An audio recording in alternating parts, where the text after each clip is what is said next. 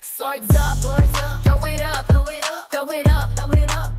Swords up, throw it up, throw it up, throw it up, throw it up, throw it up. Throw them swords up, throw them swords up. Where you at? Where you at? Throw them up, throw them up. Avengers, where you at? Where you at? Throw them up, throw them up. Then slice and dice, then slice and dice, then slice, dice, dice, dice, then slice and dice, then slice and dice, then slice, dice, dice, dice, dice, dice.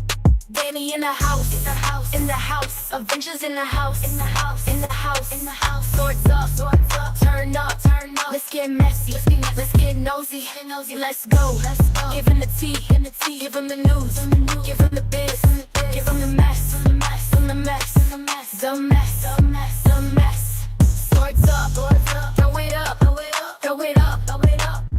Swords up, throw it up, throw it up, throw it up, throw it up, throw it up.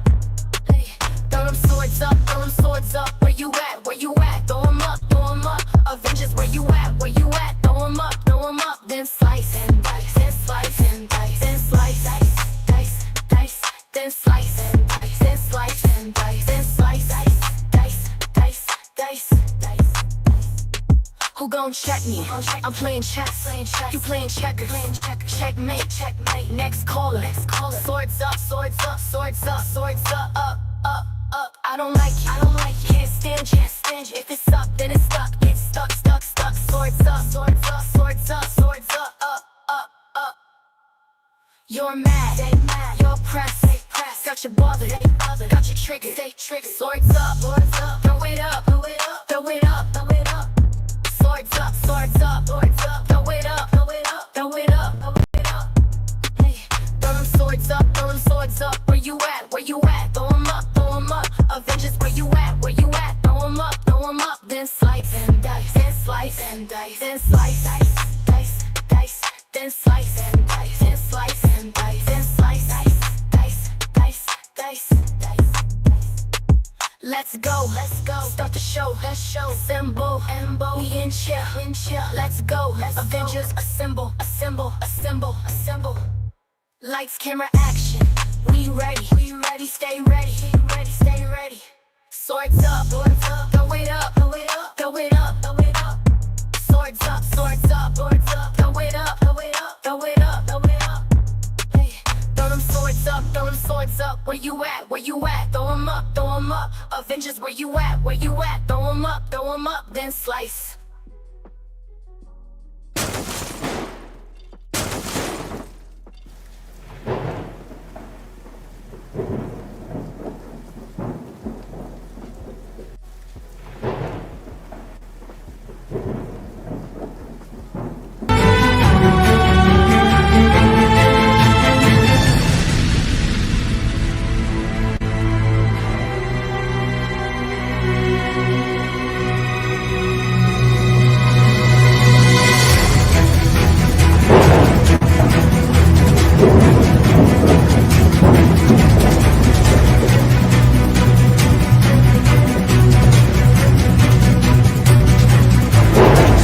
Is used for educational purposes only, under the Section 107 of the Copyright Act 1976.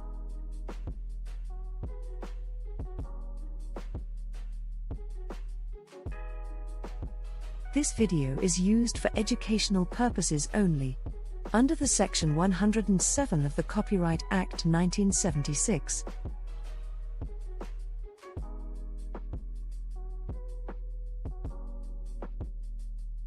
This video is used for educational purposes only, under the Section 107 of the Copyright Act 1976.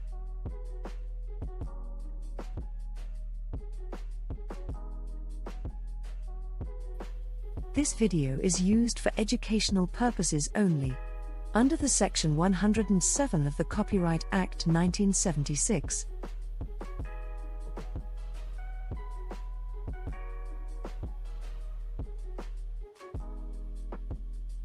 Hey everybody, happy Saturday. How y'all, Sunday, my bad, I forgot I skipped Saturday. Anyways, happy Saturday. How y'all doing on the Saturday? Make sure y'all smash that like button on your way in here. Hit that like. As you can see by the title, Allie Carter and Shelly Carter are grifters and grifting. Yeah. And I'm gonna go over the reasons I say that. And by the way, I've stated that already. Also in my last live and other lives. Okay. But today I'm gonna discuss that in more detail. And also, Jaguar Wright is still obsessed with Jay-Z and gaslighting and things like that. Like, even though she's not saying that he SA her, she's still trying to just say, oh, I'm a victim of Jay-Z, but she's not being specific as to what that means. Like, how is she a victim? Like, how has he victimized her? And she's pretty much not wanting to be specific because she wants to pretend like she's still claiming the same allegation as before, which she's not. So that's just a game, a narcissistic game. Okay. When people, narcissists are not specific because they want you to speculate or guess or assume what they're saying. And also they can avoid accountability and hide their hand. And they can say, well, I never said what I was a victim of. It could be a victim of anything. He could have stole her cookie and now, a chocolate chip cookie, and now she's a victim of that. Okay. And then another time she said it was torturous interference. So again, when you're dealing with someone like Jag and a narcissistic person, you have to be exactly to the point and specific as to what you mean by victimization. Okay. Yes, we're gonna get into her whole obsession with Jay-Z, continued obsession with Jay-Z. Also some other drama as well, some side drama and some side beef as far as the two sectors go. Yeah, so I'm gonna start off with Allie Carter. So Allie Carter and her adoptive mother, Shelly Carter. And by the way, people keep saying this is not true. They did actually finish the adoption. Of course, the biological mother doesn't want to acknowledge or admit to it because she says, "Oh, I never gave up my parental rights." That's the thing. She waited until she was a grown up so she would not need the mother's consent. Okay, so yes, she did actually adopt her, and that's actually something that a psycho like Shelly would do because she's possessive and she's controlling. And she does not like the biological mother. So as a way to stick it to her as soon as possible as she could to get Allie adopted, she waited until she was adult and so that she could fully adopt her. So yes, and then she doesn't need the mother's consent. So it's not about, I never give my, well, once someone is an adult, like I could have somebody adopt me right now. Like somebody else could adopt me. Hold on. Because I can give consent to it because I'm an adult. They just have to, the person just would have to be older than me. Also, people were discussing things about and sending me things about the Sierra Academy because obviously if another creator talks about something with Allie Carter and Shelly Carter, and I'm also talking about it, people are going to run back between both channels and run back stuff. So with that being said, as always, I always do my own research. So I don't go by other people's research. I do my own research. So yes, I do have information on Sierra Academy, and it's not like the same as other people are reporting. Okay, it's not, and that's gonna be happening sometimes. And yeah, so I keep that in mind when you're going from channel to channel. Everybody is different. Everybody will report differently, or to be honest, when something is a fact, it's a fact. It should never change, but it is what it is. So keep me separate from all other channels and understand I'm a lone wolf. I stand alone. I don't piggyback or take anybody else's research or receipts. If somebody does tell me a topic, I will still do my own research on the topic. I don't just believe it because somebody else says it. I have a brain for a reason, and that brain is to be used to look into information myself and do my own research. That way I can't say, oh, I thought such and such said this, because people are going to say, well, this is your platform and you're responsible for your own reporting. Okay. So with that being said, I am going to report back on that information as well. And yeah, so let's go ahead and get started. Because yeah, it's already late and I apologize for the wait. Shout out to all my new subscribers, my day ones, my members of the channel as well. I appreciate y'all for being here. And shout out to Cherie Harris. Yes, happy 8-month anniversary. Again, shout out to Cherie Harris. Happy 8-month anniversary. I appreciate the fan funding and you for being a member for the last 8 months, supporting my channel. And it was also somebody else that sent a Cash App. I can't remember who. I will have to go through my Live More. Shout out to Live More as well. Thank you so much for the Cash App you sent me before. And yeah, so shout out to Live More for the Cash App fan funding. And everybody else, remember, support my channel for free just by what? Hitting that like button. So I'm gonna go ahead and get started with Allie Carter. So as I said in my last live, Allie and Shelly Carter are both grifters, in my opinion. Yes, it is true that, you know, Shelly Carter is a predator and she preyed on Allie Carter starting at 14 years old. And at one point she was banned from her, or, you know, some sort of court order restricting her and prohibiting her from being around Allie. So yes, she is in fact a predator. Now, what I would like to say is, after much thinking about it, I would like to say that this reminds me of actually Jody Hildebrandt and Ruby Frankie.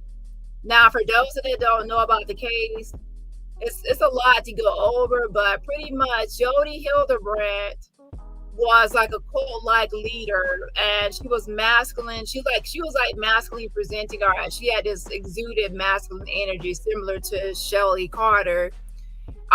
She actually through her cult-like brainwashing got and convinced Ruby Frankie, a mother of 8, that she had a YouTube channel to like Passengers or 8 Passengers, something like that, and she convinced her to actually leave her husband, like divorce her husband, and move in with her in her home.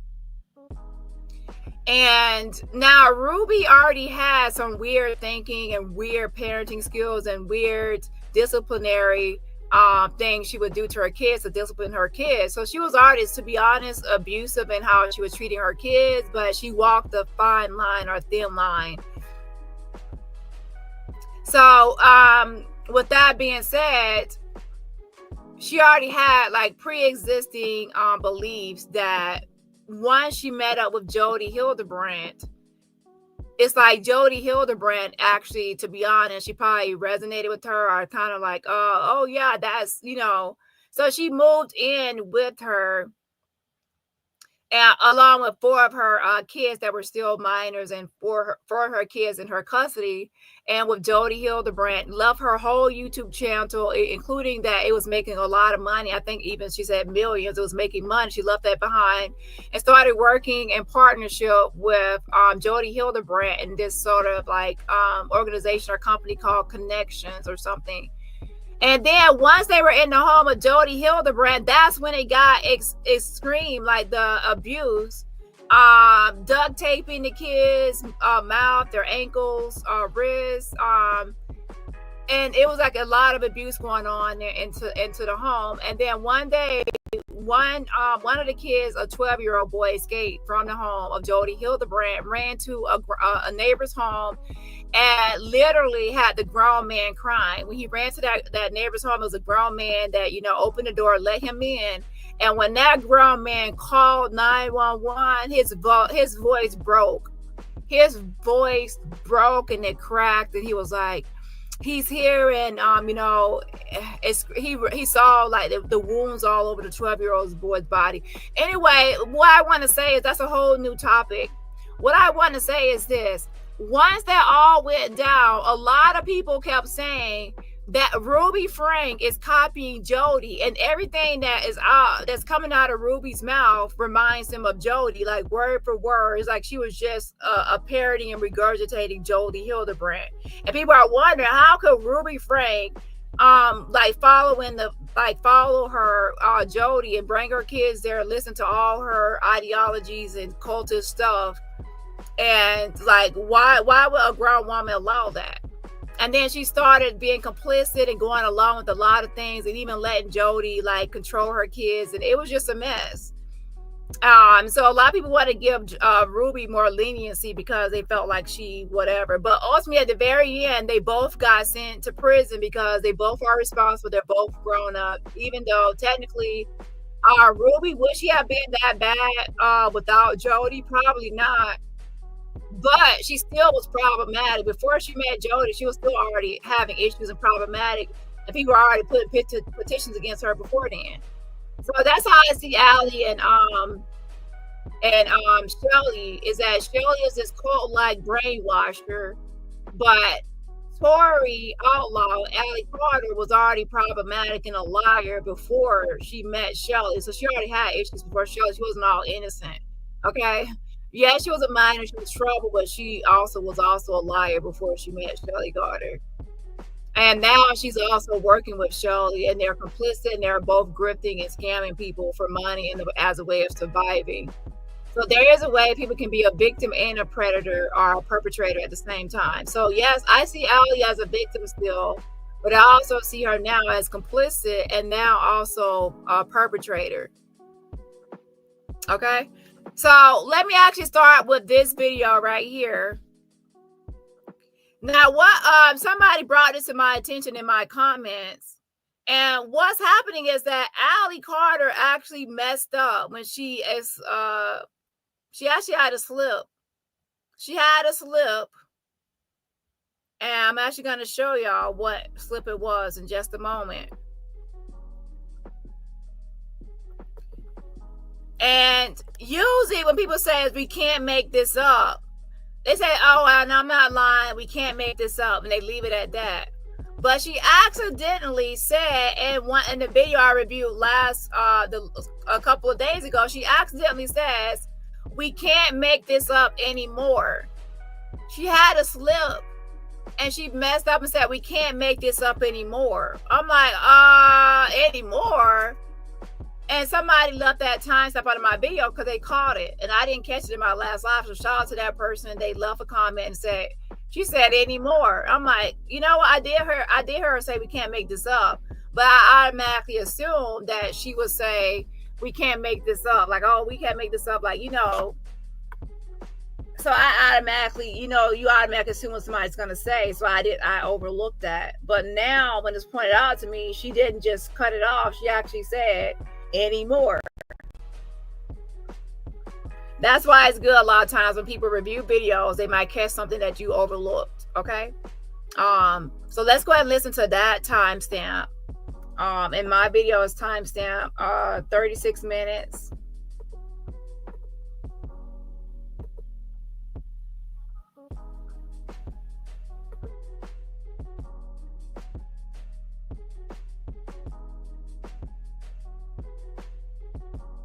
So there is a such thing as called a Freudian slip. So a Freudian slip is when somebody actually says something that's in their subconscious. They don't even realize they're saying it. They're exposing themselves. It's like a slip, but it's a Freudian slip.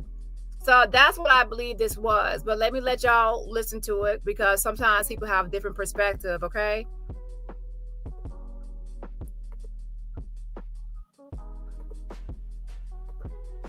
So let's go to timestamp 36 minutes on this one.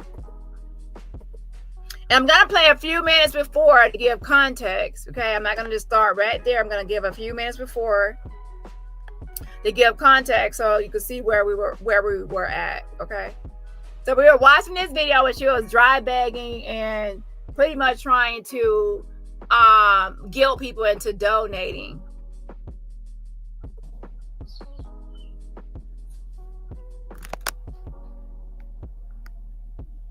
What is the other one? Vibes. Frankfurt.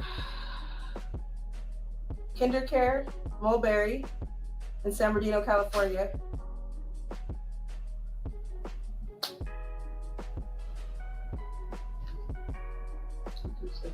I just said it. Yeah.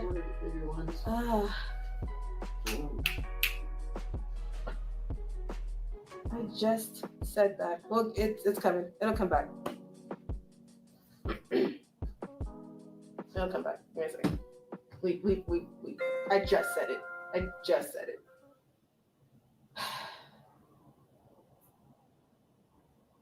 I don't know what's about to happen, but we're not done yet. I mean, we just try to dodge the situation. Once again, the same way we were trying to dodge the brotherhood situation, but there was no way to do that because we went from state to state to state to state, and that didn't work. We drove nonstop, that didn't work. We slept in the car in the snow, that still didn't work. We had money on us, but that didn't work.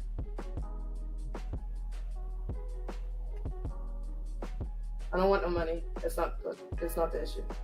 Because every time money get passed through, everybody like, I sent this, I sent that, can I see it? I wish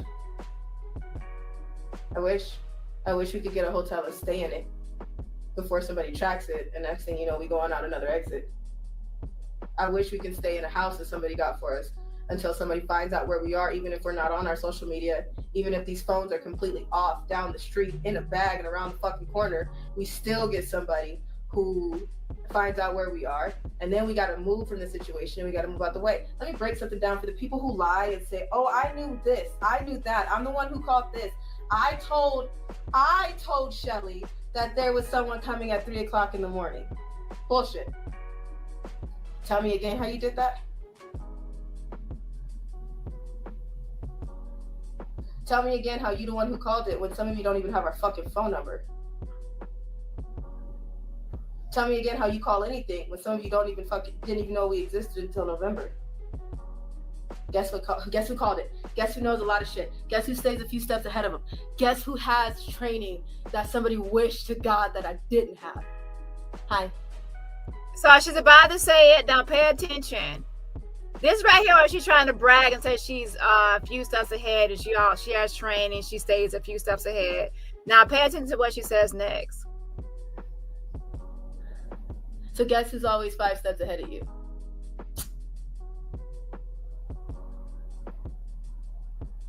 So I already know what you're up to right now. Yeah. We're just trying to pick and choose our fucking battles. These battles keep getting like crazier. We can't make this shit up anymore. So she said these battles keep getting crazier. We can't make this shit up anymore. But look, it's supposed to be like we can't make this shit up. We're not supposed to say anymore. When you say anymore, you're exposing yourself like you can't make this shit up anymore. You can't. It's just, the saying is we can't make this shit up. I can't make this shit up. You don't say anymore. So that's a Freudian slip. Your subconscious was speaking. Like you're trying to be in this big badass, big wolf. I'm 5 steps ahead, and you don't even realize we can't make this shit up anymore. And I mean, how many ways are we going to show you without you being like, all right, I see it now? And then she goes, and how many ways are going to show you without, so you can see it now? But again, she's still trying to prove her point, but you just messed up. You had a Freudian slip. We've showed you the threats from the pimps. We've showed you the threats from the girls. The threat from the pimp was actually Shelly writing and pretending to be a black male pimp and writing at Ebonics. It was, that was a fake. So you're right. You can't make this up anymore. You can't make this up anymore. Let me play it back one more time so people can hear. Hold on. We showed you the threats from Elite. You've seen Elite on our page. You've seen me blow up overnight. I mean, if I was lying, like it still shouldn't be this relevant. There's people who tell their story from the comfort of their studio, their own couches, and they're able to tell their story. Girl, bye.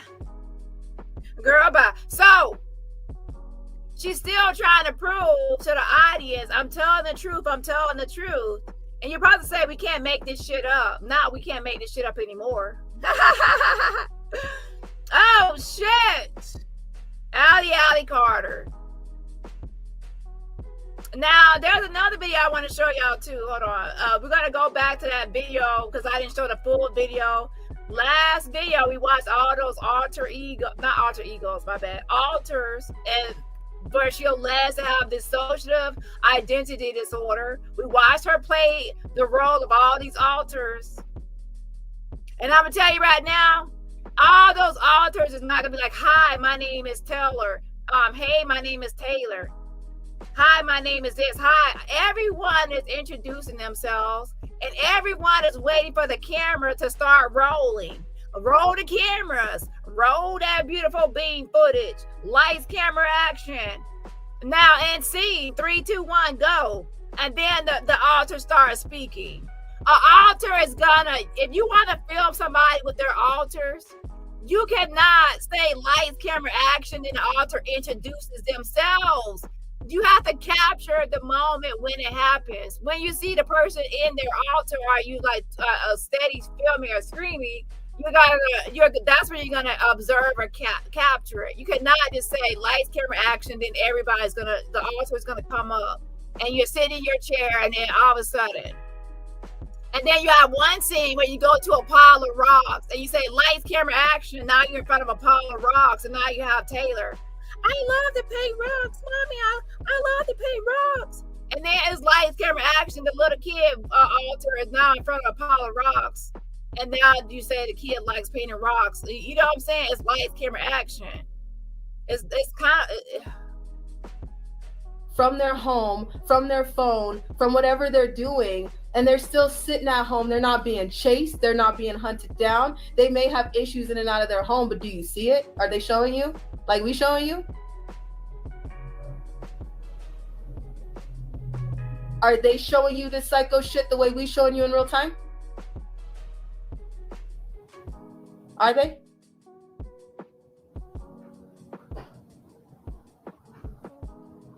Because I am. Everybody keep rolling around, still presenting Victor Mark's name. See, what blows my mind is it's been a few months. Why the fuck does Victor Mark still care? I thought he said we crazy.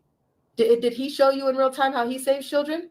Does he show you in real time the things that he has to do just to get occupied to be able to go and prep to save a child? Does he show you those things in real time?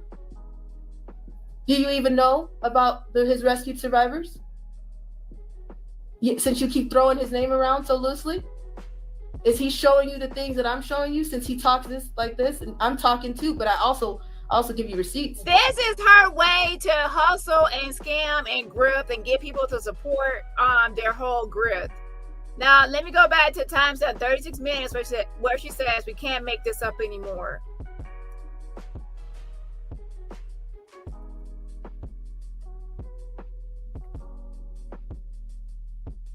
You didn't even know we existed until November. Guess who called it? Guess who knows a lot of shit? Guess who stays a few steps ahead of him? Guess who has training that somebody wished to God that I didn't have? Hi. So guess who's always 5 steps ahead of you?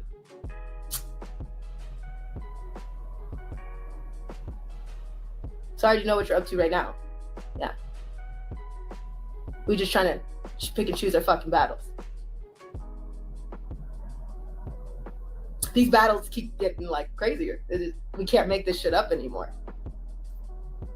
And I mean, how many ways are we going to show you without? These battles keep getting crazier. These battles keep getting crazier. We can't make this up anymore. That's a Freudian slip, ma'am. You slipped. You told on yourself. You can't make this up anymore.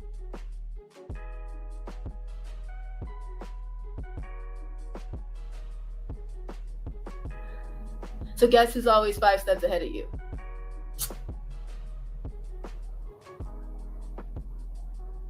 So I already know what you're up to right now. Yeah. We're just trying to pick and choose our fucking battles. These battles keep getting like crazier. We can't make this shit up anymore. And I mean, how many ways are we going to show you without you being like, all right, I see it now.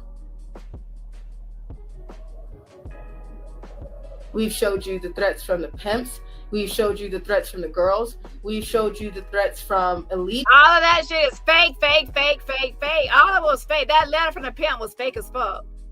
Fake. And then you said you were poisoned for 40 days and 40 nights, like you some sort of biblical story. Okay. And then Shelly said 30 days. So y'all, which one is it? Y'all gotta make sure y'all on the same page. You've seen elite on our page. You've seen me blow up overnight. I mean, if I was lying, like it still shouldn't be this relevant. You know, there's people who tell their story from the comfort of their studio, their own couches, and they're able. She said, "See me blow up overnight." You worried about going viral?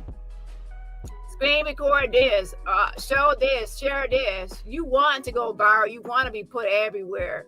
Y'all are cloud chasers. Y'all are grifters. Y'all want attention. Y'all want to build an army, Allie's army. Y'all want to build a cult, the 90s nation. Every time there's some sort of cult, a lot of times they always add the word nation. They want to have some sort of nation or some sort of cult follower, or some sort of group or some sort of separatist, some sort of something that's different, some subsector or something. Like y'all are always trying to do that. So 90s Nation, to be honest, I need to submit y'all information to the cult people in California so they can actually review y'all website, review y'all stuff, and add y'all to the cult list, the California cult list. Well, to be honest, even outside of California, but that's for the starters.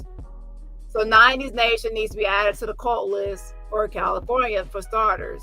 Able to tell their story from their home, from their phone, from whatever they're doing, and they're still sitting at home. They're not being chased. They're not being hunted down. They may have issues in and out of their home, but do you see it? Are they showing you?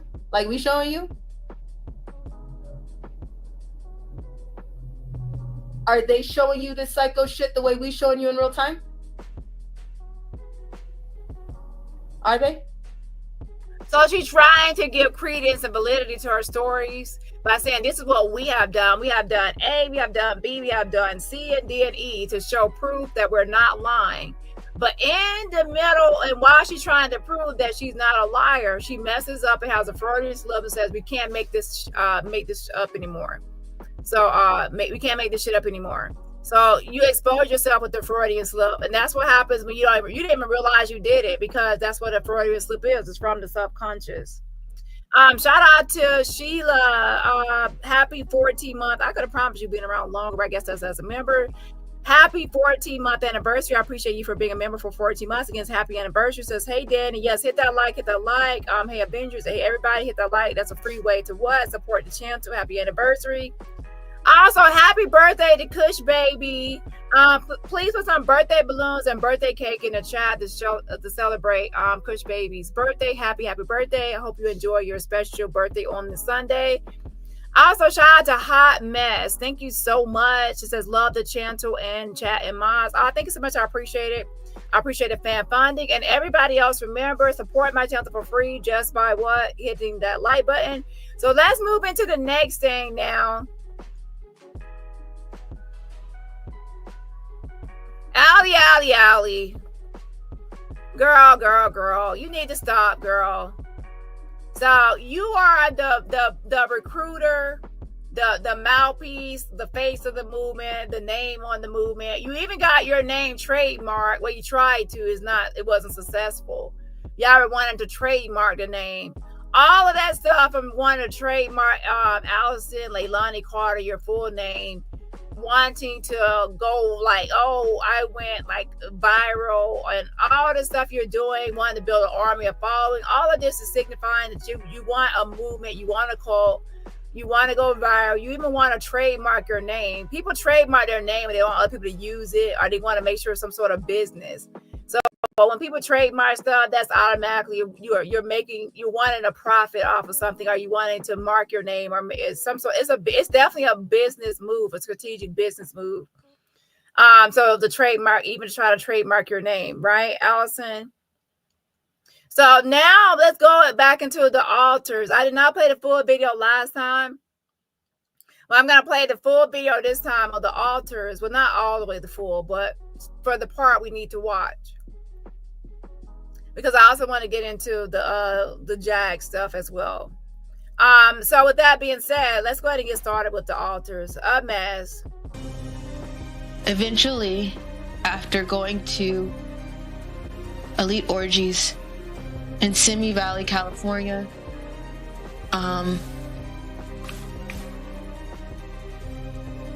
girl, so she was acting like she was like sex trafficked to a lot of elites. Allie, please stop.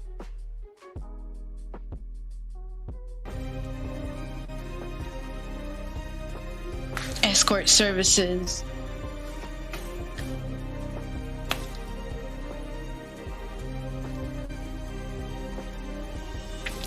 We got married. He proposed to me on a boat one night.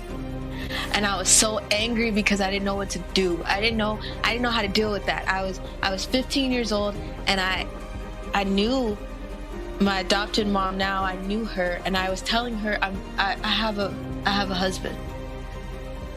And I didn't know what that meant. I just knew that he's not gonna kill me. So I'm married. And I was okay with that.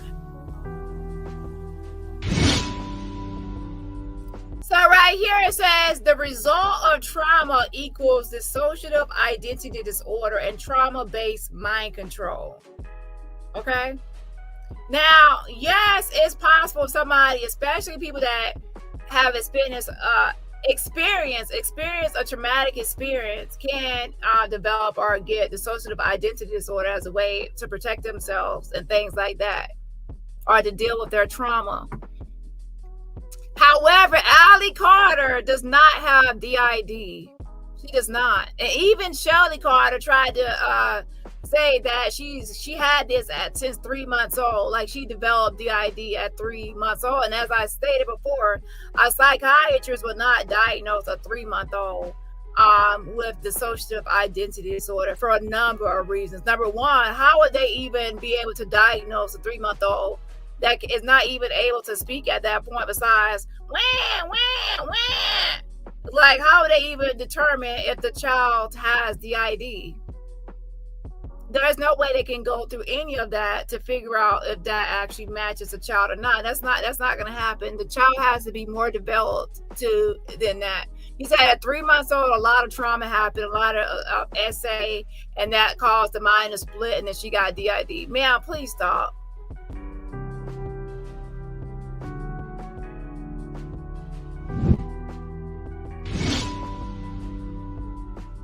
So right here, it starts off with Allie. Last time I started with the whole Taylor.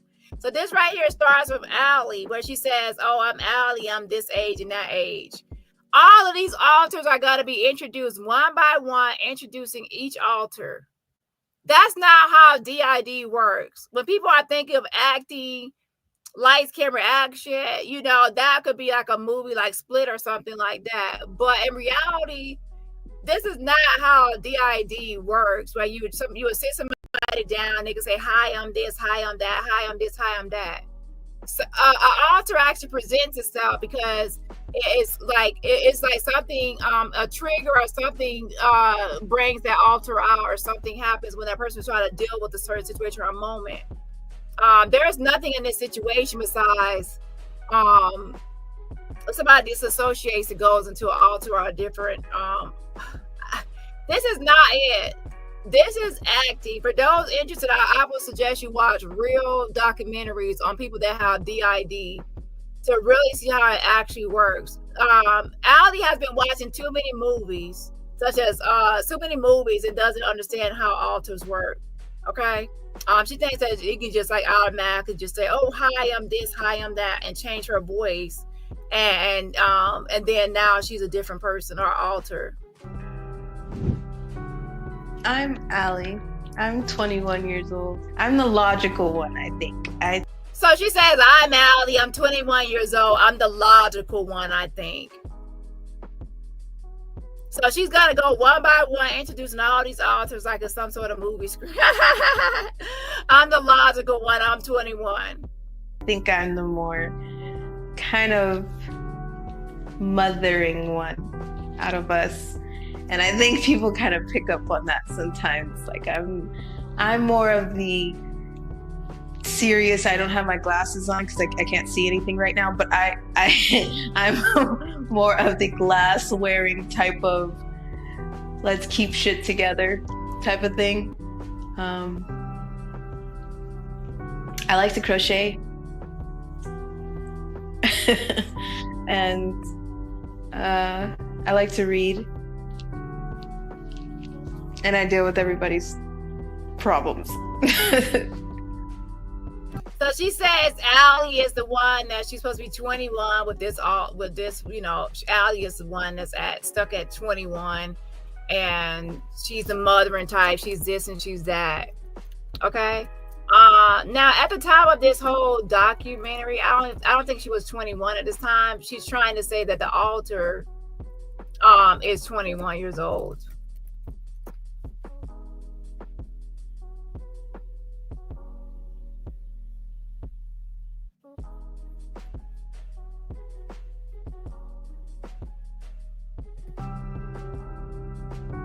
Yeah.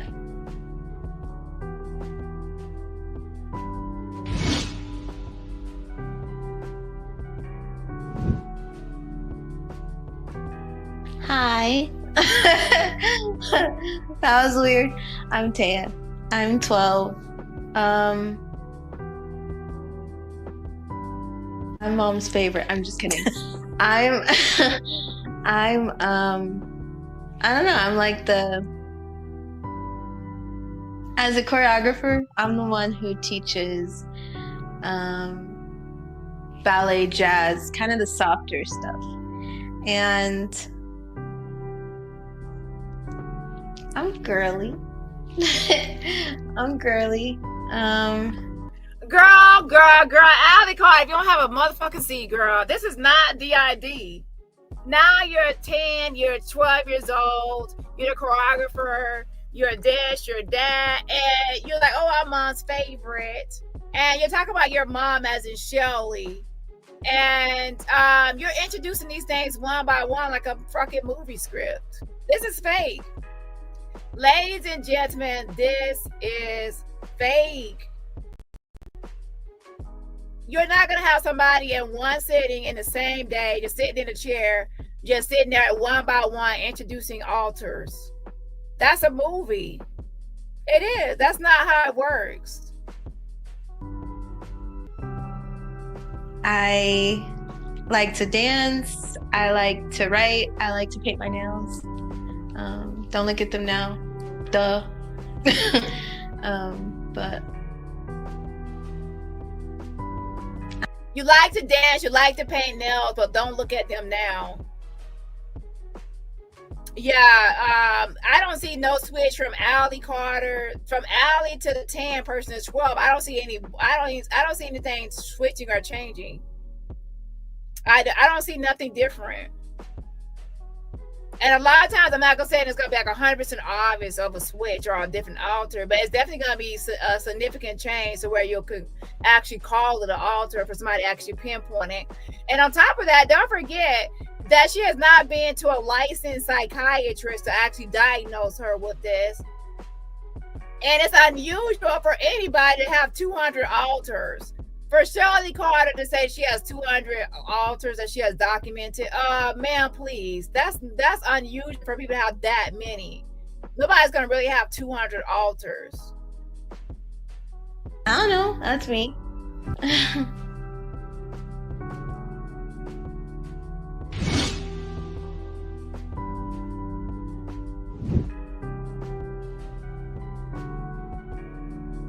I'm Leilani. I'm 14. Girl, all this now she Leilani. First Allie 21, then 10 or whatever, then 12, and now she's Leilani. Girl, ain't that your middle name, Allison Leilani Carter? So now she's Leilani, and she's like, there's not gonna be no If the alter comes and presents themselves as Leilani, they're not gonna say They would just go with, they wouldn't even be like, I'm Leilani. They would just go with, they would just be. Like, if Leilani were to present herself, she would just start talking. she would just start talking like, you know, just talking as Leilani and being Leilani, not like, oh, let me have an introduction. I'm Leilani. I'm Allie Carter. I'm 10. Yeah, all in one sitting, wearing the same outfit, sitting in the same spot. And now there's gonna be one time where the scene changes, where she goes in front of a pile of rocks, and that's called a prop. If you are knowing anything about acting, that's called a prop. They actually went outside to some rocks, went somewhere with a pile of rocks, lights, camera, action. And then as soon as the camera started rolling, she starts going to pick up a rock. But why couldn't it be just in a natural home setting or a natural setting, and then she just was recording, and then she captured the altar? It has to be in front of the cameras, lights, camera, action, then boom. Yeah, right on cue, Roxy. It just not makes sense. It's fake. I was up a lot in the beginning when we first met Mom. I was the caretaker before, but I'm not anymore, thank God. And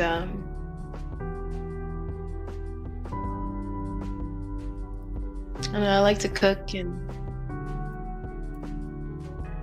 we used to go for a drive a lot, just to chill and relax.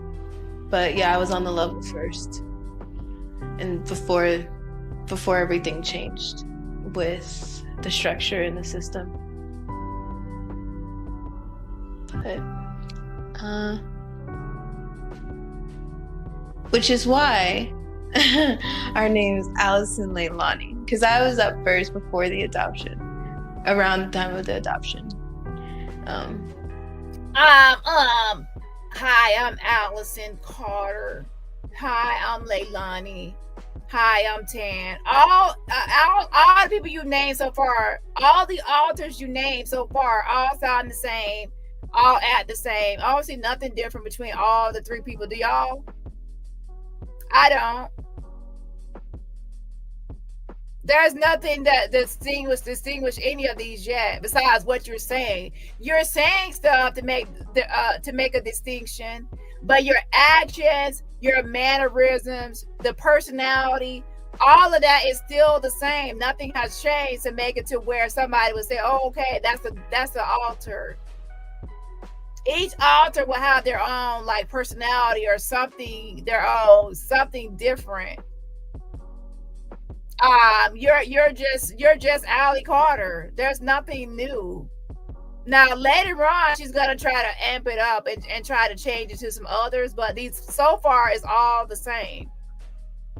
Shout out to OG Tan Baby. Thank you so much for the fan funding. Again, shout out to OG Tan Baby for the super sticker.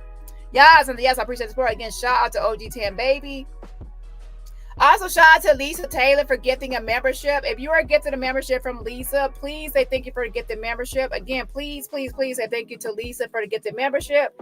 And everybody else, remember, support my channel for free just by what? Hitting that like button. But yeah, so far, all the same. I don't know, it just changed, and I just thank God I'm not the caretaker anymore. But yeah, that's me.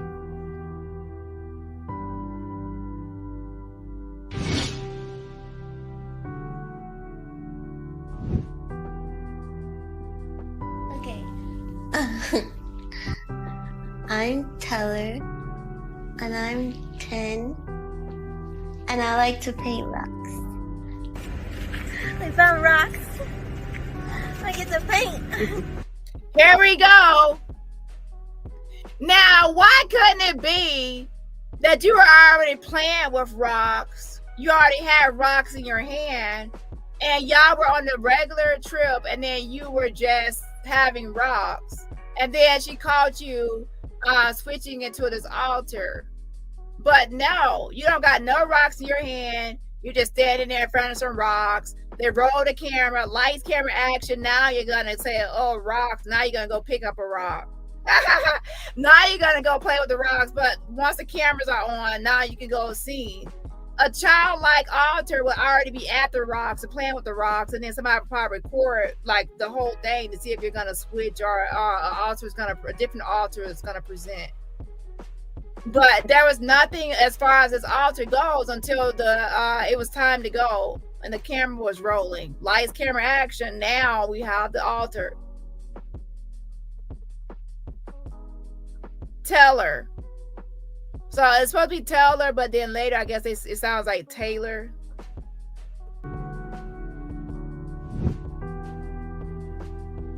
Okay. I'm Teller. I'm Taylor. I love to paint rocks.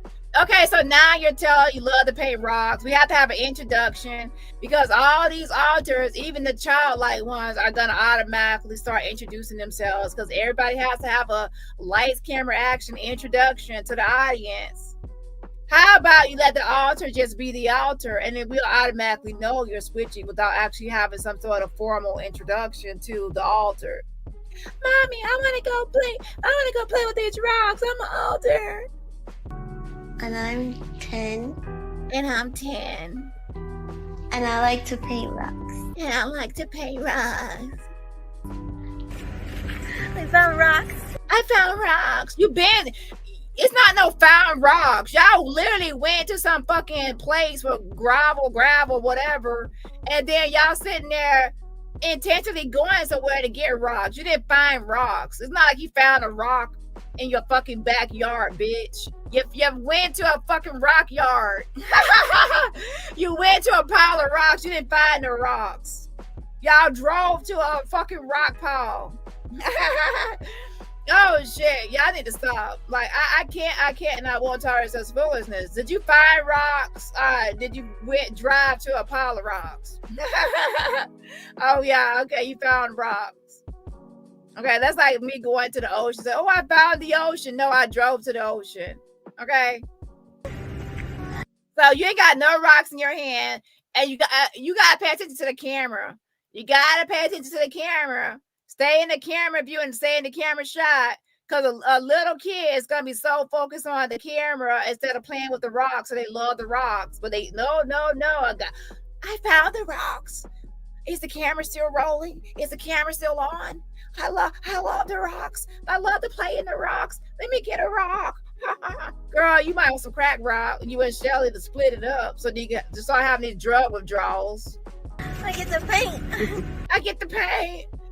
I get the paint. Now you finally get down and stoop down, and now you got a rock. You finally picked up a rock because now the camera's rolling. And please don't keep on looking at the camera. I found the rock. You didn't find the rock. Y'all drove to a pile of rocks. I'm done. I want a small one. I want a small one. I want a small one. Girl, y'all don't stop this bullshit. I want a small one. I want a small one. I want a small one. And then you gotta make sure y'all get it. Make sure you get it in the camera now. And y'all actually went out there and y'all bought something to put her rocks in. Y'all bought something to put her rocks in. Can y'all stop? And I made this one. Look at what I made. I made this one. Look at it. It's so cute. this rock. Uh-huh. And it's an M&M. And it's an M&M. And I put eyeshadow on her because I like when they're sparkly. Now pay attention, y'all. She's gonna change her voice again. Her voice is gonna break. In acting, this is called your breaking character. She cannot stay in character. Whenever her tone changes, like when she's trying to be angry or sad or a different emotion, she breaks character. So then Allie comes back out, or 10, or Leilani, whatever one she wants to say she is. Her voice breaks and turns from a childlike voice back to the grown-up regular Allie voice. She broke character. An alter is not going to break character. No, because it's not a character. It's actually an alter.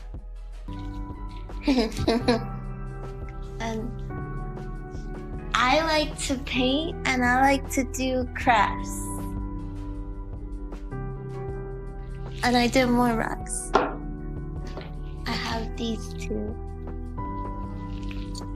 And I paint them and then I just put them outside. With it, there's an Etsy shop. You just switched. Yeah, your voice broke, ma'am. That's not the baby voice. Nope.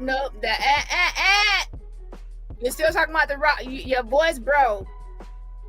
You gotta practice. You gotta practice the baby voice. So when the baby gets angry or the baby's trying to explain something, that you still gotta be in the baby voice. Like I don't sell these rocks. I don't put the rocks on Etsy. You still gotta have the voice. You broke. And I like to do crafts. And I did more rocks. I have these two. And I paint them and then I just put them outside. With it, there's an Etsy shop where oh shit. Oh my gosh. Woo, girl, you gotta work on your acting, girl. You switched up. You broke character. Lord have mercy. So if you want to be in a full-length movie or a full-length episode, you gotta stay in character the whole damn time. You cannot break character because nobody want to be hearing one time a baby voice and then the next minute we have a grown woman voice. You're like, what the fuck happened to the baby? I the baby gotta love me. The baby gotta love me. You gotta go from the baby dinosaur to the mama dinosaur real quick. People sell rocks for a lot of money, but I don't sell them. Just so we're clear. Ma'am, that's not it. That's not a childlike voice. You tried to switch the whole baby voice, talking more seriously, but that wasn't it. A baby voice, even when talking seriously and trying to explain and get their point across, it still would be a baby voice, but just trying to explain it. Okay, imagine somebody's child trying to explain something. When they're explaining something, now they sound like a grown up. Nah, you better still sound like a child, even when you're trying to explain. So that's what you call breaking character. She does not know how to do a baby voice and explain something, or be a baby voice and be serious, or as far as being a baby voice. So she broke character and went back to her usual self. That's me. Now she tries to go back. That's me. Nah, girl, that's me. I don't sell them. That's me. Girl, bye. There is an Etsy shop though. Nah. Now you're trying to go back, but you too late. You broke it already. Yeah. And they're like $30. Like $30. Ma'am, you're not good at the baby one, the baby childlike one. $30, $40 rocks, but I make them for free. That's it.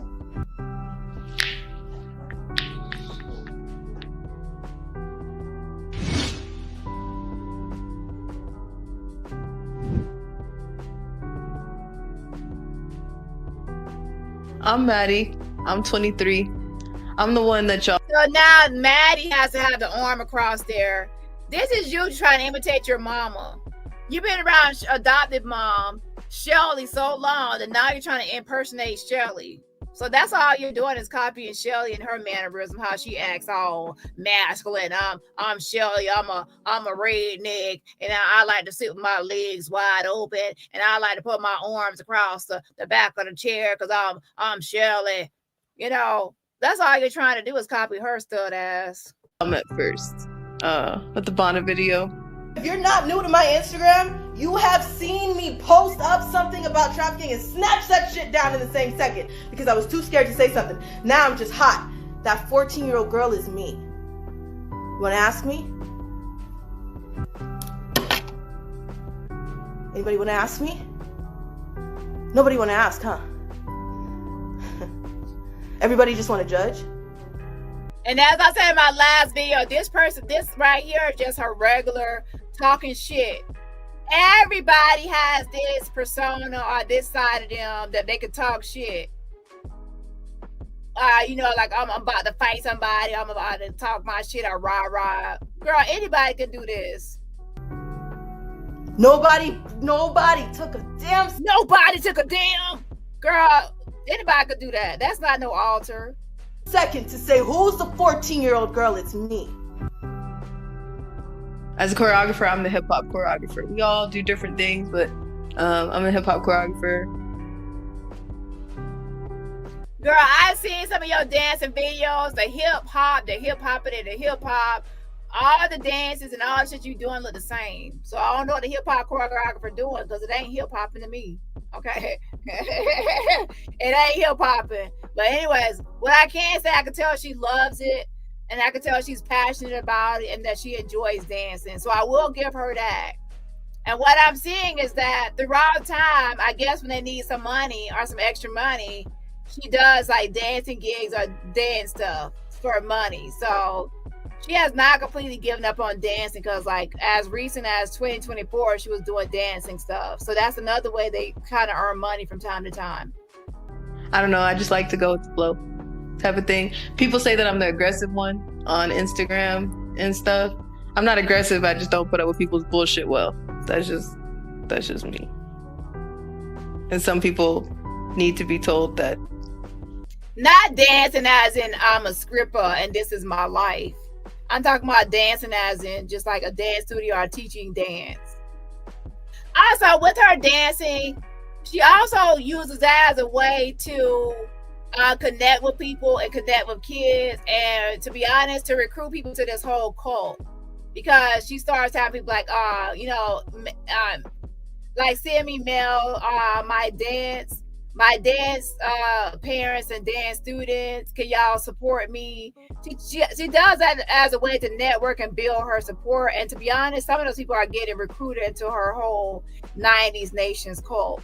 And that's why I said I'm going to submit that 90s Nations website and stuff to the cult people for California, because that is like a cult like following. And y'all got all y'all crazy people that done got all indoctrinated or whatever, indoctrinated into this whole cult thing. Coming into my comments trying to check me. Who gonna check me, boo? Okay, y'all ain't checking nobody.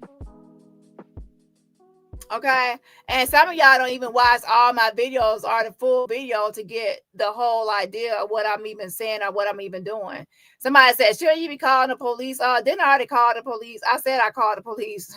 And so you didn't watch the full video, you just watched the short video and then you assume the rest. But yeah, some of y'all need to stay out my because y'all ain't gonna do nothing over here.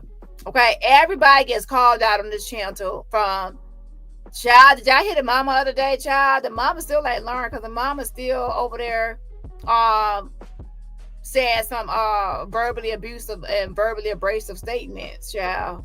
Lord have mercy. To be honest, I ain't have time to record it or clip it out this time, but child. And then Allie and Shelly, their whole dynamic. Well, I still think, of course, that Shelly is a predator. But let's be clear. Everything that Shelly says, Allie does not believe everything she says because she's acting and she's faking this whole DID.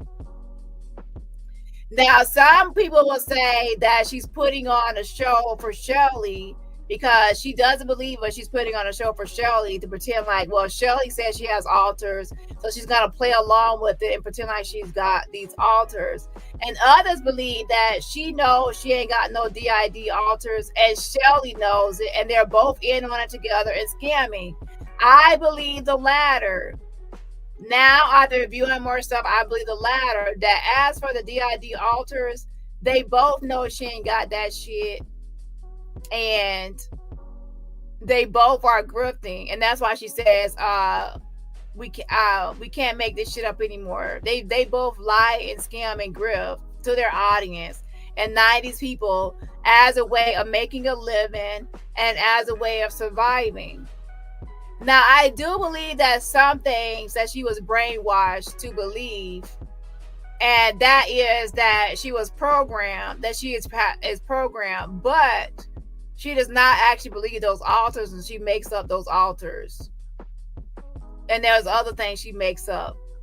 Okay. And I believe that some of that stuff is also drug withdrawals, where she's withdrawing from drugs and not actually other things going on. And then there are some times where Allie Carter will fall out. They say she would just drop to the ground because they say a witch put a spell. To me, as soon as somebody say a witch put a spell on the house, or a spell or threw an eye at the house, and she drops down as soon as somebody says it, that's another light camera action. But so there is a such thing, like I said, with Jody Hildebrandt and Ruby Frankie, where there is a person that is a victim and they have fallen prey to a cult. But once they are in the cult, they are willing participant in the cult, and they actually go along with the cult, but and they become complicit in it. Okay, it's hard to explain, but Allie is not like 100% innocent anymore, because she's a willing participant in the cult, in the grift. And in fact, she's recruiting people to the whole cult. And then at the end of the day, Jody Hildebrandt and Ruby Frankie, they both ended up in prison, even though almost everybody says that they believe a lot of the stuff that Ruby Frankie was doing and saying was all from Jody, and everything that she was saying was pretty much regurgitating and parodying all of the cult-like shit that Jody taught her and the cult stuff. But at the end of the day, when it came down to police and law, both of them got in trouble. Ruby got in trouble, and Jody. Even though everybody was like, well, it was Jody, which is true. Even her own niece said it was definitely Jody's stuff.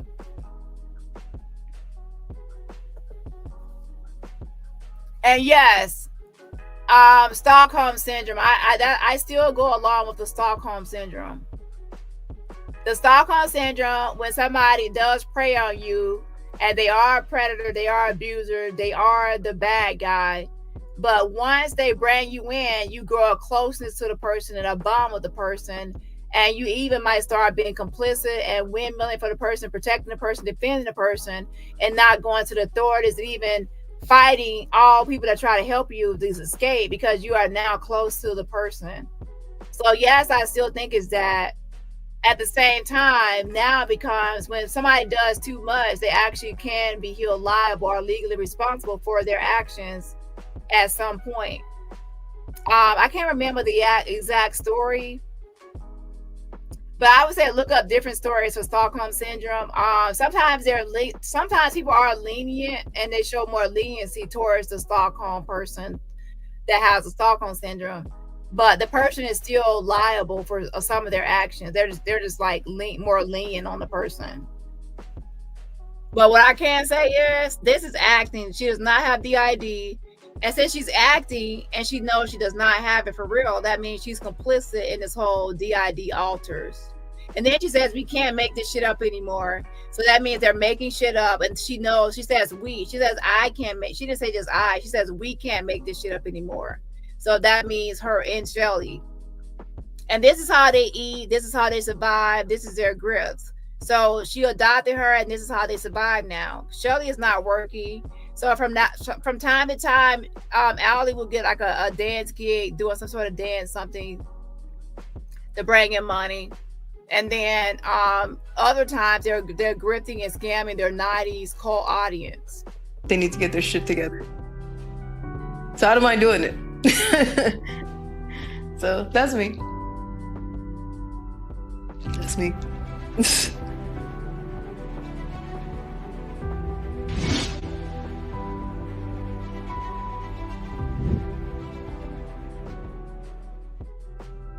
Hi, I'm Sky. I'm 16. Hi, I'm Sky. I'm 16. So now this is somebody that's obviously from California, somewhere, not really country, besides, the redneck side of Shelly Carter, hanging around a bunch of rednecks. You might be a redneck if you dress and look like Shelly Carter. So with that being said, this is her actually trying to impersonate or try to, imitate somebody that she would assume is from the South. Okay. I would say this is her best performance, but even then, she's still introducing herself. An author's not gonna sit there. Somebody's not gonna keep on sitting in the same spot in the same chair the same day, back to back, just recording and say, "I'm this person, I'm that person." That's acting. Lights, camera, action. I could do the same thing to sit here, make up a bunch of different voices and say, "I'm this, I'm that," and then are y'all gonna believe me if I say I have DID? So if I could sit here and I could just say, "Hi, I'm this person. Hi, I'm that person." And then now I could say I got DID too, if that's the game. I could do that too. So with that being said, this is fake. And she also broke character on that last one. And I like to cook. And I know what to tell you. When we did the print, we did it's always some Can any of these authors just talk directly without saying jobs? I was Princess Tiana. That was me. And did I say I like to cook? I like to cook. That's what I really like to do. That's it, really, pretty much, because everybody does. We all do things. But I like to go, and I like to talk to people. And everybody tells me, "Oh, you can't talk to people because I sound funny." And I don't care no more because we just talking to the whole world now. So that's pretty much it. Girl, you gotta have a seat. That's just stereotypical. That's not even like an alter, like really. That's like you're doing like a stereotypical country, redneck southern kind of thing. That's stereotypical. It's not even like, how do I describe it? It's like you're doing like a stereotypical thing. It's not natural, it's stereotypical, and it's also lights, camera, action. Yeah, exactly. Cringe. Yikes. It's kind of like if I did like some sort of northern accent, like New York accent, and it will automatically be seen as I'm being stereotypical. It's not gonna be like a real alter, a real thing. You know what I'm saying? Shout out to, and then she's acting like all these people are just gonna automatically just have different regional dialects and all this. One person's gonna be from the south, and then one from the east, the west, the north. It's gonna be just like that. That's not how alters usually work, but they're gonna have all this stuff. Now sometimes they do have certain things. I would just look at documentaries of real life, like Silver or other people that have real DID, and what led to it, and also how they act, and then you'll see the difference. Okay, this is somebody that has watched movies. So for everybody out there, if you have only watched movies and then that's where you get the whole DID, MPD from, and that's what you base your beliefs on, that's not reality. Movies versus reality. Okay, and don't even say split. The movie Split. Okay, that's all dramatic and it's all amped up for movie purposes and entertainment purposes only. Shout out to Night Charm. Thank you so much for fan funding. So keep doing your thing. Thank you so much. I appreciate it. Again, shout out to Night Charm for the fan funding. And everybody else, remember, support my channel for free just by what? Hitting that like button.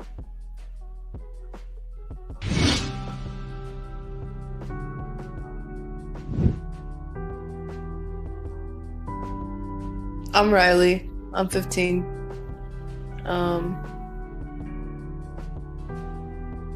I'm a girl, but I'm not girly. You already had one like to imitate or impersonate your adopted mom, Shelly.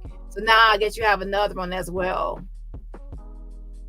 I'm completely opposite from a lot of us that you'll meet, but we all have very unique and different things that we do.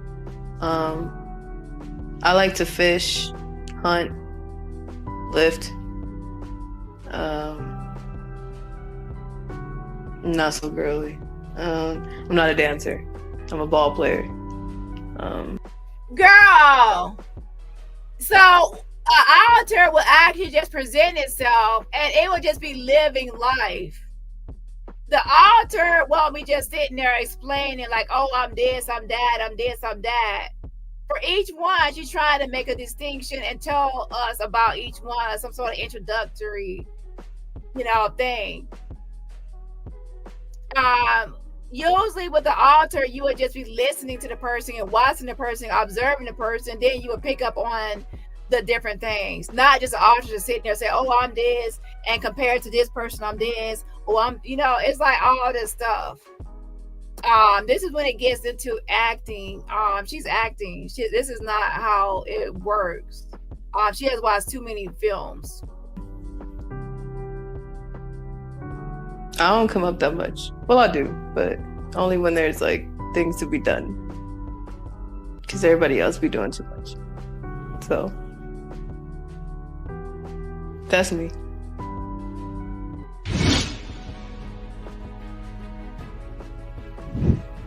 Keith. So I wasn't telling her what was going on. I was trying to test the waters to see where she was at, because there's so many people that turn for money or turn for the right amount of information, or because they're scared. So I didn't know what to tell her, so I was always testing her when I started noticing that she cared. She genuinely just cared. So then I started wearing my wedding rings around her. I started letting her in and telling her about the bruises. I started letting her know about, I have jobs, or I serve my country, because I didn't know how to just outright tell her what was going on and put her in danger too. So I just kept saying, I'm married, and She showed up with a very expensive engagement ring. So I asked her to let me see it. I smashed it. She smashed it. Kids don't marry adult men. That's just not. That doesn't know. I was like, oh my God, this woman. But I didn't know that got her in trouble, and she didn't say anything at the time. That got her in trouble with her pimp. There was just so much. The fact that she was saying that she served her country, or she was serving her country, I didn't even know what that meant. So I had to start researching and listen more closely to the things that she was saying. But yeah, she had military level MK Ultra programming. They traffic off the military bases. They traffic to military personnel. Yeah, this getting into a whole nother topic. Let me actually spin off into another segment. But yeah, Shelly and Allie Carter, as I showed in that first clip, she says, we can't make this shit up anymore. There was a Freudian slip. They are grifters and hustlers to where they hustle and grift.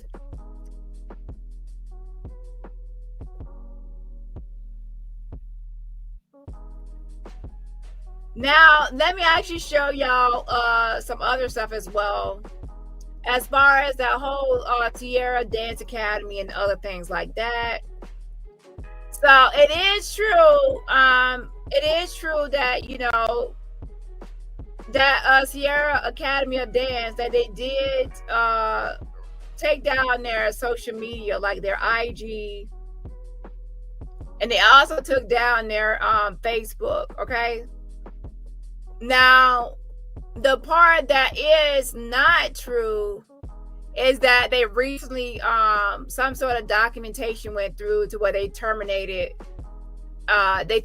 services, or whatever. No, according to records, they actually, Sierra Academy of Dance, the document that was shown on another YouTube channel, that is they actually terminated back in 1996 from the first owner, and then after that the building was purchased by some people are pronouncing it Kate, and it could also be pronounced as Katie or Kate. Well, not Katie, but Kate. It depends on how you want to pronounce the person's name. It's Cate. So some people say Kate, some people say Kate.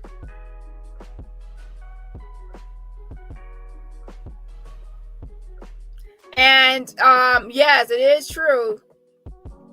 It is true that Allie Carter was actually working there at one point as a choreographer, and she was going by the name as Justice. But it was not really a secret that her name was Justice 100%, because she actually had posted about it on her Telegram, and it was actually posted somewhere else as well that she was actually going by Justice as far as Allie Carter goes. Okay, so I actually do have that. Also, for since they actually started coming out and posting online, they have always been beggars and grifters. They have no shame in their game for asking for donations or support or people to fund this and fund that. So this whole thing about their whole movement been totally, just them not begging or anything. No, they dry beg. They ask for support. They use their 90s Nations cult following to grift and beg and indirectly bag or somehow directly beg. And also in that video I just showed y'all the other day, they were just like going live, pretty much trying to shame and guilt people into donating or volunteering their time so they could try to get that project done. So what happened was the first people that actually owned the business Sierra Academy of Dance were this couple and this woman named Georgia. So a woman by the name of Georgia owned the building first, Sierra Academy of Dance. Hold on.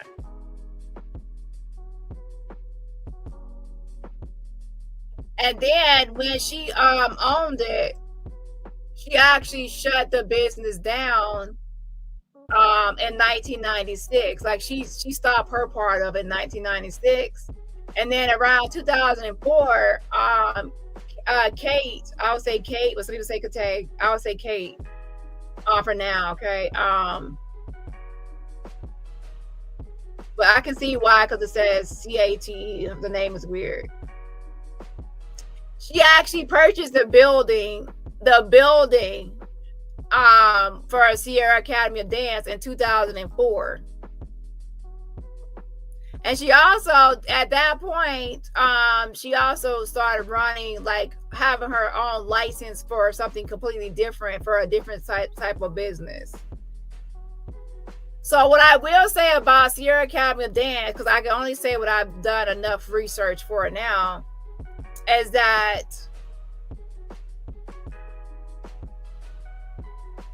let me actually start from the beginning, because I'm not going to tell y'all what I do know. Okay, this is just based on what I was able to gather up at the last minute to verify anything. Okay, hold on. Let me actually show y'all this real quick. Let's start from the beginning with Georgia.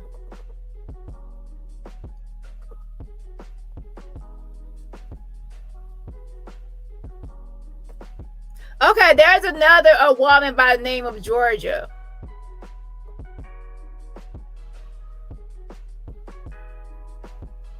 Georgia Knudsen.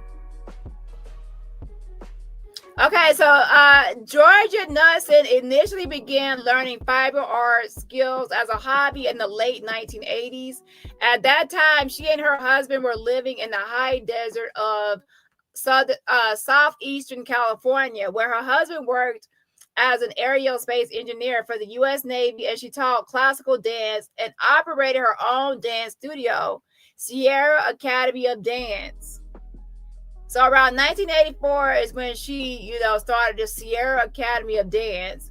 That busy pace prevented her from spending much time on her hobby.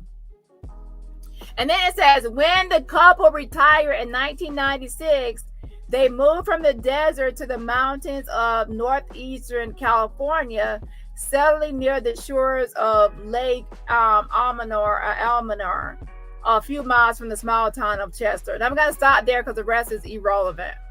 So basically, she started this in the 80s, around 1984, the Sierra Academy of Dance. And then she kept doing that kind of thing until 1996 when the couple retired. So what I will say is this, and as you can see, that's Georgia. And now let's go to the next document. Where is it?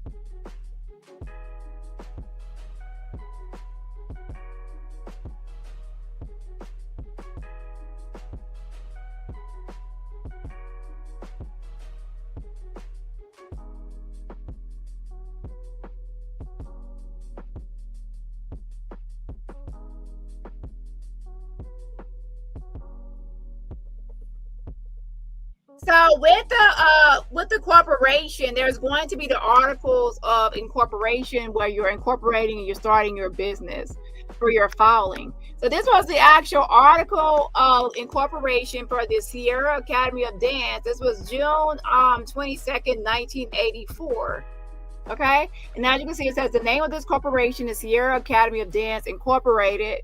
And the purpose of this corporation is to engage in any lawful act or activity for which a corporation may be organized under the General Corporation Law of California, etc.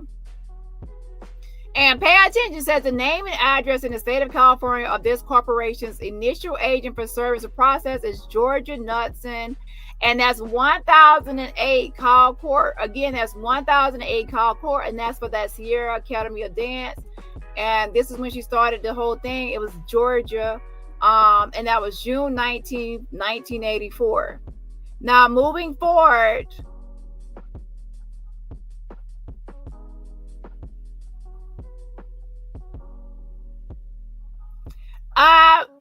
now when they retire, based on that article, that was 1996. Now, as you can see, this is a certificate of dissolution. When you actually end the corporation or you're stopping the business, you actually want to file a dissolution for the business. And this was actually filed in 1996, as I pointed out, that when they were retiring. So she wanted to dissolve this corporation. And it says the undersigned certified that they constitute a majority of the directors now in office of Sierra Academy of Dance Incorporated. So this is like the majority of the people of the directors had to agree to dissolve the business. And they said the majority have decided to dissolve this business of Sierra Academy of Dance Incorporated, a California corporation. The corporation has been completely wound up. And it says the corporation's known debts and liabilities have been actually paid, or the corporation's known debts and liabilities have been adequately provided for by their assumption by Del E. and Georgia D. Knudsen, and it gives their address. And it says, or the corporation never incur any known debts or liabilities. And it says the known assets has been distributed to the persons entitled thereto. And then it moves on and says a person or corporation assumes a tax liability, if any, of the dissolving corporation as security for the issuance of a tax clearance certificate. I'm not going to go through all this whole thing, but what I want y'all to know, that right here on number 7, it says the corporation is dissolved, and it says the election to dissolve was made by the vote of all the outstanding shares. And then it says, we further declare the penalty of perjury under the laws of the state of California that the matters set forth in this certificate are true and correct to our own knowledge. And it's signed and dated June 1996, and that's by Georgia Knudsen. So what I want to say is this. What's not true about some statements made today is that that it was the whole thing about the whole business being terminated as of today on the Sunday is false. Okay, that whole posting was actually showing in its entirety, if it's shown, was actually, that was 1996. Okay, let me actually show that, the full screenshot. Now I'm gonna explain what's happening now. Okay, as for the document that was shown, it says the initial filing date June 22nd, 1984. That was actually under Georgia Knudsen, and it was terminated on June 24th, 1996. As you can see, it says inactive date June 24th, 1996 in California. And then that same address for that Sierra Academy, which is 1008 Call Court, Ridgecrest, California. So they actually dissolved the business in that. So when it says terminated, that's not from today, 2025. That was from 1996, this whole terminated thing. It has nothing to do with the recent events. Now, what I can say with the recent events is factual, not factual, what is based on speculation and a guesstimate, or guessing, is that because of the recent spotlight that creators have, like that creator put on that platform, I do believe that the recent attention to it did make them shut down their social media or hide their social media, such as their IG and Facebook, which was taken down. So I do believe that they put that stuff down. Now their website is still up. So Georgia is not the one that is over this business anymore, because as I've shown, they dissolved Sierra Academy back in 1994. And also what they also did was they also sold the building. So that whole building, they actually sold it to Kate Kate, whatever you want to call her. Kate Kate. They actually sold it to Kate Kate. Okay. In 2004, they sold her that building at 1008 Call Court. So she actually owns the building now since 2004, the Kate Kate, okay? And she's the one that, she has now shut down. She actually shut down that the website, not the website. She shut down the social media, like they had a Facebook page for Sierra Academy of Dance. They had an IG, and she shut down both of those now. Why she shut it down? I do believe that the attention that's being brought to her, the business and attention that has been brought to it. Okay. However, as far as saying the business was terminated and all that, nah, that's old records. So we have to make sure that we actually clarify that that's actually old records. That's not new documentation. That's old, and that was shut down. That terminated notice was from when the business was dissolved in 1996. Now, I want to show y'all something else as well. Let's go to this one next.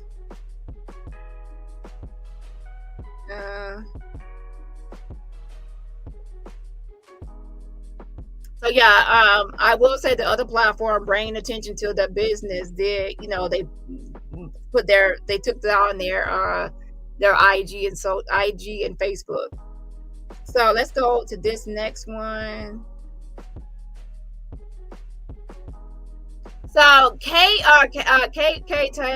okay, she actually owns it. And at the time when Allie Carter was going by the name Justice and going like as a choreographer, like for a brief stint at that Sierra Academy, yes, Kate Kate was the one still owning it, okay? Because like I said, she bought the building in 2004. This article right here is dated 2015. And it says Toy Story inspires dance, May 14, 2015. And if we actually scroll down right here, it says we were going to do this a couple of years ago, and my graduates really wanted to do this, and I told them they had to help out, and they did. Said Academy owner Kate Diem. Now her name is actually Demon or Demin or whatever. It's Demin. It's not DM like that. But her first name is Kate, Cate, or you can say Kate, however you want to pronounce the child. I don't care. And it says this is their last performance, and it turned out hilarious. Hilarious. So this was listed as Academy owner, even in here on this news media report. Her name is mentioned, Kate, okay? As the owner of the Sierra Academy of Dance. So yes, that shows that. So, and then there's also, where's the other one?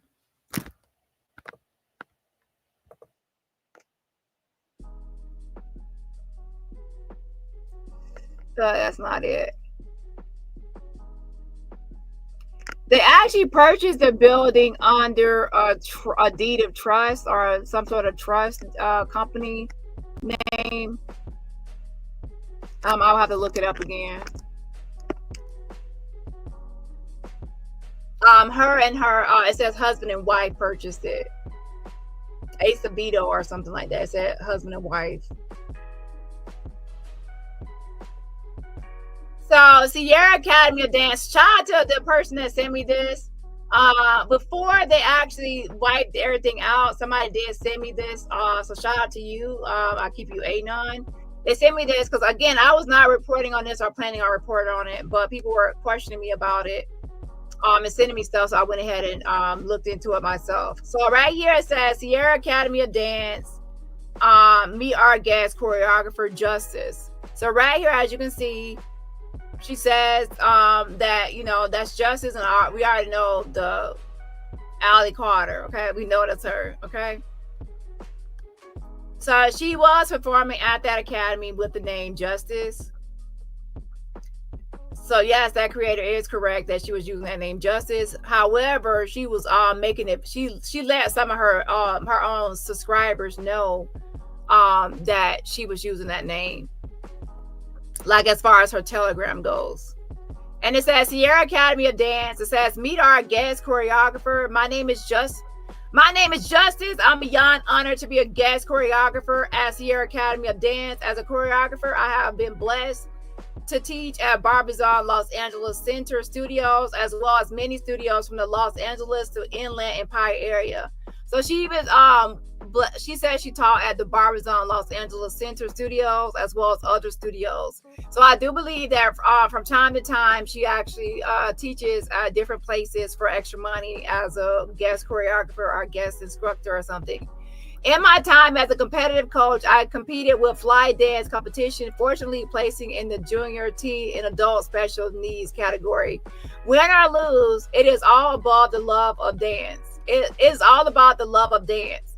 I admire my purpose as a choreographer. It is a priceless experience to witness the personal expression, discipline, growth, and happiness in a dancer's journey.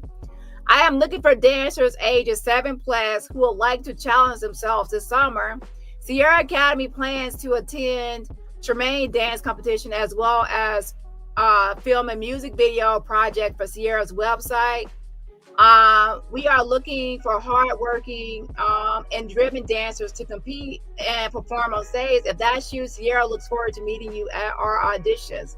To enter auditions, you will need an 8x10 standard printed headshot. Vertically, be ready for anything at auditions, and remember that what you have is good enough. I look forward to seeing you in class this summer. So right there, you know, this is showing that, and it says meet our guest choreographer Justice.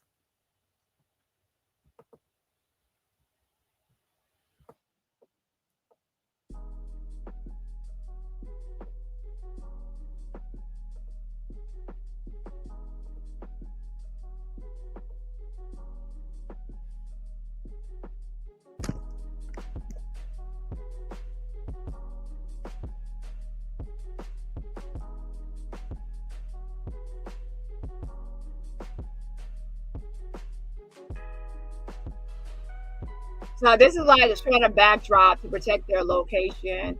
And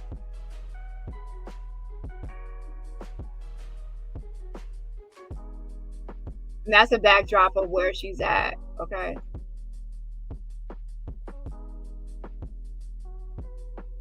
And this is like proof that she was at Barbizon, like working with Barbizon. So she does like gigs with dance gigs from periodically from time to time.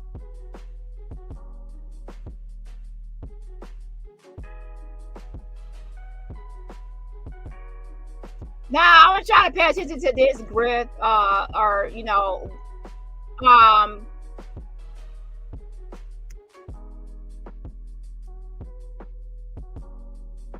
right here, she says, dancers, it's times. I am now accepting entry applications for the 2021 dance season.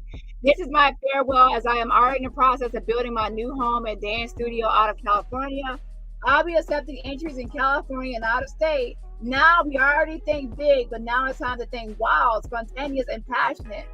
I would be so honored to have you on my team of Worth More Than Diamonds, no matter what studio home. So she started her own thing, like Worth More Than Diamonds. And of course, how does she actually want to fund her whole, Worth More Than Diamonds? She had a new email address for it and things like that. She says, if you actually are interested, email a letter to Worth More Than Diamonds. And it says, about your passion of dance, answer major questions like, tell me about yourself. What do you love? Like, why do you dance? Who inspires you to dance? What are your biggest dance dreams? Have you danced before? Tell me all about it. Letters must be 1 to 3 pages, double space, 12 font, 200 words max. Now, what I don't like about the whole thing is that they actually try to use this whole dance stuff and dance world to recruit people to the cult. Which is always saying the dance moms or dance parents and students can email her or message her or do this or that. And also she'll ask them to support her when she's under attack. So in my opinion, you're trying to weaponize those people or get them involved in your mess. I think it should be kept separate. Okay, you have your dance work life and your people, and then don't involve them into your online battles and beats and this other stuff you got going on. Because at that point, now it's like you're recruiting these people or getting them involved into your beliefs and your cultish like ways. And it says right here, guys, I found my dance floor, but it's in another state and a little pricey. I need to raise $1,000 ASAP, ASAP. Give me the fucking money now, bitches. I love to paint rocks. I like to paint rocks. Please help me by supporting my dance classes. Donations are accepted and very appreciated. So there she goes with the begging. Hi, I need some money for my adventures. It's pricey. So she can't afford the dance floor, the dance studio, the water she do. She says ASAP. It's not like, oh, I need the money. She says ASAP. Like she needs money right now. ASAP, no Rocky. Get on top of it. I need this money. And then help. But it's a problem when everybody else is monetized. It's a problem when people are asking for money.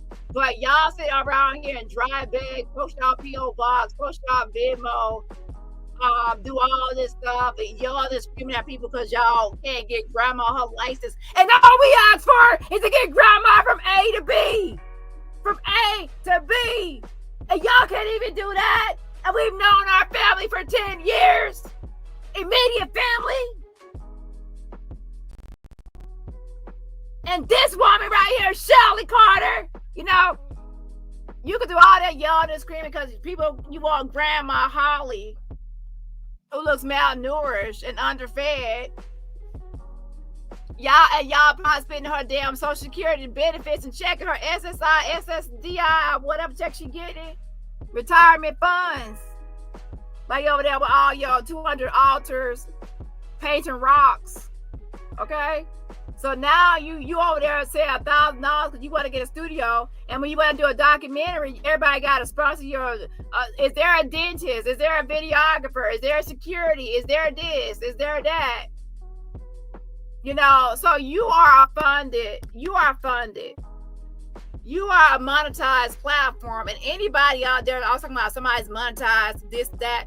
If you ask anybody for Cash Apps, for Venmo, for $1,000. For $5, $2, anytime you ask for money, you are monetized because you are monetizing your platform. You might not be monetized through YouTube, but you're monetizing it through your Cash App, through your Grift, through your Venmo, through your donations, and through your yelling and screaming and hollering. Okay, you monetizing that platform some kind of way. So y'all need to stop trying to say, oh, that piano's monetized. You're monetized. Almost everything Allie Carter does is some sort of project. She gets funded or monitored or volunteered or some sort of services or something.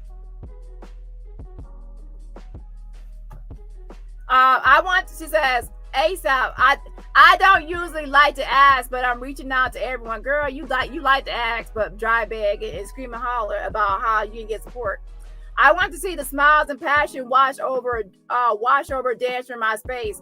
I'm starting a non-profit organization for all walks of life, special needs, foster care, traffic survivors, competitive, recreational, homeschool, cheer, and any type of dancer that wants a serenity in a dance home. Please help me. You won't forget it. And I promise to provide my absolute best in any lessons or classes to come. Thank you in advance for your help. You have no idea what it will mean to me and many dancers that will walk into worth more than Diamonds Dance Center. Okay? Y'all, so yeah, please help. Please donate. And then hashtag fundraiser. You're raising funds. You're fucking fundraiser. Monetize. Y'all been dry begging since the time y'all set foot on the internet. And that's not even dry begging. That's actually directly begging. Let me actually put up a post that I'm raising $1,000 and ASAP I need it. And then people are like, oh, look what she's doing. She's begging her subscribers. Exactly. That's called begging.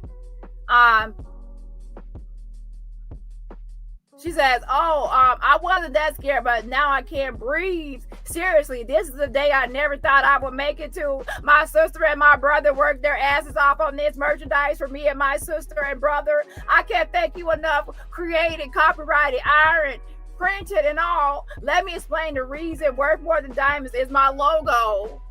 So she got her logo, child. She got her logo. And her snapback, child. Her merch. You got your merch. Sounds like your monetized platform to me. Worth More Than Diamonds established 2012. Child, that's what 2012 come from with Lamisha. Yeah. Jelly bean, that may be the jelly bean. Yeah. I was not that scared, but now I can't breathe. Girl, you done got that studio. You got the money, right?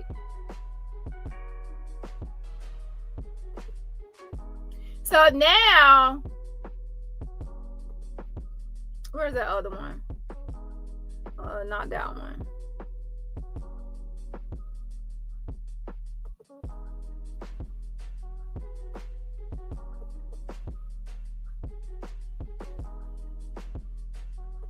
So Kate Kate, whatever, child. Kate Kate, she has a business called Resurrection Point LLC, and pay attention to the address: 1000 Kyle Court, 1008 Kyle Court. That's the same address as what? Sierra Academy of Dance. And I just showed y'all an article that she also had took over that. So what I would say is, in my opinion, this is my opinion, okay, based on what I'm seeing so far, Georgia. So Georgia had it first, and then she dissolved and terminated it in 1996. After that, later on in 2004, it was purchased by Kate Kate and her husband, the building. So since they had the building, so they're not using that as they started using it as well as a dance studio. Because sometimes people can purchase a business, I guess, or purchase a building. To be honest, I don't know the full entirety of how that will work. Because in my opinion, even if you bought the building and it already has Sierra Dance Academy or Academy of Dance, wouldn't you still need to register it as your own or in your own name? Like, wouldn't you actually have to take over it and actually put it now into your own name so it can be still registered or still in the filing? Or it's possible that she has a different it's possible that she could have it a different name. For example, she actually has this Resurrection Point, and she says the purpose of it is, she said something about let me see what it was. As you can see, it's the same address, 1008 Kyle Court. And if you look right here, it says type of business. It says dance and it says shoe repair product. Now it says dance shoe repair product, but this all starts in 2000 and it doesn't start as soon as she gets the building in 2004. This actually started. This one starts around, I think that's 2022, and I think one said 2021. That's 2023. So what I'm saying is I will have to do some more research to see when officially did she ever get any other business, like from 2004 all the way until she started this resurrection thing or resurrected. Did she have a different business name to run that business as a dance studio from 2004 all the way up until 2021? Because there could be a different name that it has went by as far as running the business. But what I don't see is somebody said doing business as. So I would say there needs to be more research into once Georgia had the business and she dissolved it, that Sierra Academy of Dance name, and then Kate Cadet took over it and bought the building in 2004. What name has she been running that business under? Because Sierra Academy of Dance was already dissolved, and she was not running it under that name. And that's the name on the walls, that's the name on the building, that's the name on the signs, that's the name on the Google search. But that's not the name as is coming up in any searches as a ran business. I'm only finding this one for her as some sort of trust. Yeah, I'm saying that they possibly started a new name. And what I'm trying to say is, I don't know the new name. So since I don't know the new name, I have to look into it more. And it's not that simple as far as for searching with just the address. Okay? For that search. I'll have to again, I just went over this on my live, okay? So what we do know now is that Georgia had it. She dissolved that name. And then now Kate, I do know that Kate Kate bought the building. So she does actually own the building. But even though she owns the building, she still needs to have some sort of registration to run that business. Okay. From 2004 all the way up until that time point. So let me show you one other thing. Where is it?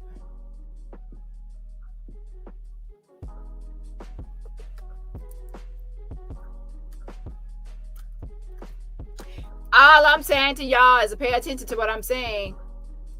I don't know what she has been doing. I don't know any business name from that time to that point. I have to do more research outside of YouTube. Okay. I'm only one person, and I would just start looking into this today. Okay. But what I can say is that, is it true that, that the thing was terminated on a Sunday? No. That termination, that whole receipt was all about 1996 and Georgia dissolving the corporation. What is true is that they have taken down their IG and Facebook, and I do believe they took it down because of the other platform. So that is true that they took that down, and obviously this all happening. Oh, this is what I wanted to show y'all. Let me pull it up.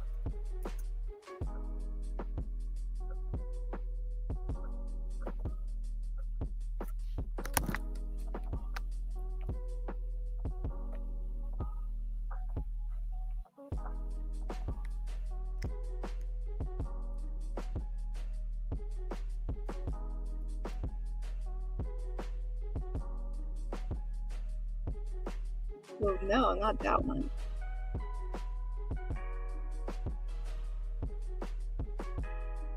So Allie and Shelly made a new post, okay? She made a new post. I'm gonna review that posting.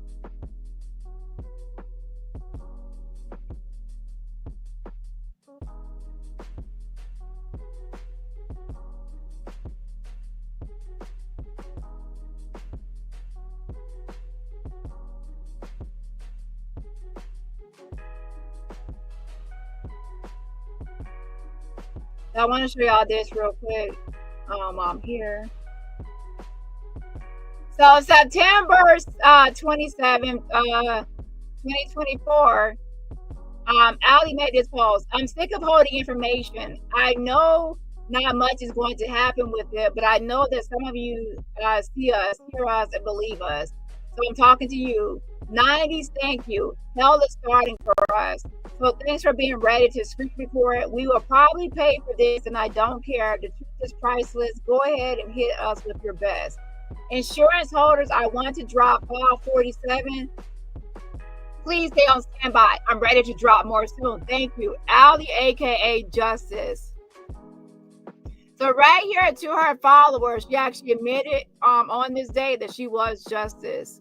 So a lot of her people knew that that's what name she was going by, was Justice, as far as doing that whole choreography thing, choreography stuff back in 2024. Now, there are some recent postings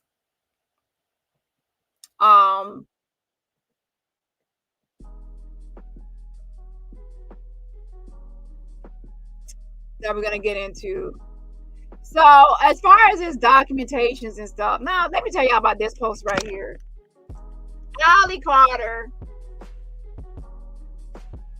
when I was 13 years old, I was buried alive and saved. I really tried to forget this memory. It caused so much trauma, claustrophobia, and many S attempts in 1 year as a child. Nothing killed the pain. Sometimes there's not enough drugs in this world to escape. Child, not enough drugs in this world to escape. Yeah, that's the whole problem. Y'all got enough drugs. Both of y'all, they're fighting over the pill bottles. You got TJ and Jaguar, they're fighting over the Royal Crown Royal bags. And now y'all over there fighting over the pill bottles. And I do believe that Shelly Carter is the one that got hooked. They got Ali hooked to some pills. And maybe she got prescribed pills for some sort of something she's concocted or says she has or issue. And then she's giving her some of the pills. I don't know. It says right here, when I was 13 years old, I was buried alive and then saved. Hallelujah. So there she goes, acting like Misha Fuller. She's acting just like Misha. Well, Misha died and rose again on the third day, trying to be Jesus, child. Like, y'all cannot be Jesus. Stop it. Okay, y'all cannot be Jesus. She was, Ali Carter said she was 13 years old and she was buried. Now, this is when she was living with her mama's child. She was at her mama's house. You was buried alive. So you must have been buried in the damn pet cemetery. Does y'all know what happens when you're buried in the pet cemetery? The pet cemetery, you get buried in the pet cemetery, the person comes back alive, but they're not themselves. That's probably what happened to her for real. She got buried in that damn pet cemetery. Now she a walking zombie and she's somebody else nobody recognizes. Because that could explain a lot. Okay, but yeah, girl, you did not get buried alive. If you got buried alive, you'll be dead. You want to be here right now. And then saved. How were you saved? And that's some bullshit, girl. You know good and well at 13 years old, you was at your mama's house and you were not even with Shelly. I met Shelly yet. Let me give a shout out real quick. Shout out to Kiva. Come get his commentary. Happy 39-month anniversary. It's almost 4 years. Okay, don't be saying that, girl. That means I've been on here too long. Definitely to my day one. Shout out to Kiva. And make sure y'all subscribe to Kiva's channel. That's come get his commentary and come get his commentary too. Again, shout out to Kiva. Shout out to you. Happy anniversary. Also, shout out to Rainer. Yas and the Yas. Rainer's in the building, has gifted a membership. If you're a gifted a membership from Rainer, please say thank you for the gift of membership. Again, please say thank you to Rainer for the gift of membership. And also give me one more shout out real quick. Shout out to OG Tan Baby for the fan funding cash app. Again, shout out to OG Tan Baby for the fan funding cash app. And everybody else, remember, support my channel for free just by what? Hitting that like button. Girl, so let me put up a poll. How many of y'all believe that Ali Carter was buried alive?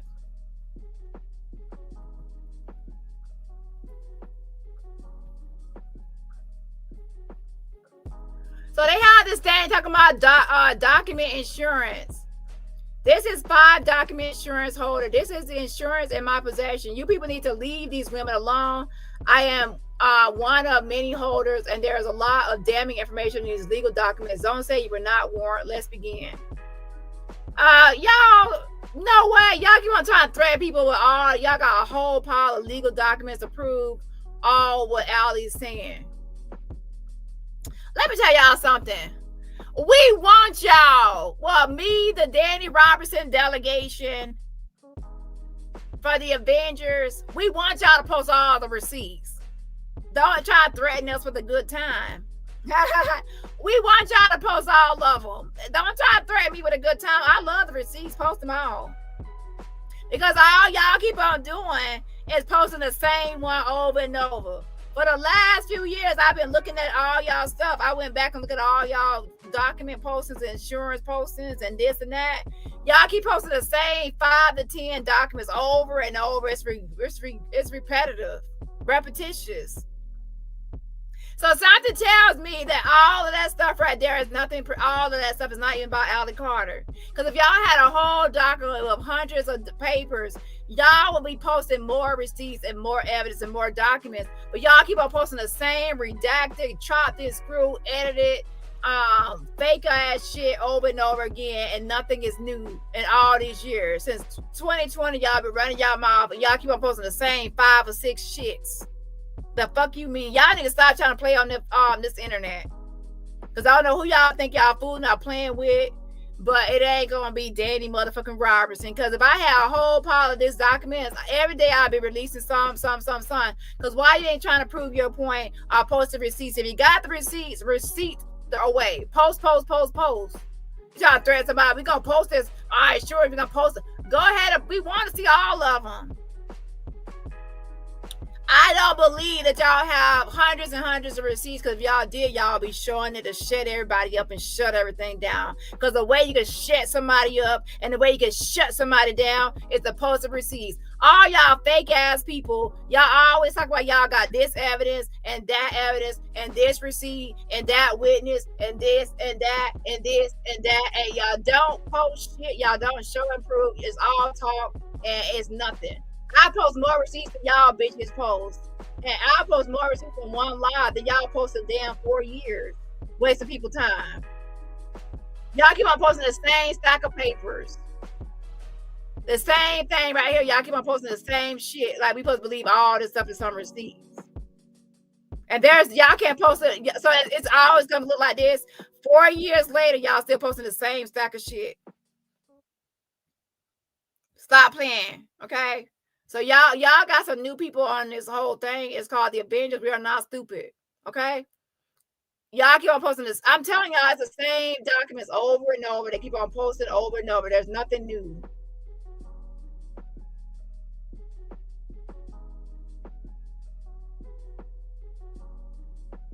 You already posted this already. You posted this already. This is old. You posted that. That's old. This is old. It doesn't even prove anything. That's old. That's old. Old. Y'all, these are not new receipts. Y'all always gonna posting the same shit. That's old. Y'all posted already. That's old too. Y'all keep on posting the same shit, and I'm sick of it. That's old. I read that. So y'all posted all this shit yesterday for what? For what? Why y'all posted this at? What's this one? The mother kicked her in the back. I read that. That's old. Y'all posted all this stuff yesterday. If y'all got a whole stack of documents, why y'all keep on posting the same ones? Now let's look at this right here.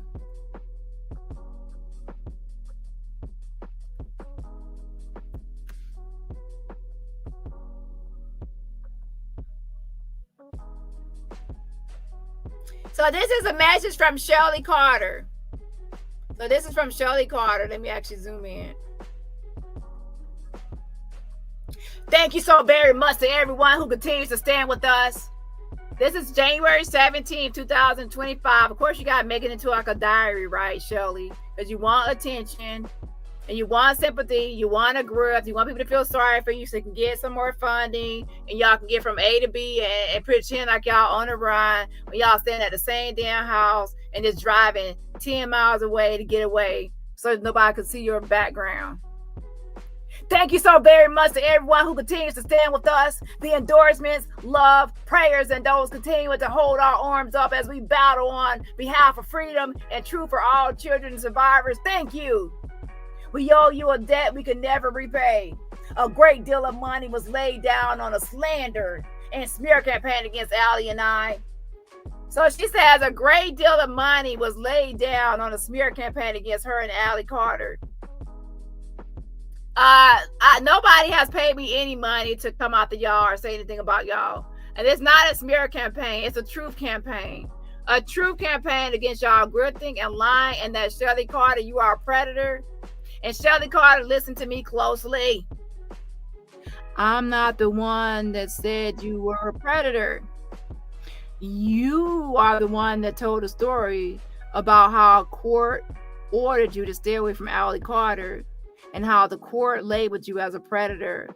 Even back then in 2009, 2010, around that time period, we were not around when you were labeled a predator. Oop. And that even came out your own mouth. So this is actually a smear campaign. It's actually a truth campaign. I call it a truth campaign against Shelly Carter and Allie Carter. So she says a great deal of money was laid down on a slander and smear campaign against Allie, and I know that's a true campaign. And to be honest, more and more stuff is going to come out about y'all, and y'all going to get debunked piece by piece. Okay, that's what I do. I debunk people, and your shit will be debunked, ma'am.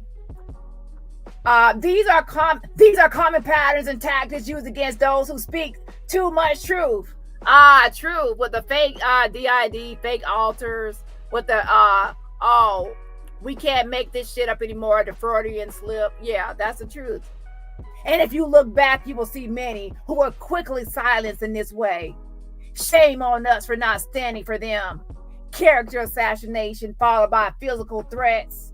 So she says character assassination. No, you assassinate your own character, getting on here lying and being a predator, being weird and creepy and cringe, trying to build up a cult following out in California, okay? Followed by physical threats. Who? Oh, I forgot. I told y'all. Didn't I tell you, Miss Shelly, Miss R. Shelly, the Karen was gonna say physical threats. Now, let me tell y'all something. I told you Miss LaRonda Outlaw. Now, that's a good name for Miss LaRonda Outlaw, because you sure to get on here acting like an outlaw. Okay. Okay, Miss LaRonda, we get it. We get it. You keep on saying a million times you wish you got an abortion, that they're a waste of life, and you wish you never had your kids. And you think that's not verbally abusive? It is. I wish I had aborted you. A waste of life. I wish I had aborted you. I ain't raised you to be like that. I wish I had aborted you. Abort. How about this? Abort saying that. Lord have mercy. Nah. Not that many people want to hear their mama say that. I wish I never had you. I wish I aborted you. Okay? A waste of life. Okay? Oh, thank you, Mama. I appreciate it. I'm glad you said that you wish you would have aborted me. That's so loving and caring. You really care about me. You want me back. Okay? A mess. But anyways, I told Miss LaRonda, well, yeah, fix it, Jesus. Fix it, Jesus. This how she be like, Tori, and I'm coming for you too, Shelly. But Tori, you know better than that. I ain't raised you like that, Tori. You call me Tori, and when you come home, Tori, you know what I'm gonna do. I'm gonna slap you all the way to that mental hospital. You can't come in my house. You can't come in my house. I'm gonna try to help you. You can't come in my house. You can't come in my cars. I wish I had aborted you. Waste of life. If I'd known what I had known then, I wouldn't have had you. And that's why she turned out like that, because them foster kids came around. Them foster kids made her act this way, be bad, because I ain't raised her like that. How can I be abusive when I feed her and I clothed her? I gave her a place to stay. And this how you do me? This how you treat your mama? Your waste of life. Should have aborted you. You might got some sort of disease. Out here sleeping around with all these people. A mess, child. And then she said, call me, Tori. Call me, you waste of life. Call me, you waste of life. Call me. I wish I should have aborted you. Call me. Nah, I told y'all.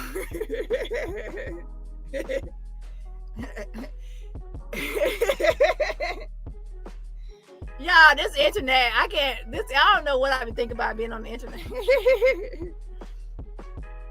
Now, I told you, Miss LaRonda, I told you that they was going to use that against you about, you said you're going to beat the brakes off. You want to beat the brakes off, Shelly. Shelly, when I get my hands on you, I'm going to beat your ass. I'm going to beat you, Shelly. I'm going to beat you. I'm going to beat you, Shelly. Now, I don't blame you because I would want to beat Shelly ass too. I'm going to beat you. Okay? So, but I told y'all that Shelly was going to use that against her by saying physical threats. And here we go. Fast forward. There goes Shelly the Predator talking about, physical. I'm being threatened. I got physical threats on my life. I'm Shelly Carter. You know, she all tough and she all big and bad. Now she a man child with her legs spread up like a damn man and her legs crossed like a damn man. But as soon as she said physical threat, I got physical threats against my life. I'm Shelly Carter. The mama want to get me.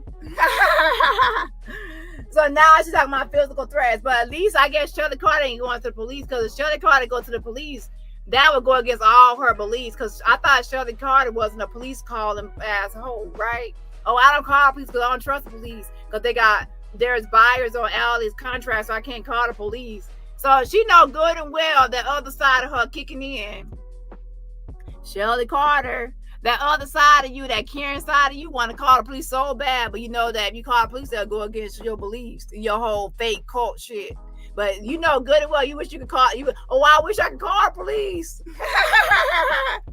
But then everybody call you. I say, I thought you said you don't trust the police, but bitch, I know you want to call that damn police. You itching, okay?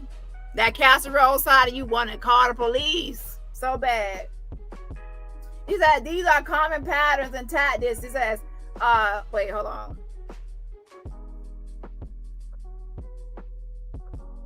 That's the only reason she didn't call the police, because she know that if she called the police, people call her out and say, why you call the police? I thought you said you didn't trust the police. That's why she didn't call. And she says, shame on us for not standing for them. Character assassination followed by physical threats, cyber stalking, gaslighting, gang stalking, and attempts to trigger Allie's MK Ultra programming. So she says that she's been cyber stalked, gaslit. It's not cyber stalking, man. You're being called out. And you and Allie always say screen record and give commentary. I'll post y'all shit. Gaslighting. No, that's what you're doing. You're gaslighting. Gang stalking, nah. Attempts to trigger, right here says attempts to trigger Allie's MK Ultra programming. Witchcraft spells doxing the location. He says so witchcraft and spells are being put on them. Ma'am, I don't practice in that. Okay. That's y'all over there, whatever y'all doing. And it says doxing the location of a house we found. Safety in for a short time again. So she says one of their locations have been doxed. I will say this.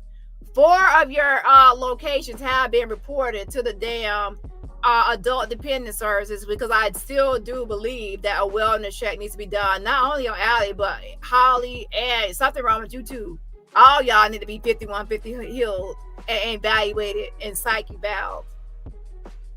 So if the people that came to one of your houses and you say you ain't there, then oh well. Okay. At least I know that your ass being touched. You think you can't be touched or found, but apparently you can be about one of the locations, okay? Because I do know 4 of your locations, ma'am, 4 of them have been reported. And I do know 2 houses were knocked down. Yeah, you got. I know you had 2 knocks so far. Now I'm waiting for the other 2 to be checked on. And it says doxing and stalking 90s heroes. Girl, nobody ain't talking. It's about some doxing and stalking 90s heroes. So she's trying to call her people heroes. Like she's trying to say, oh, y'all are heroes. People are bothering y'all. Threats against our friends and family. Weaponizing people to take Allie back against her free will and have me arrested for fabricated crimes. So she says that people are trying to weaponize people to take Allie back against her free will.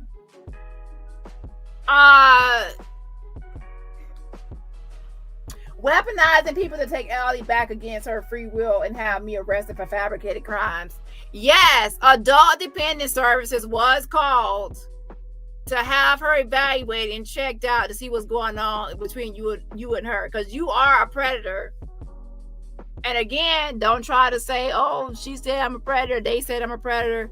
You were already labeled a predator back before we even knew you, before we made any YouTube videos. You were labeled a predator by CPS, and they banned you and prohibited you from being around Allie because they recognize the red flags that you've been a fucking predator, Shelly Carter. So she's talking about she's afraid. Oh, Shelly Carter, you're afraid of people, you know, wanted to take Allie from you and out of your grasp and out of your predatory hands because you're a weird sicko, and that groomed and brainwashed her, made her worse than what she was. Now, she was already a problem now, but she was a problem teen. And a lot of people are problem teens or troublemakers as a teen. But you actually, with your lifestyle, your grifting, scamming, hustling, lying-ass lifestyle, have groomed her to have this her whole life is just going to be grifting, Shelly. Her whole life is just going to be grifting and going from place to place, grifting and scamming and hustling and running this cult. That's what you think is so great. Oh, I adopted Allie and gave her a better life. No, you gave her a grifting, scamming, hustling, conniving, malicious, predatory lifestyle and a cult lifestyle. That's what you gave her. It's not like, oh, I saved her, I adopted her and gave her, like, look at her, how her life turned out. What has she really accomplished all her life besides going from place to place, scamming and hustling, grifting? Nothing. So please stop acting like you're so much better than, oh, I'm better than a biological mom. How? Actually, you're worse. Because you act like you're a savior and a hero that actually took her from bad and made it better. But no, you actually, 30 years old, has nothing to show for her whole life with you besides being a scammer and a grifter. And her whole body has like deteriorated. Like she doesn't even look 30. She's older than 30. Like she has deteriorated due to drug use, a bunch of stuff. Like her body looks like malnourished. Her teeth, everything is like not right. And you don't even take her to a place where she can get her hair and nails done properly. Not even once. Like I haven't seen her with one cute hairstyle yet in all these years. All this scamming can't get one cute hairstyle. Come on now. And she says, back again and wear the same clothes over and over. It says, it says, wait. She said, do you see it? The evil, the intensity of it, can you feel it? And she says right here, to have me arrested for fabricated crimes. I can't speak for everybody else, but nobody's going to arrest you for fabricated crimes. Whenever I called in, I reported you, I only said what y'all said. Press 1 in the chat if you heard my calls and my reports. I only say what they have said in these videos and what Shelly has said and what Tori has said. I have not made up anything on no call. I'm just repeating what y'all are saying in these videos and what y'all are doing online. That's it. I'm not, if it sounds crazy or whatever you're trying to say, you're saying, if it's fabricated, then ma'am, you're the one doing it. Now I can't speak for everybody's platform and see what everybody's reporting or what everybody's doing, but as far as me, what I reported to adult dependent services is the same thing I reported to the police. I'm not going to make out no false police report or no false report. I'm only going to report exactly what I've seen online or what people have said, or the sister has said, what this person has said, what that person has said. And if I say it came from Keisha White, then I'll say her name.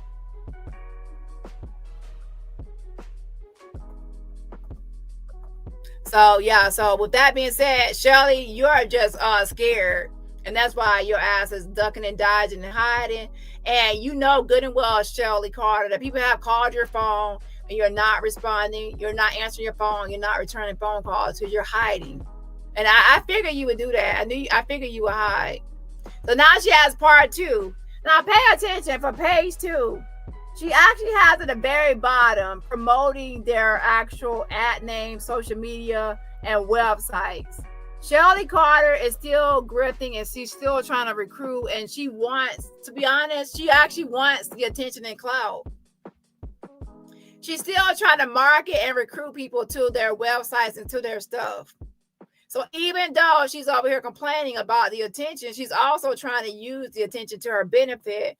When people say no, there's no such thing as negative publicity, she's also using it to her benefit to try to get new people. See, Shelly is actually losing people. She's losing support. So it's when people in the call are losing people, they try to replace people and recruit new people. So now what she's trying to do is she's lost people. Even some of her top creators are reporting. Some of them have fell off and they're not supporting anymore. So now she's trying to recruit new people. Jag does the same thing. If you pay attention to Jag's channel, Jag does not have a lot of day one supporters. People have been supporting her since day one. She always has, it's like a constant churning in and churning out of new people, and then old people.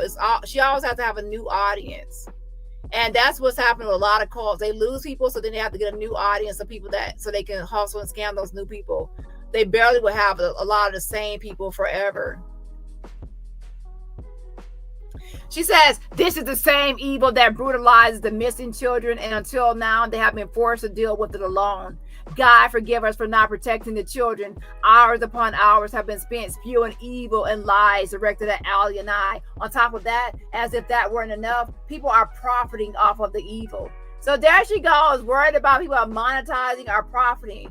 But meanwhile, that's what they do. They grift, they scam, they try to, trick people or dry bag people into giving them money or financing their lifestyle.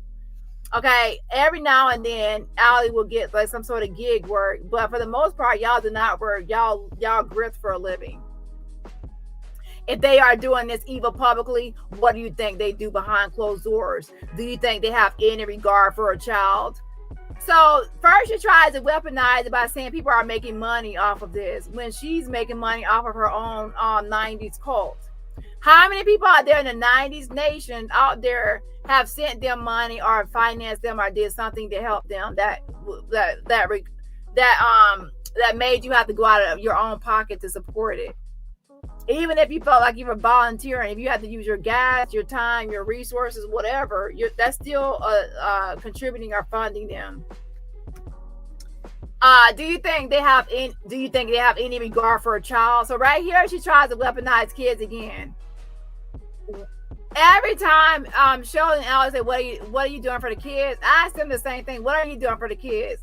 In the last 4 years, what have Allie Carter and Shelly Carter done for kids? And I'm not talking about no dance studio where she's trying to get paid for gig work and recruit people to their cult. What has Allie and Shelly done for kids and to save kids, especially sex trafficked kids? And point me to the kids they have saved. Fucking wait. Point me to the kids they have saved. I'm waiting. The only thing they have done was solicit funds for their studio, for her own personal studio and what she wants to do as far as her passion. She has solicited funds so they could do some fake docuseries, pretending like they got all these altars. Oh, let's do All of Us docuseries and have it funded by all the 90s so we can promote and disseminate all this fake bullshit even further out to the masses. Everything they do, and then posting the P.O. box, that's actually for people to send them letters and money. And they say, you think you're going to send them a regular letter? People are going to send them cards with money. People are going to send care packages. And that's exactly what happened when they post the P.O. box. They say they're collecting money for backpacks. I saw them post like one backpack, but then nobody knows exactly how much money was actually collected. How many times was that Vimo posted? So again, what have they actually done for kids? No, everything they do is for the sake of Shelly, Allie, and Holly, and for them to live a grifting lifestyle and survive off of support and funding. And okay, can y'all, we need safety. Can somebody offer their house? Can somebody offer their house? They get a house, and of course people are going to give them food because we're protecting Allie and Shelly from all the dangers and threats. So to be honest, they're going to be using this whole thing now. Oh, people are after us. See, I told you people are after us. People are after us. Give us money. Give us shelter. Give us protection. And it says right here.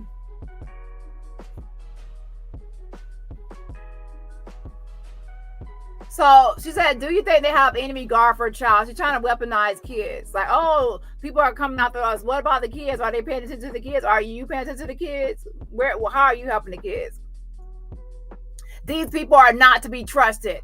So she's saying these people are not to be trusted. So people don't watch us. They don't subscribe. They don't pay attention to us. So it's a way of isolation, like keeping her audience brainwashed. Like, don't go watch those people. Don't listen to those people. They're lying on us. They're not telling the truth. So please stay over here and don't go over there because we don't want you to get convinced or see the truth.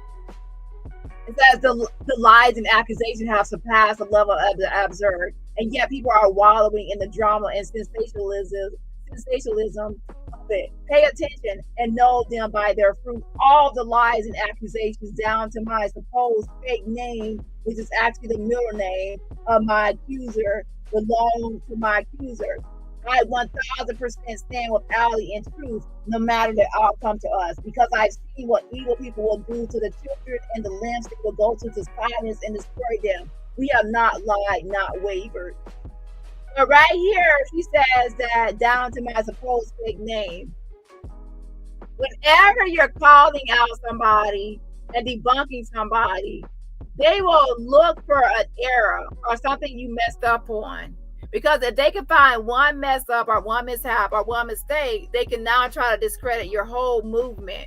That's why I try to move carefully when I post receipts or say something about somebody, because I know if I mess up, they're going to use that one mistake to try to discredit my whole talking points to all my videos. And so she's trying to say, oh, I told y'all my name ain't Rochelle. So if my name ain't Rochelle, they got the wrong person. They got all the wrong information. That's the way to try to discredit the whole movement. Just because that platform got the wrong name of Rochelle, it doesn't mean that all their information is fake. Obviously not, or wrong. But that's her way of trying to disprove the platform. They have gotten a lot of things right about her. Now, some things wrong, yes. However, they got a lot right. But this is her way of trying to discredit. Okay, and that's why she's upset that they even got some stuff right, as far as even the studio they got right. Now, as far as it being shut down today and terminated today, that's wrong. But as far as did she actually work there and do a gig there? Yes. Have they shut down their social media, like their Facebook and IG? Yes. Have the business been terminated as of today? No. The business was already dissolved in 1996. That's what that paperwork was for. And however, since then it has been bought by Kate today. Okay. It says, so let's go to the next page. We have not lied, not wavered. Yes, y'all have. It says, and not back down. And then, of course, there's promotional stuff at the bottom. And then she has page 3. We have planted our feet and will not be moved, no matter how loud the storm against us rages. God told me loudly at the onset of the character assassination campaign to be still. So here she goes, weaponizing the Bible. They pander to mainly, I'll be honest, a white Christian or Christian audience. They pander to that audience. They weaponize the Bible, pretending to be believers, followers of Christ and the principles of the Bible and the teachings. Only to actually be using it just to get the compassion of Christians. A lot of times Christians it's ingrained in your brain to be compassionate, to be giving, to be understanding, to be forgiving, to be a lot of things that are actually decent. And a lot of people will pander to Christians because they feel like they can use that same thing that you were ingrained and taught to be against you, because hey, if you have more, then you should share. if you have done wrong and I've done this and that, you should forgive me. People will use that same thing, which is against you. So you have to be careful as a Christian that people are not trying to use your faith to pander to you and to use you like that. Just because you're a Christian, that means people should use you as well. Okay. It says in the Bible there are so many examples of God fighting on our behalf when we are still. Not the easiest thing to silently stand in while evil viciously attacks you, but I trust God, and that's it, and that's all. No, you're the predator, you're the evil person, you're the wicked person, you're the one that is giving her medication, you're the one that's watching her have these drug withdrawals and not really doing anything besides filming it. You're the one lying to the audience by her having these altars. You're the one scamming people. You're the one that, just like Ali said, we can't make this shit up anymore. Freudian slip. Because I believe God is who he said he is. I believe he will do what he said he will do, even on the days I can't see it, even on the days where all hope seems lost. I trust God. I stand on Psalm 109 and pray the fire and protection of Zechariah 2.25 over everyone who stands with me for the children. There she goes, weaponizing the Bible, weaponizing for the children, for the children, for the children. What is Shirley doing that's actually Christ-like and of Christ behavior? What is she doing that's like Jesus-like? Or what would Jesus do? I'll wait.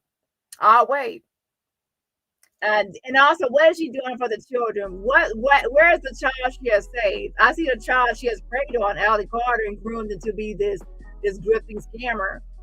But what child is she has actually saved? Thank you, God, for your faithfulness. When things get hard, I only had to remember that I was standing on the front lines for the children. What children? And to know that those who are attacking me also attack the children in the worst ways imaginable. I don't attack no children. I know it's a child. So who is actually attacking the children? And also, why are y'all also trying to recruit children and weaponize children against everybody else? Let's talk about how y'all are trying to recruit some of her dance students and dance parents into this whole battle and fight for y'all. Now that's what you call wrong, right? So then there's also page 4. And then, of course, there's more promotional tools. She makes it to a whole page 4. This is all attention-seeking behavior. She's still trying to recruit new people. It strengthens my resolve that if my daughter and millions of others like her experienced that evil as a child, the least I could do was not flinch in the face of that same evil. I will always stand unflinchingly as a barrier between the children survivors and the pure evil that threatens them. I pray you all continue to stand with me, but if you don't or if you can't, I'll do it myself. So here she goes, trying to recruit. I pray you all to continue to stand with me. And she says, I pray you all. She's trying to weaponize the Bible. Like, I'm praying to God that I help. I'm praying to Jesus. And what was somebody that's a Christian, a person that will, sometimes hear this? Well, I'm going to help her. I'm going to be the one that helps answer the prayers. And God is calling me to help you, Shelly. That kind of talk. She's pandering to a Christian audience. She says, but if you don't or if you can't, I'll do it myself. Like, oh yeah, if you're not going to help me clean this house, I'll do it myself. Our mom will say that, and then everybody will get up like, oh, I'll help you. You don't have to do it by yourself. That's like a way to get people to help you, like a recruiting. Her and Allie are always trying to recruit or get people to help. What about the children? What about this? What about that? They're always trying to recruit and get help. A call to action. They're always doing a call to action with everything they do. And that's what you have with what? Marketing. If anything, y'all should have went into marketing because that's what y'all do, market. Screen record this, post this there, make sure everybody see this, share this, get this out. Y'all are marketers and recruiters into y'all bullshit. It says, thank you to my classy friend and everyone who is sending prayers. And notice she says classy. She says classy friend. And because she wants to make a distinction, just like Ronnie Bo does. Like, oh, my special friends, my classy friend, my this. Like, make people like a special type of person. And then some people will say, oh, I want to be classy. I want to be special. So let me actually do the same behavior so I can get that same label or classification. Thank you to my classy friend and everyone who is sending prayers and scripture and holding our arms up while we battle for the kids. Are y'all battling for the kids or y'all selves? How is anything y'all doing now for the kids? No, this is for y'all. This is for Shelly because she doesn't want to be investigated. Shelly, why not let adult dependent services and the police actually do their job and investigate? Just answer some questions. And I guarantee you, when you answer questions, you won't tell the truth. You will actually lie because you'll try to get away. Because, you know, answering the truth, especially with all the stuff I told people, you know that stuff is not a good look and it's a lie, and you will be 5150 or taken in, or something will happen. Allie probably removed. Something will happen in a negative way because the stuff that I was talking about is delusional, and somebody will have to get help or evaluated. Okay. She says, and sending prayers and scripture and holding up our arms while we bow for the kids. I can't thank you enough for your presence. It restores our soul in ways I can't explain so that we can continue to speak. Ephesians 6:12, God bless you and much love. And then she says, God bless you all and much love, Mom Shelly. So there she goes, Mom Shelly. So then she tried to get this whole connection, like, oh, I'm mommy. I'm Shelly. I adopted Allie. I'm just a mother. I'm just protecting my daughter. I'm Mama Bear. All of this is just a pander. And then even to mothers out there, like, oh, I'm just trying to protect my daughter. I'm protecting my daughter. No, you're protecting yourself and your grift and your hustle and your scam. Okay? If Allie's army goes away and there's no more Allie's army, you won't have anything. You have to get a real job. You have to get a real job, and you won't be able to have your whole cult people of 90s Nation supporting you, right? 90s Nation. You want to have some sort of nation, some sort of cult, right? I don't know what about these cult people, but they like they love the word nation.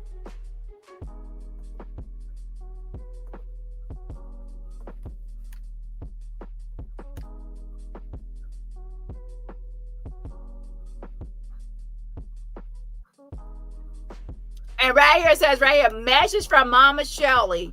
Please read and share everywhere. See how they say read and share everywhere? They want everybody to read it and share everywhere because they want to recruit more people. They're losing some people, and now they want to recruit more people. And they have these documents they call insurance drops. And a lot of these are repetitious. And let me tell y'all something. When I say some of this stuff is fake, I mean some of it is fake. This document right here is all over the place. One thing you have to pay attention to is a change in fonts. And when you're reading something or writing something, there's not going to be an obvious change in fonts. Like there are certain fonts that are slanted. Some of this stuff is crooked. And some of the stuff is in like sentence case where it's like, you know, sentence case, like the first word of the sentence is in caps, and then it's like the rest in lower caps, a sentence case. And some of it is just an uppercase letters, the whole thing, it changes. And then I'll go right back to sentence case. A report is not going to be all over the place as far as going from sentence case to upper letters, all up. And then guess who actually types like this, y'all? Shelly Carter. If you go back to what I just showed you about Shelly Carter, whenever she's upset or she's trying to get a point across, she always switches to uppercase or caps locks. Pay attention, Shelly. You can go ahead and try to change it now. You can try to change it, Shelly. But I've already picked up on that behavior. You don't have a highlighter all the time to highlight what you want to say. So you use uppercase to highlight things or things you want people to pay attention to.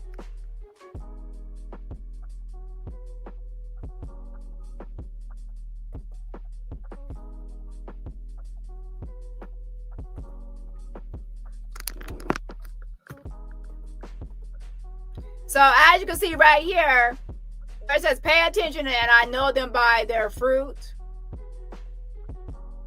She actually put this in caps, the word all. So randomly she put the word all in caps because she wants everybody to pay attention to the word all. All the lies and accusations, because that's her way of screaming or hollering and highlighting something in her words. She's always going to do that. Even in that one, some of these fake letters, there's all of a sudden going to be some cows popping up. I think, oh yeah, it was a letter to, it was a fake pimp. So there's a fake pimp that wrote a letter, but all of a sudden the pimp had some stuff in caps. I'm like, Shelly, just telling yourself already, okay?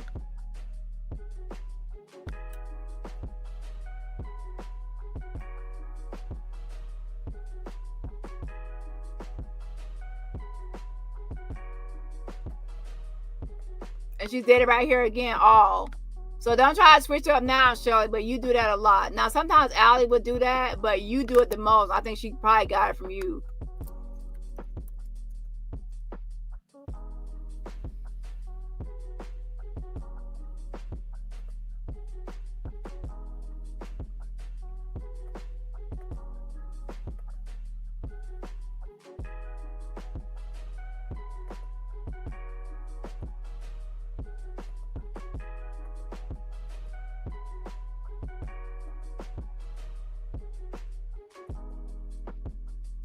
I'm trying to see if I can find that other post.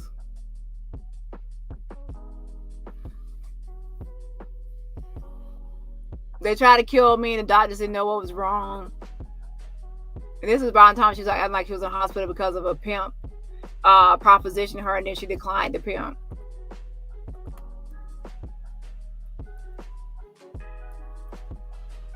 She says, my pimp contacted me and after I refused to talk to him, I was poisoned. And then she posted the letter saying it was from the pimp.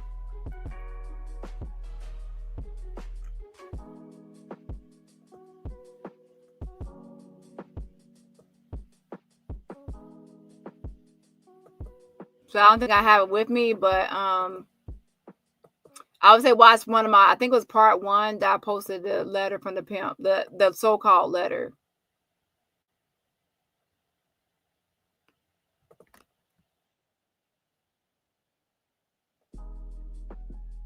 Oh, here it is, right here.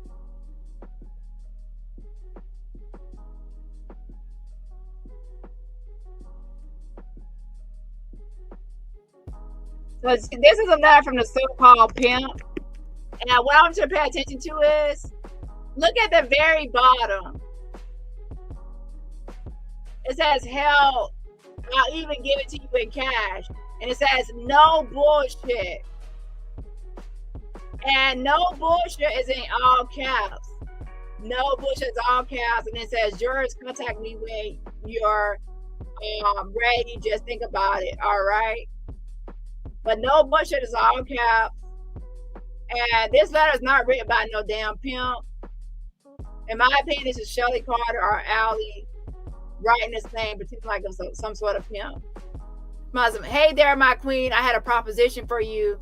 Hey there, my queen. I had a proposition for you. How about for all your dedication and progression? I feel you deserve more. You're a woman now. I've heard you work hard. How about half of your earnings since I raised you? Now, baby girl, I've done a little math on that, and that's over 2.7 million yours. Hell, I even give it to you in cash. No bullshit in all caps. And it says, yours, contact me when you're ready. Just think about it. All right. Again, this is not for no damn pimp. And pay attention that there's random words in all caps to highlight something or say something. Shelly does that a lot. And now, Shelly, don't try to go changing your shit now because I called it out. But that's what you do. Okay, it's a dead giveaway.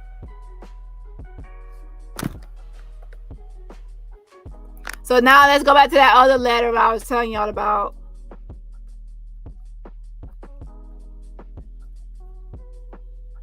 Where is it?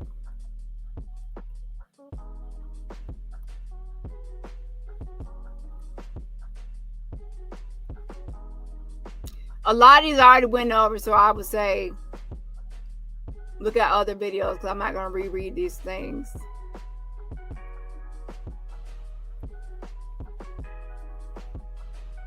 So this was it right here. Now, this right here is not real. It says contact date August 31st, 2009. It says on behalf of Tori T. Outlaw. On behalf of Tori T. Outlaw means that somebody is doing this on her behalf. And it says confidential juvenile court order, August 21st, 2009.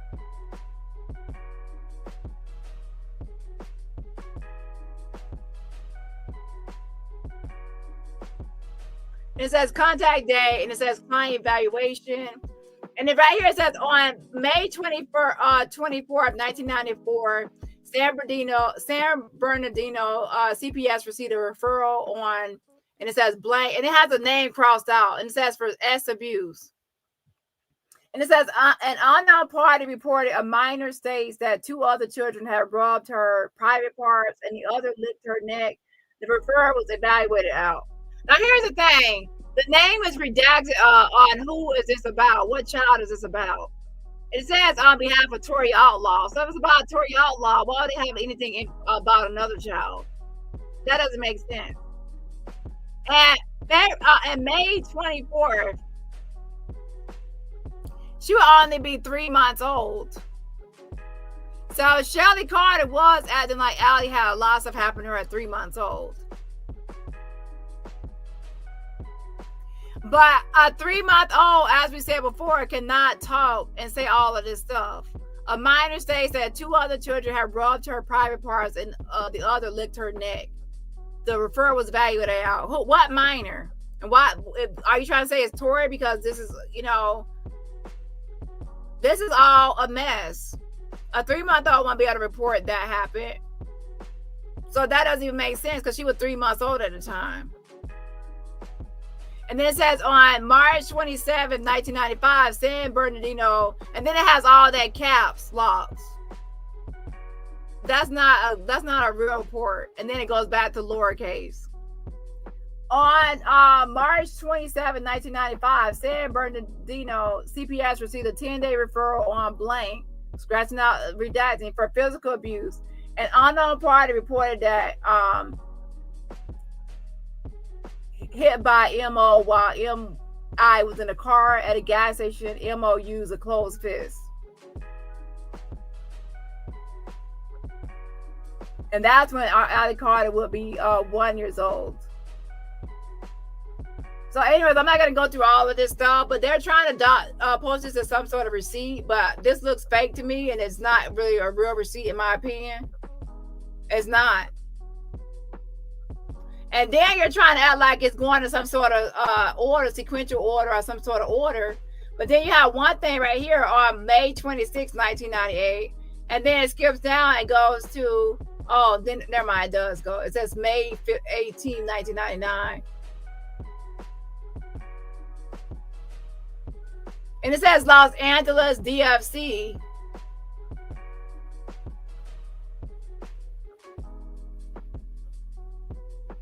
Wouldn't it be like Department of Children and Families or DFC?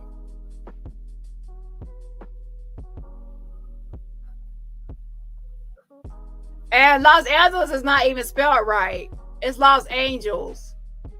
It's Los Angeles is not even spelled right. It says Los Angeles. Los Angeles DFC. What's Los Angeles DFC?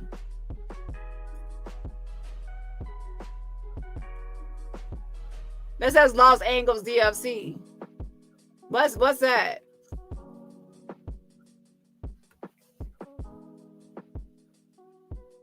And then it says on May 7, 2003, San Bernardino received a 10-day on or over medicated child or somebody else is abusing the drug. There was great concern for the child medical condition. CPS found the mother to be very attentive.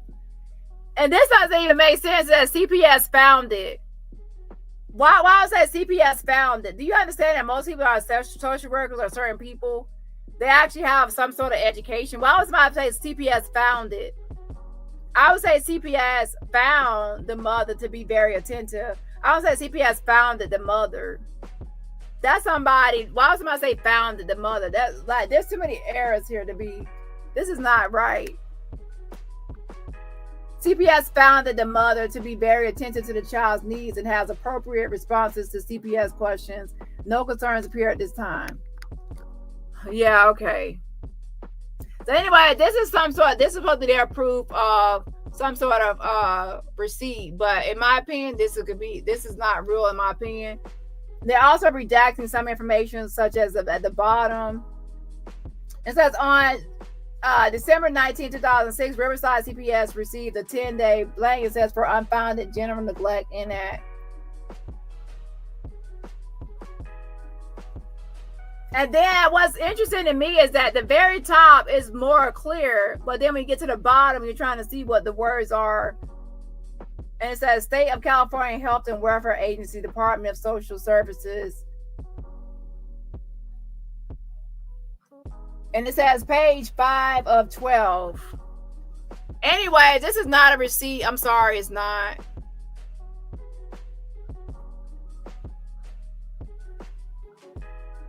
And also, this would not be how something is drafted or written up. If this actually was a real report or some sort of evaluation or some sort of compilation, it will all be on a separate sheet. Like it will say on May 24th, 1994, this happened, and then it will say who evaluated or reported that, and then it'll have a separate days. This is all listed up to give some sort of like it's a lot of stuff, like somebody just lined everything up. And then on top of that, what I'm showing is, if y'all are trying to show this as some sort of receipt or proof of her whole like background of certain abuse, why don't I see all the sex trafficking and this all? If this is supposed to go all the way from the birth all the way to 2006, then where are the sex trafficking with the elites? Where are all the other abuse statements that y'all stated before? None of that is in here. See, a lot of times y'all keep on making a timeline of her abuse and y'all leave stuff out. Where is the stuff to Russia? Where is the sex trafficking? Where is the Biden stuff? Where's all this other stuff at? Because if y'all are trying to say this is all the stuff from this date to that date, everything is not in here. And then when you go to the other timeline, y'all don't even list some of this stuff right here. Y'all are always changing the timeline of what happened to her. It's not consistent. It's inconsistent statements.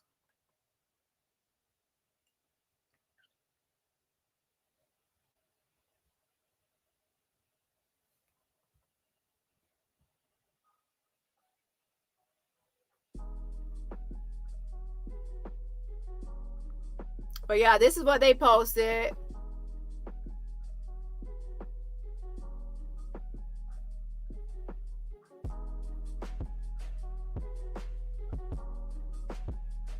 It says an anonymous caller reported the mother is not living in the home and her whereabouts are unknown. The referral was found to be inconclusive as to both allegations. Mother had obtained a 30-day prescription and was requesting a refill. 2 weeks later, thus concerns were generated because twins, and it says blank at age 6 and age 6 had been without medication for 3 days. An over-medicated child that nobody else is abusing the drug. There was great concern for the child medical condition. CPS found that the mother to be very, it says CPS found that the mother to be very attentive to the child's needs and has appropriate responses to CPS questions. No concerns appear at this time. So to be honest, I think that some stuff might be true and others are doctored.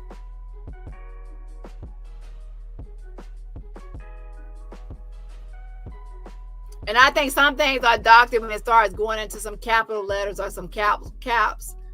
Unnecessary going into caps. I don't know, but I can't really trust Shelly and her documents. I think some things are factual and some things are just made up and fake. And that's what happens when you're dealing with liars. On top of that, some of this stuff is crooked. It's like if you actually look straight at this document, some of the typing is crooked. It's kind of like this: when you have a regular document and then you try to edit the document or doctor it up, you can't get the font or the alignment right. So when you can't get the alignment right, now some things seem slanted or awkward. So this does not seem like a document that's just like somebody just redacted. This seems like somebody edited the document. That's why things are slanted and diagonal, or it's not properly aligned or formatted. It's off. This document, look at it. You can tell it's off. It's not like it's not properly aligned. If you actually use Word or some sort of typing, it's gonna be straight across. This looks like Photoshop. It's if you actually think about Photoshop and people say it's warped, there's warping going on here. Even if you look at the bottom, you can see it's warped, like the bottom line of the document to where the document ends. Like you see right here at the very bottom, it's not going straight across. That line is not going straight across, it's warped. So this document is not, it has been edited. And even the bottom part, the very bottom, it's slanted. So I'm sorry, Shelly, but this ain't it. You have doctored this stuff up. And don't forget, Shelly Carter was an agency social worker. She actually reported up to CPS. She had acts, she worked in that sort of field or setting and worked alongside certain people as far as doing referrals and reports. So she would definitely know how to doctor this up or edit it or make it seem a certain way or appear a certain way. And what I want y'all to see is this too. At the very top, why is it so heavily redacted? We actually can see her name, Tori T. Outlaw. What else can be redacted besides social security number? We already know her date of birth, so that's not redacted on all other documents. So what is so redacted at the very top of this document to be hidden? What is hidden and what is redacted? It's too much going on. When something is heavily redacted, more than just the name and social security number and date of birth, and the names are already showing, then that somebody's hiding something, or somebody's hiding something. They're not being 100% honest with what they're showing or what they're trying to put out here. Anyways, let's move to the next thing now. So that's Shelly and Allie, their latest response. So let's move into a little bit of, Los Angeles was spelled wrong as Angles. And how can you be a reporter or somebody reporting back and you don't even know how to spell? And remember, a lot of social workers are from their own jurisdiction. They're going to report things or write things or type things up based on their county and their jurisdiction. They are going to know how to spell Los Angeles.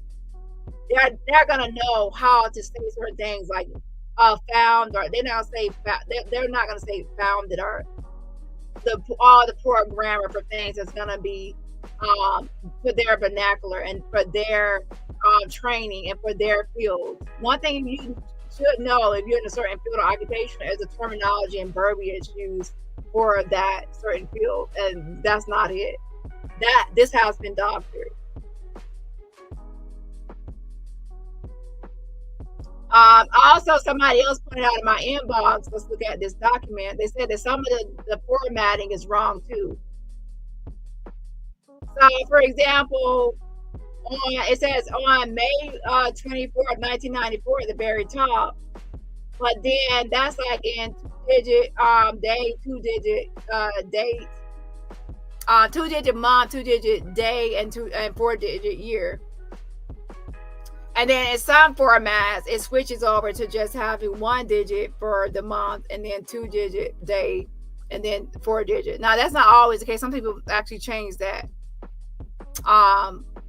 as well. But yeah, with that being said, I will say that you can't trust this document because it's not 100%. It has been altered and it's warped. Okay. And there's a lot of issues with the grammar and changing of fonts. Okay. Yeah.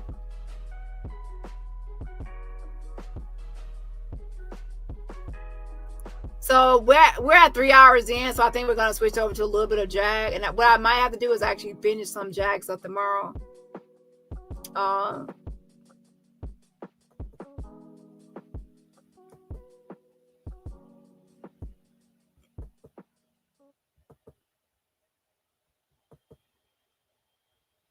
So that wraps up pretty much what I have to say about Allie Carter and Shelly Carter. Now, as far as the Sierra Dance Academy, I will look into it further to see what happened with the studio as far as between 2004 and that, and what name it was probably going under if it was going on the any registered name or do a business as name from that period.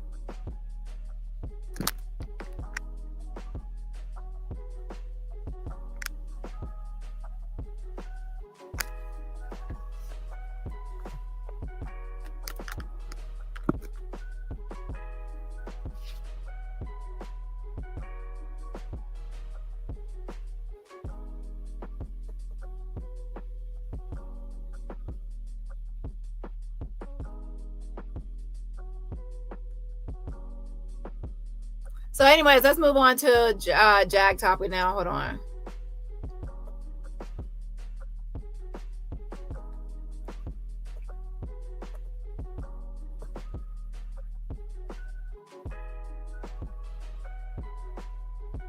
So Jag went over to Atwood's channel and of course, as always, did an interview. So I'm going to cover that in just a moment.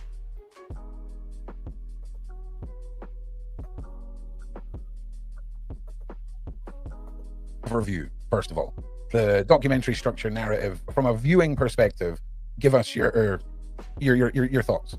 See, this is the thing. I have two opinions. Oh, we'll get with this one. I knew you would. So I have one as a viewer, Yeah. and then I have another as someone who is directly attached to this story. Oh, and trust me, there's a reason why I asked you in this way, because I want to hear both sides. Because as a educational tool, a documentary, an informative piece of media, let's start with that. How do you think they did a good job with what It was very well done.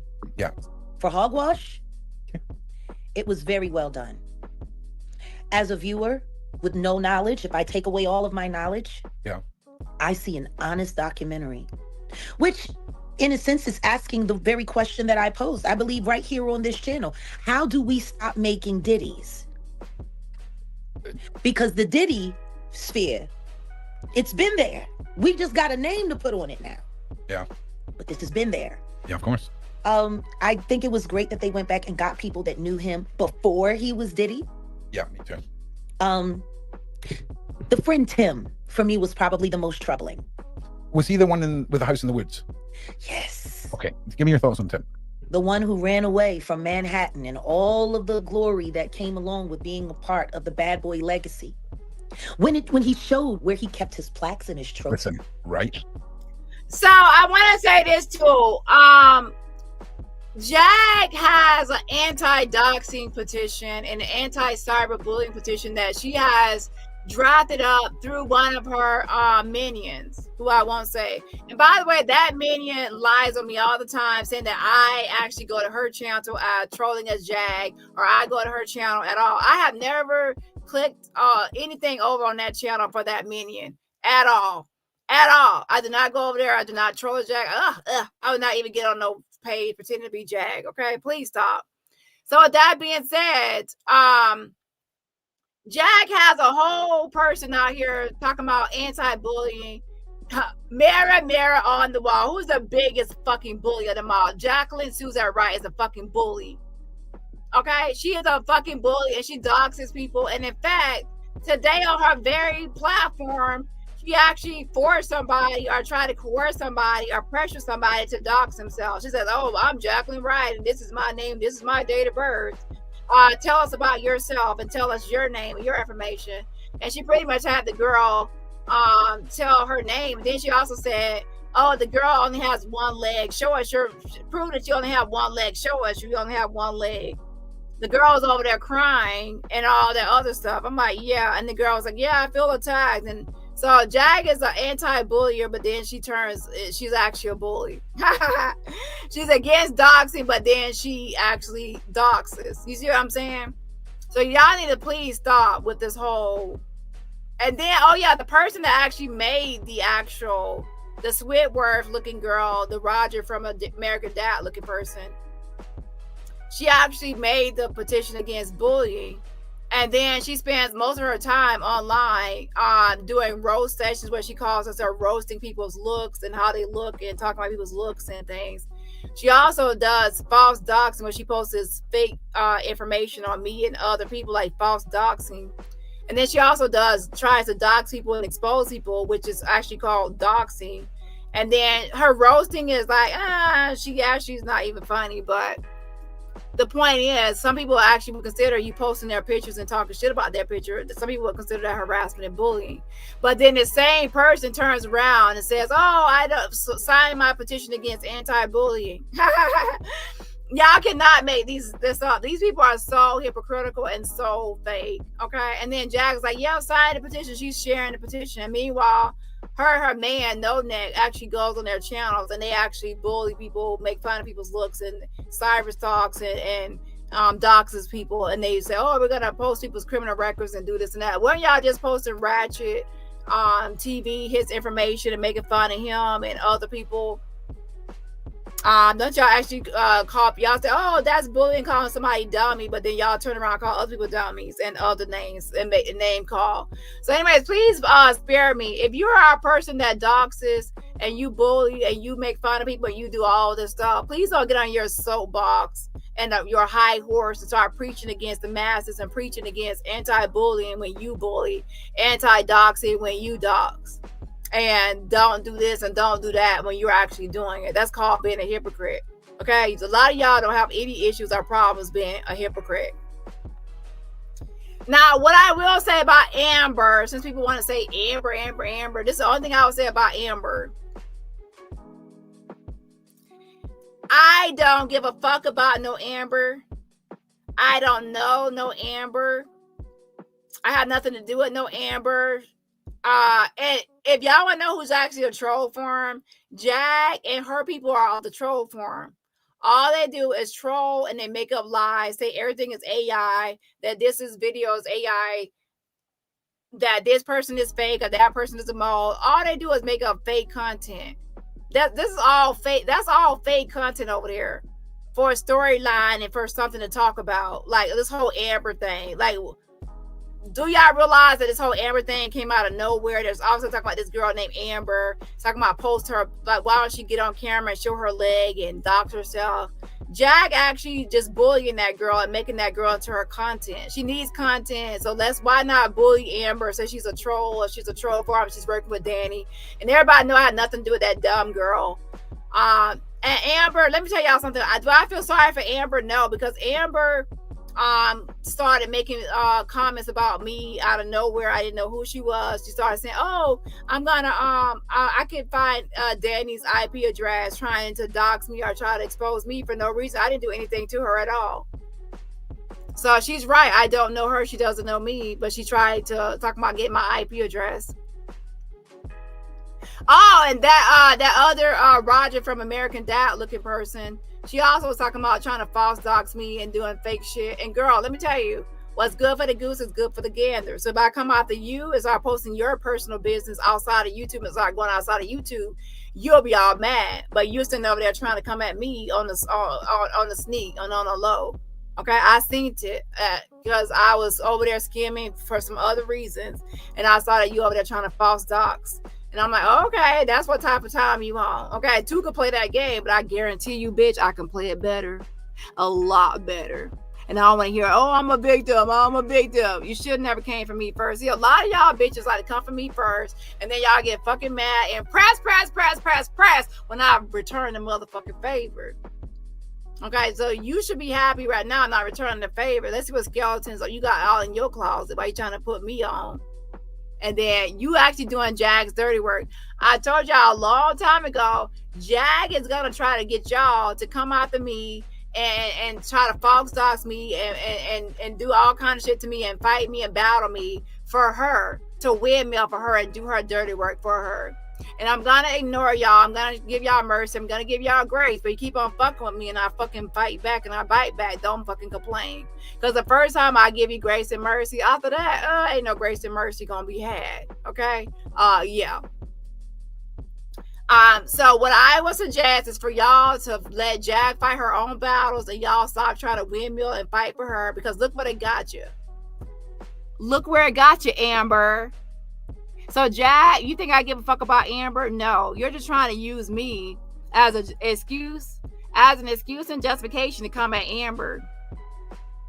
You got sick and tired of Amber calling your damn no-neck man. Your man ain't got no damn neck, and you worried that he was going to run off with that white girl.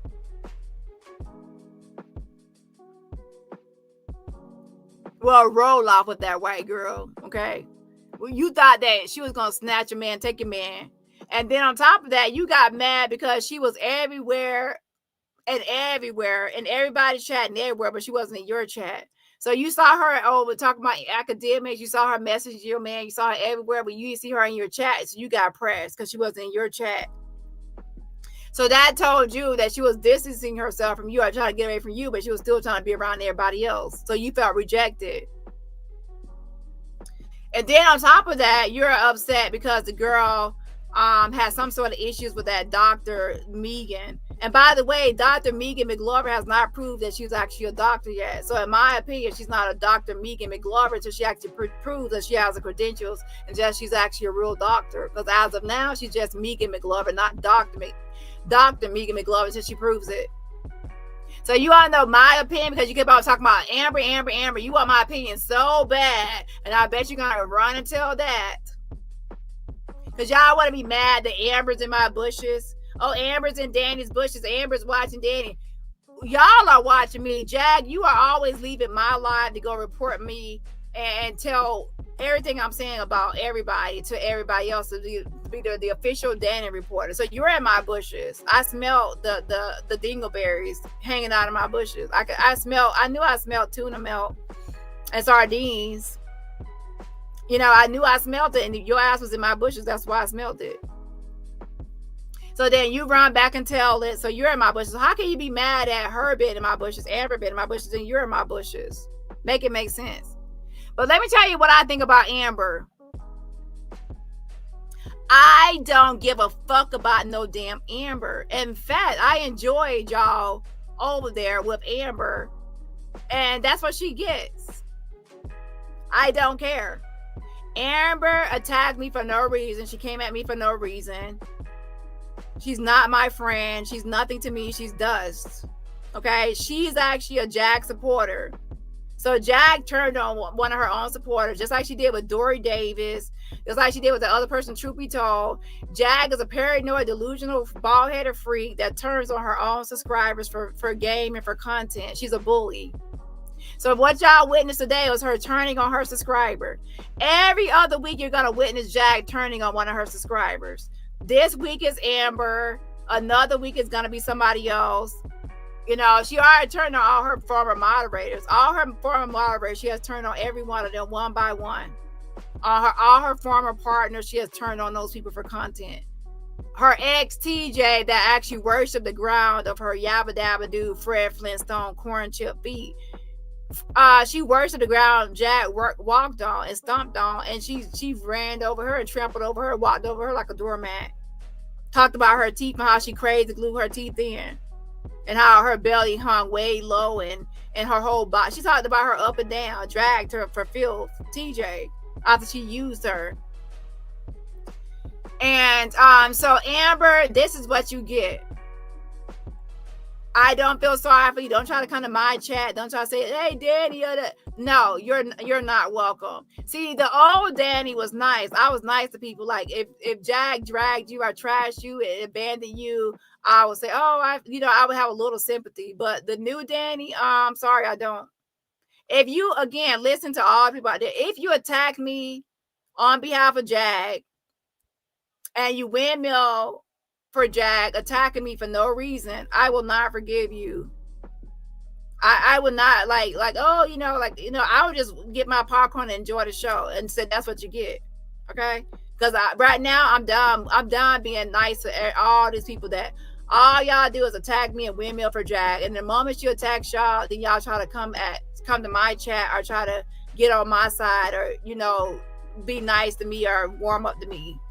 Okay? So yeah, I'm not, no new friends to 2025. Now I want to say this.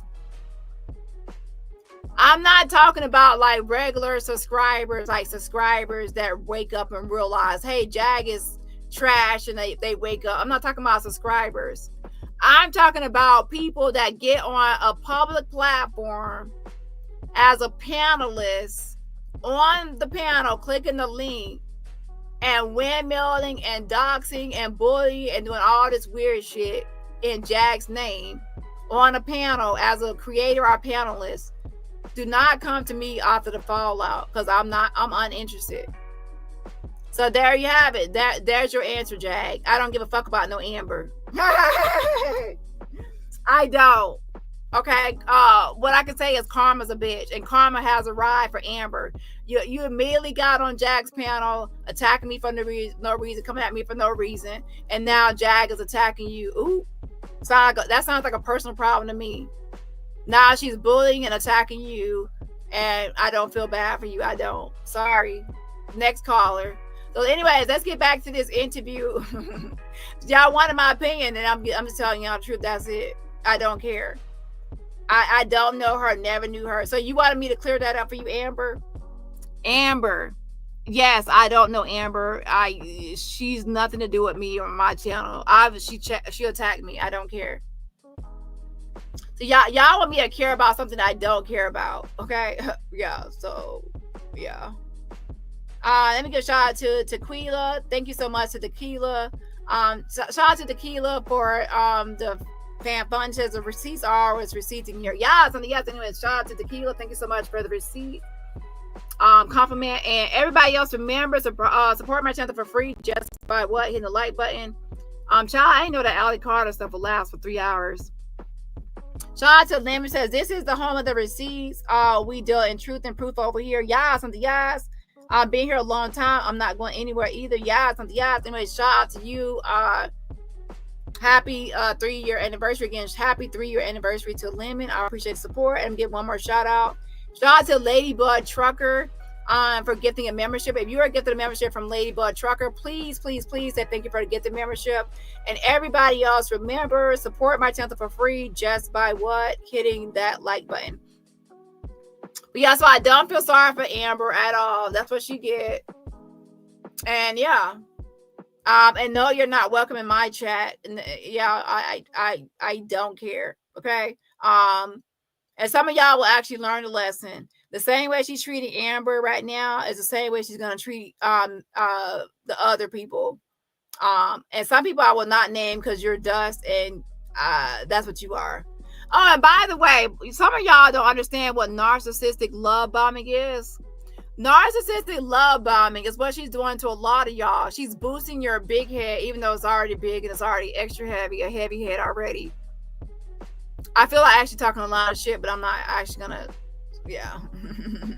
But yeah, so she's boosting your head up, pretending like you're doing more than you're really doing. She's also pretending like you're better than what you are, or you're more relevant than what you are, and that you have more skills than you actually have, and you're more talented than what you actually are, just to try to get you to windmill for her and fight her battles for her. And ultimately, at the end of the day, you're not doing anything to me. You're not impactful. You're irrelevant. You're a fucking nobody. You're a loser. And Jag is gonna roast you one day, and I'm gonna sit in the front row with popcorn while she actually does it, just like she did with Amber. Okay, you're a nobody. In fact, Jag only uses some of y'all losers just to try to get at me, or to send me some sort of message, or to get my attention. So she uses your platform just to talk about me. And you realize that she only comes to your platform to talk about me. So that's why you talk about me, to get her attention. How pathetic. You're a fucking loser, pathetic bitch. That you have to talk about me just to get Jag's attention, because you're irrelevant. You know, without talking about me, she doesn't give a fuck about you. How interesting. So that's a sad life, that the only way you can get the attention of Jag is to talk about me, because she doesn't care about you. And that's what you realize. Because if she cared about you, you could talk about yourself and get her attention. But the only way you get her attention is to talk about me and other creators. So that shows how irrelevant you are. And I guarantee you, if Jag wasn't using your platform to get everybody's attention, nobody would go to your platform, because that's just how irrelevant it is. And also you are. Okay, I guarantee you, I'm not watching your videos only if I need to watch it to see what somebody's saying about me. But as far as you go, you're irrelevant to everything. And I mean, when I say irrelevant, that means complete dust. Okay. you're not a part of anything. You're trying to insert yourself. So understand when you're a part of something and when you're trying to insert yourself, you're a part of something, then you naturally will get, views. If you're trying to insert yourself, you're trying to force yourself and tag yourself into a situation that you're not in. Okay. So yeah, so irrelevant people will get paid dust. Now, with that being said, let's move on to this. So Jag is trying to say that she's a victim of Jay-Z, but again, she's not really saying what she's a victim of. So if somebody has Jag on her platform or their platform, please understand. Please understand and ask her this. What has Jay-Z done to you? And how are you a victim of Jay-Z? Because a narcissist will always allude to something or insinuate or imply, but they won't be direct. And they won't be direct because they want you to assume and guess and speculate. So that way they won't be held accountable for what you are assuming. You see, they are not going to be accountable for your assumptions or speculations. They could only be accountable for their specific answers. So she's not going to give you a specific answer to avoid accountability. That's the game. So please stop trying to fill in the blanks. Don't fill in the blanks. Let the narcissist fill in all the blanks and give the full story. Don't try to speculate or assume for the narcissist because you're falling into their game at that point. Because later you say, well, you said you were a Jay-Z victim of SA. She'll say, no, I didn't say SA. I said I was a Jay-Z victim. My, I didn't say SA. I said a Jay-Z victim, but I didn't say a what. So she won't say a what. So be specific. Tucked in a cubby behind the bathroom door. That says shame. Oh, do you know what else it says? It says, if you built your own house and you've got a secret room and you're willing to show it publicly, that ain't your only secret room. I'm just putting that out there right now. That's just your on display secret room. You know what I'm saying? Especially out in the middle of nowhere. Yeah. Yep. With no one else there. I had another friend of mine who worked for Bad Boy. He was a part of the Hitmen early on, but he wasn't officially a hitman, but he was a hitman for, the Bad Boy production. And I remember when the complications of all of that success, he started changing, moving differently. He was living very isolated. Okay. And then but I will say this for a word of caution for some people out there. Once upon a time ago, there were some people that were tagging my name and unnecessarily spamming my name and tagging my name. And some of those people were eventually reported by the Avengers for spam and misleading content and spamming. And their channels have died down because they have now been shadow banned. So yes, thank you so much to the Avengers out there reporting people for tagging my name unnecessarily in videos, because eventually with those reportings, you will be flagged as a spam channel. And I hate to say this, but there is a history of people with dead fucking channels fucking with me. And by dead channels, you'll know exactly what I fucking mean. Okay? Well, your channel is dead and is shadow banned. Keep on fucking with it, okay? he finally left and moved on and got a life. But even now, he's still very reclusive. Matter of fact, most people from that time are very reclusive, because the truth is, the reality is so much worse than what people are saying. I mean, the simple fact that Wendy did an interview this morning with the Breakfast Club. It was a phone interview.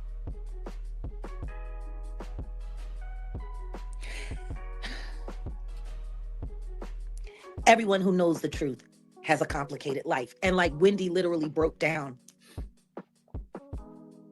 talking about how messed up all of this is and how she would like to be able to just go back into radio. The simple fact that he's living there, the simple fact that his son recently passed away, because Tim lost a son, a grown son, just like I lost a grown son. Yeah. And apparently, from what he stated, it was from the Fetty Wap. It always seems to be. But yeah, so what do y'all say about that for all y'all Jag followers? Y'all just witnessed Jag actually bullied that Amber girl. You're gonna say, oh, Dani this and that. I called the girl a Karen. Jag and her people over there actually literally bullied the Amber girl till the girl cried. Okay, that was actually a bully session. Woo woo, let's go bully Amber, and then try to force the girl to show her legs, that she was an amputee and one leg. So if let's say she was in a wheelchair and had one leg, why would you actually expose her business? So y'all actually would trust Jag with your personal business for her to get on here and say she got one leg and she's in a wheelchair, and to tell the girl to get online and prove that she has one leg in a wheelchair. And then also she told the girl that my name is Jacqueline Wright. Girl, you got mug shots and you're on the most wanted poster. Of course, that's why your name is everywhere, because you're a 10-second you had 10 seconds of fame as a singer. You have a whole wiki page, so everybody knows your name and date of birth, because you're supposed to be a failed R&B singer.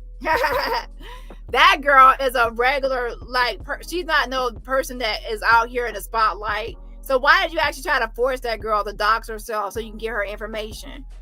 So now your dumbass Amber gave Jag your real name, you even gave your time you was born. You gave some internet stalker, delusional woman that called you a troll, bullying you, posting your personal business and telling all about your kids, your CPS, all your business online. You actually just gave her your name, your date of birth and all your information. Like, girl, and you actually said it to a wide audience. That's what you call bullying. I would never invite somebody on my platform and force them to dox themselves and expose themselves in that way, especially if that was a former mod or supporter. That's weird. Weird. But yeah, Jag is, as long as it's entertainment. If I were to do that, I'd be called a bully. But since Jag is doing it, it's like, oh yeah, Jag, get her. Okay, yeah, okay. Now that's an example of bullying, but that's the same person that has an anti-bullying petition. And the girl was like, oh, I feel attacked, because yeah, all y'all are ganging up on her, all of y'all. But then, of course, they are the ones with the anti-bullying, the anti-bullying petition. Make it make sense. A very interesting natural cause, or something that can be written off by a medical professional as a natural reason. You know how many doctors and coroners should be in jail? Oh, we'll get to that, Jag. Don't worry, okay? You were talking about the narrative and the friends, and I don't know how you felt, but I felt like there was an obvious plant within the people who they were interviewing, and I can't remember. A plant, like somebody that was very much pro Diddy, and it was the gentleman who said that Diddy ran over and started giving mouth to mouth. You mean that guy that got paid allegedly? I'm just saying, it seemed like there was one guy singing a very different tune in that documentary. Yeah, and he looked scared with every word he spoke. Fascinating, right? You know who didn't look scared? I'll be sure. No, Tim. When he started talking about that house of horrors they grew up in. I was just talking about that on the previous live stream. Please, that just disturbed me. No, answer me this. My previous live stream was, did Diddy's mother create Diddy? Right? Just from a boundaries of a young man, take us through when you heard about his upbringing in that house. Take us through how that made you feel. In the Bible, that so many people that say, who is that? I don't know a maggot. Who is a maggot? Okay, yeah. I don't know who that is. Okay. Yeah. Hold on a second. They're worshipers of God. Read, it says, train up a child in the way he should go, and when he is older, he will not depart from it. That man sat there and said that him and his mother were invited to come and live in that house so Diddy could have a companion because there were no kids around.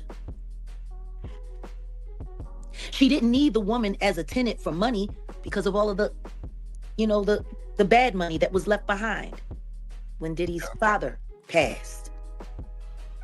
They were there so that Diddy could have a companion his own age. She had him dressed like a pimp at 4. Yeah, right. That was crazy, the outfit he was wearing. He's been Diddying his whole life, showing off, flashing. What 4-year-old little kid? Look at my shoes. Like, your average 4-year-old kid can't wait to take them off so they can run around barefoot in their socks. They're not. That's how he was being groomed. I'm sorry, G-united at 4. Okay. So Tim also said that at any given moment, you could walk through the house and there would be nude adults doing God knows what, and there was all kind of substances. I think it's very clear that Janice is responsible. But I've always said, You know, every bad guy in history had a mom. Yeah. Look at Jeffrey Dahmer's mom. Mm-hmm. Charles Manson had a mother. Mm-hmm. Hitler had a mom. Mm-hmm. A lot of moms. Jaguar Pissy Pussy Wright had a damn mom. You had mom, Frances Wright, and you abused her mentally, psychologically, emotionally, and you neglected a lot of her needs that for her nourishment, nutrition, and also for her medicine that she needed. Okay, you are a horrible, horrible daughter. And that's, ladies and gentlemen, why Pissy Pussy Wright, Piss Puss Wright is all mad at me now, is because I said that her mother was better off without her, which was true. Because for once in her mother's life, she finally got to enjoy her own money without Jack splurging on it and spending all of it irresponsibly, without actually taking care of her mother's needs. Right? And the day her mom passed away, like immediately after she passed away, not the day, but as soon as she found out her mom passed away, the only thing Jack could think about was the inheritance, how she was, I'm supposed to get the inheritance. It's supposed to be my money. She left the money to me. That's all she cared about immediately was the money. So she's one of those relatives that as soon as someone passes away, all she cares about is, I'm supposed to get the money. Ain't that right? Monsters had moms. And guess what? When you go back and look, their moms had serious problems. If you missed the whole thing about her mom, go watch my video called Wicked. Now, I want to say this. When you watch the video called Wicked, make sure you're ready to experience a monster. Might I add, I think I did a good job piecing that together, but yeah, Wicked. There's 2 videos you need to watch that I have. One is Wicked, and the other one is Jaguar SA advocate or not, because I've said she's weaponizing SA. Watch those 2 videos to get the real thing. And then also, of course, there's Tasha K surviving Jaguar Wright series. Okay? Or were monsters too. Yeah. Jeffrey Dahmer's mom suffered from mental illness, and she was overly medicated on all kinds of crazy things that rewired his brain upon birth. Yeah. See, doctors are responsible for that. Yeah. As well. You know, there is no doubt in my mind, and there shouldn't be any doubt in anyone's mind, that Janice Combs created this issue that's plaguing the world now. Like, he's literally Rosemary's baby. Do you think, Jack, it's out of the realm of possibility that at some time in his upbringing, he's witnessed his mother using the SEX for blackmail purposes, and this is deep rooted inside him? Because something. Yeah. His mother and his father were hustlers from Harlem. Yeah. Okay. They were in those streets. If Diddy's father impregnated this woman with his child, it was probably because she knew how to navigate in that world. Right. She knew where to go get all the money that was left behind. You know, typically when you have a hustler, unless his woman is in on what he's doing, when he passes away, they don't know where to go find the money. They don't know where to go do this because they were kept out of it. Like, you got 2 kinds of women that deal with hustlers. You got the kind that are partners and accomplices, and then you have the kind that are the front. The nice, sweet, loving, wonderful woman who knows absolutely nothing. Facts. She doesn't know where the money is because he never told her those things. Like, you hear these stories when you hear about these hitmen that come out from all of these years with families and wives and neighbors, and no one knew because that's what that family was put in place for. Correct. But if Janice was able to go get the money, if Janice was able to keep the lifestyle up like nothing had happened after Diddy's father passed away, then I think it's fair to say that she was in on it. He was a hustler and he was a snitch who was snitching out his crew. You don't think he asked her to get information on some of his, you know what I'm saying? Like, it all makes too much sense. What we're seeing is your typical African-American dysfunctional family played out in real time. That's what this is. What bothered me though is that they were sitting there asking Tim to ask, how did Diddy end up like this?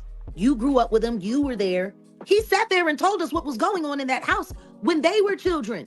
How is he not just as traumatized as Diddy? They were both kids watching all of that crap go on. And his mother chose to move into that house knowing who Janice Combs was. That woman had a reputation as Dapper Dan. What kind of mother moves her and her child into a den of iniquity to raise kids? Are we talking about Jacqueline Suzette Wright, whose son is online talking about how she moves and how she's a profane prostitute, flashing her cow udders to everybody in the fucking audience? Are we talking about Jacqueline Suzette Wright, the unfit mother who threw her son's ashes? Oh, my dead son. Oh, my dead son. Are we talking about Jacqueline Suzette Wright, who's talking about somebody's parenting? Now, I'm not saying other people are not bad parents, but I'm sorry, but right message, wrong messenger fits some situations. I'm just being honest. Yikes, I think you should avoid all things about parenting and who's an unfit parent and not a good parent, because the only thing people are going to think about is you throwing your son's ashes and smoking your son's ashes. I wouldn't say that's a good mom at all. So how is asking another person who was a child growing up in that situation, how do you ask him anything? The man's living out in the middle of the woods like he's in Witsec, willingly. Hey, Tommy. How are you, Jag? I don't know. I think we about to get spicy. Glad you showed up. Ain't no question. Scoville by name, Scoville by nature. Welcome, Tommy. How are you doing, mate? I'm good. How you doing there, Yum Yum? What's up with the red light? We know what that means, right? We've all been studying, bro. We know what that red light means. Listen, all I'm saying is sometimes, right, you have to just remove certain factors from... We'll talk about it later, Tommy. Okay, but just look into my hypnotic circle, Tommy. Look into my hypnotic circle, okay? Yeah, no, I see how it's working. I actually saw you the day that came out of the basket, but I didn't see the red light until now. But we know what's up. Yeah, well, I'll be honest with you. In my room right now, it is way brighter than it looks, and there's no stress on my eyes, and it is just a glorious for my corneas. That's awesome. Fabulous. That's awesome. Well, there's no minors present, so it's safe. Yeah, we're good. Yeah, we're good. Yeah, we're good. You know, but can I do a little? I'm just gonna fan out a little bit, and I don't care. But Jack, you had to love that documentary, man, for real. Because you talk about that whole documentary was that if you remove the part on the couch, there's no theory to anything that happened there. That had to be validating as hell, right? That had to feel good, man. Well, considering that it was put together by the enemy, right? Jag is so excited that she was featured in that Peacock dumbass documentary that was pieced together. A fifth grader or a second grader could have put together that compilation. The only thing that, Albie Shore was added to it. And even then, to be honest, he has been clout chasing with Kim Porter, I'll be honest. With that being said, that Peacock documentary has been slammed by mainstream media as not something serious. They did not take a lot of time on it. It didn't take a lot of effort. And they didn't even have you as in person or just like they had Albie Shore. They actually just took a snippet of the Funky Blue Couch interview part where you funked up their couch, just stained up their couch. And they need to re-upholster it because your pissy smell is all over it. Now it's stank and funky. It smell like toe jams and fish at the same damn time. Anyways, they took a piece of the fucking Blue Couch interview, and then they had Jag on the Blue Couch, and they took that and put it into their documentary. It was ratchet. I could say they actually invited her, but they took they didn't even invite her. They actually just put her on the Blue Couch, and then she thinks she's all that now because they took a snippet from the Blue Couch and put it into their documentary. Yeah, okay, girl, bye. Okay. And then it's not like the stuff came from her first-hand information or insider information. The information actually came from regurgitated rumors of, Jack, can you actually tell me one video that you made before Jonathan Oddie in 2018 talking about Diddy? I'll wait. Because based on the receipts, Jonathan Oddie, Wendy Williams, and some other people said stuff about Diddy before you. And Jonathan Oddie was the first one to say something about Diddy and Cassie and being a sex slave. And that was 2018. Where are your receipts, Hunty? I'll wait. You see what I'm saying? You probably stole Jonathan Oddie's information, Wendy Williams, 50 Cent, everybody's information, and you're trying to parade it as your information because you sat on the Blue Couch and said it. So here's the thing. Maybe you are the first pissy bitch to say it on the Blue Couch, but you're not the first one to ever say it in the entire world. And they couldn't get around that conversation without acknowledging it. That spoke volumes. The part about it that I liked is that the clip that they got from the Blue Couch, that we filmed that in November of 2022. Yeah. And Jonathan Oddie said something about Diddy before you in 2018. Next caller. For that to be there and then to use that to introduce my friend, I'll be sure, into the documentary. That was powerful. Your friend that does not publicly acknowledge you. You say, my friend, I'll be sure. But does he even acknowledge you? Say your name. All he pays you dust. I was glad that at least if they were going to use me, they were going to use me to address something very real that has been being talked about publicly for years, and people have been just ignoring it. I don't know how many times I've sat on panels and cried about what my friend went through, and about how many times we prayed him back to life. I don't know how many times I've said that, in my opinion, I believe Kim Porter's demise was foul play and that her baby daddy was behind it. I've been called a liar. I've been called a this. I've been called a that. It's been a this. It's been a that. And now finally my friend gets to say it for himself. Yeah. He looked great in that documentary. And I don't just mean like health-wise, but I mean, like I watched that with my brother Johnny when it was over. He's like, man, you got to love him. You know what I mean? Like, and he comes across as just a solid human being. You can see how much he loved Kim, and how these are gangsters, man. Like I think this, he loves her still. Yeah, still fighting too. Of course. Like a husband does for his wife. People keep forgetting that part. Albert and Kim. I think that some of y'all are not getting the Mariah Carey shade. Or some of y'all want me to talk about the matted wig headband wearing bitch so bad, okay? Yeah, the person that talk about clown, but meanwhile she wears her makeup 5 shades too light, and she doesn't even want to be black, but she's sitting over there with white girl makeup on, with clown red lipstick on her face, with a matted wig in the set, and wearing these kitty headbands every day, thinking that she's doing something with her oversized head. Okay, I think y'all want me to talk about somebody so bad, but like I said, I'm paying the person dust, because that's what they are, dust, and that's what's under that them old tracks. Okay, she got the one bundle of weed from the damn. Hello, how can I help y'all? You like this wig? Yes. You know, she put the wig on her head, and then like the half wig, and then she tried to put some Levi to cover up the wig track, and then the Levi ain't leaving out right. It's left out. Okay. The Levi is one texture, and then the synthetic blend weave is another texture. It's the wrong texture. And she keep on wearing the same wig for all these months. Like October, Halloween, the bitch had the same tracks, the $10 pack of synthetic blend track hair.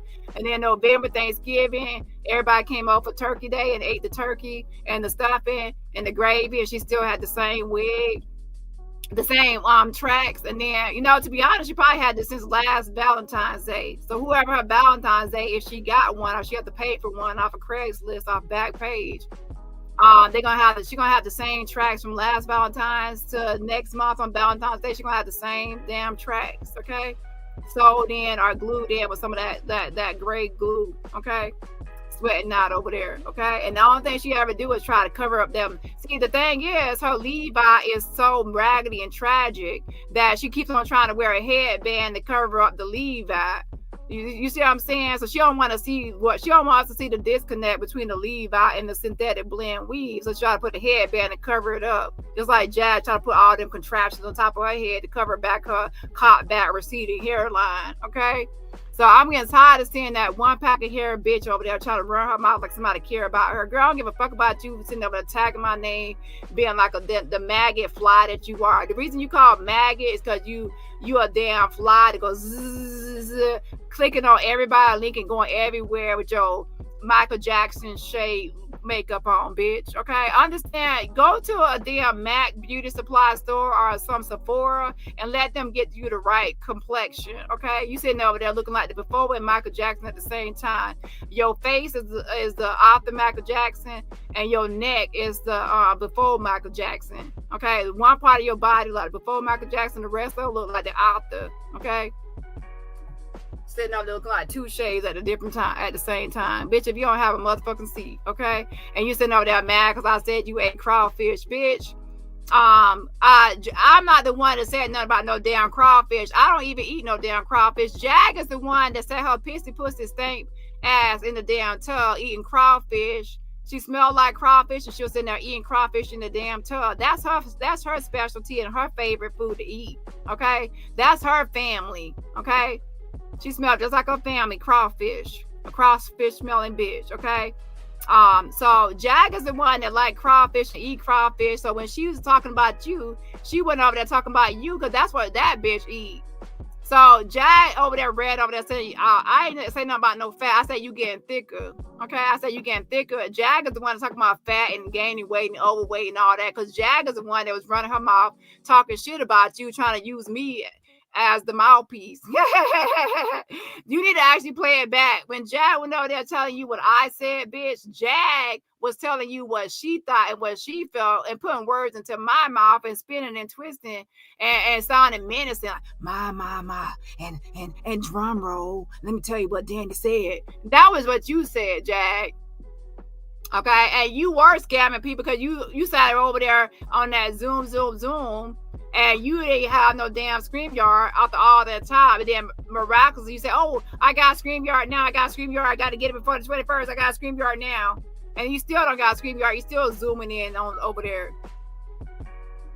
And then the fact that you said you just got it, that proved my point that you had the money, but you were not using it to get StreamYard. So one day you ain't got the money, and the next day you all of a sudden got the money because I called you out. See, once I called you out, now you all of a sudden got the money. You see, you are a scammer. Okay, you can't trust a bitch that's wearing a Minnie Mouse headband on top of her head to cover up her weed tracks. Okay, I don't know what you're doing, but something tell. And then she had her mama come into her room. You sitting there talking all this shit about everybody else and where AT2 staying at and who's staying here and where somebody got, and oh, I got my own house, I got this and I got that, and you like a little kid in their room wearing a Minnie Mouse hat, and then your mama gonna walk into your room like to try to check on you. You're a grown ass lady talking and acting so childlike in your room, and then your mama come into your room walking in there like, girl, you don't have a seat. But anyways, y'all want me to talk about the maggot so bad, but come see me when she got some new weave tracks.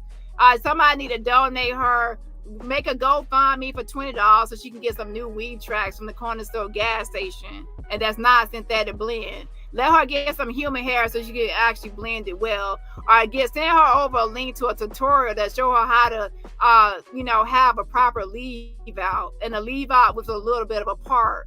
Okay, or what y'all can do is show her how to put on a frontal. I tell her to go get a frontal. If you can't do a leave out, then just get a frontal and cover up all your damn hair. Okay, that's annoying. It's a distraction. And I can tell you right now, I don't go to your channel to actually watch you. Anybody watching me like on Discord will tell you we skip over all your shit. When you over there talking about yourself and you running your mouth talking about those people from international, we skip over all that shit, bitch. We only listen to the part where people are running their mouth, aka Jag, talking shit about me, and that we leave your video. Okay, we don't give a fuck about you and your like no B and like me. Girl, we do not give a fuck about you. You are dust, you are nobody, so you need to go somewhere. Now somebody come tell me when the bitch got on the right color lipstick, and then you got the wrong shade of lipstick too. You got this bright red clown lipstick, bitch. If anybody look like a clown, it's you with that bright red lipstick, 5 shades too light makeup, and a messed up wig. That sounds like the motherfucking clown to me, because the clown wear a messed up wig, bright ass lipstick, and makeup that's 5 shades too light. Bitch, you the clowns. All you need now is a red nose slap onto your face, bitch. Have a fucking seat. But anyways, back to the video. Kimberly were married. They were married. And it's his baby's mama too. Quincy that's the mother of his daughter. was conceived in that marriage. Imagine what it's like to be a father, knowing that your woman has been coaxed away from you and then put in a prison. I think the most important thing that Albert said was what I've been saying ever since the Cassie tape came out, ever since the Cassie lawsuit came out. And Albert finally confirmed it. It wouldn't be about the Cassie case. And why y'all didn't tell me that girl something is wrong with her? All she do is sit there and bob her head back and forth. You know that head heavy too. All she do is rock back and forth and bob her head like she bobbing for apples. Like she's always moving and fidgety, and then she's always pouring something into a shot glass in there. I think she just sitting there pouring like some knockoff Dollar Tree alcohol or liquor into a damn shot glass, drinking all day, and then over there fidgeting and going back and forth, rocking and nodding her head, bobbing her head like a fucking bobblehead. Like something wrong with the. If Kim were alive, it would have been about Kim. See, everything that Kim did made it possible for Cassie to do what she did. And I've been saying that. I've been calling it. Kim is a hero because she was willing to put her life on the line for it. And honestly, if it wasn't for Kim, I don't think Cassie would be here either. But yeah, from now on, just let her enjoy her 7-day vacation. And she will be paid dust because that's what I think of her as dust. She's irrelevant, okay? Without Jag going on her channel, nobody will actually go over there and watch. So yeah, she's dust. So that's what she will be paid, okay? Irrelevant. People try to force me to watch somebody. Yeah, that's called force. I pass. I'm uninterested. Your voice is annoying. And Dani, why Dani strike my channel? And Dani said she would not strike my channel. Dani, I did not say I want a truce. Where in my video did I say I was going to truce with you or give a truce? I never said. I said I don't need no truce. You need one. Ooh, and it looks like you need one, not me, bitch. Because it's like I can go live and your ass the one ain't live. Ooh. Enjoy your 7-day vacation. And by the way, let's be clear, you could never be me, bitch. Because if I go on a vacation, I have a different vacation home where I go to my Truth Teller Dani channel, and that's monetized. I go to Dani Montana, that's monetized. See, you are going to Jag's channel, and her channel is monetized, but that's not your monetization. She's the one getting the money from it because she's the monetized. So you don't have a vacation home. Jag is just using you in the interim for her channel and her monetization. So we are not the same. So Jag said, oh, and Jag, can you get your own shit? Talking about, oh, she has a vacation home over here. No, that's your home, and she's gonna use your platform to get you money. See, when I say I'm going to my vacation home, I'm still going to my own channel, aka Truth Teller Dani or Dani Montana, which is my own channel, my own monetization. I get paid on either of these bitches. She is not me, and I am not.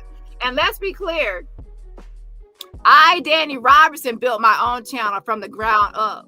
I built my channel organically. I'm not a cloud chasing ass bitch. I don't go from one channel to this channel to that channel, cloud chasing off of other people to get views. I'm not on Sean Atwood with 1 million subscribers. I'm not on Popcorn Planet, Make It Make Sense, Jag, all these other platforms with more subscribers to cloud chase and milk and leech off of other people's name. I'm organic. Okay, she has everybody else's audience. She doesn't have her own audience. She doesn't have her own community. I have a community called the Avengers. What's hers called? The Maggots. The Maggots. Shout out to the Maggots over there with the matted wigs. Okay, last time I checked, I got the Avengers over here. So I have a community. That's why she doesn't have a community, because her channel is just built off of everybody else's back. Okay, a mess. And the thing about building your channel off of other people's back is that when you fall out with Atwood or anybody else, they're going to take their subscribers with them. Ask everybody over here, the Roddy Roots and all these other channels that built their back off my channel. The moment that we fell out, they lost a lot of subscribers because, bitch, the moment we fell out, my audience stayed with me, and then they left their asses in the dust. So then their channel died. That's what happens when you build your channel off somebody else's back. When they fall out with you, they're going to take their audience with them, and then your channel going to look like crickets because now, you lost a lot of people. Now, some people will stay, or some people will still be neutral, but then there's a great bulk of the people that are going to be like, bye. I only came up here because of Dani. I'm out. So some people going to be saying the same thing. You only came up here because of Jag or Atwood. And if you fall out with them, boop. Deuces, check up the deuces. And same with Jag. A lot of people followed you for Atwood. So that's why Jag knows that Atwood is her bread and butter. So she ain't going to try to fall out with no Atwood. Because she know good and much she following him, a great book of them subscribers over there going to be gone. He going to take his audience like, boom, okay, Jag and me don't get along. Snap his fingers, and all the people that are following that are Atwood supporters or whoever supporters is gonna take off. And I can't fucking wait. And will it happen? Yeah, because they're already trying to control Atwood's platform. And once he realizes they're trying to control his platform to the max, he ain't gonna like his platform being controlled. He gonna have to make a decision one day, Jag or whoever else. And one day he finally gonna say, bitch, bye. Just like with real life productions, you have an issue with real life productions, you're gonna have an issue with Atwood and everybody else, just like with Amber and all these other people. All y'all gonna get a turn, and I can't wait. And y'all go, oh, Dani was right. Dani was right. Y'all gonna try to kiss my black ass. And I'm like, just like I said, Amber, next caller, and I'm uninterested. Yeah. Hold on.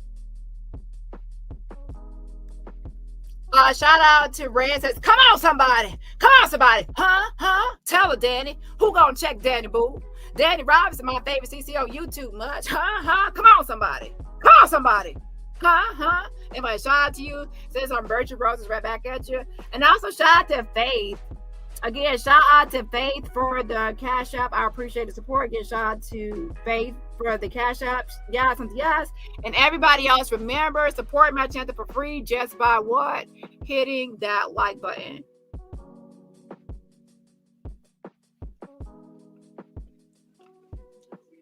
Nobody talks about that. At least nobody but me until now. But it's just bizarre knowing how long I've been saying all of these things and advocating for my friend and advocating for his life after the multiple attempts made on it. You know what, Jag? I think one thing you should consider is us having a chat and putting together a documentary, because there's a lot of Jag lore. I've always said this to you. Like when we met, you know, I know more about you, Jag, now, because we chat as friends and things, than the Jag lore. You know what I mean? And I think that documentary was so easy to consume, and there were so many points, and I learned a lot about the people who you've been talking about for months because of how this information was delivered. It's something that we chat about, because I think people would love that. I'd love to. Yeah. I'd love to open up and share all of this. You know, it's just that every time I get to talking, people get scared. Yeah. I went live on Instagram yesterday with MIA. Who knew it would be so explosive? Yeah.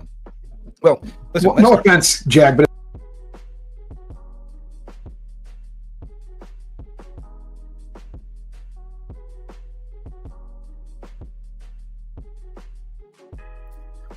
did a lot of people talk about MIA?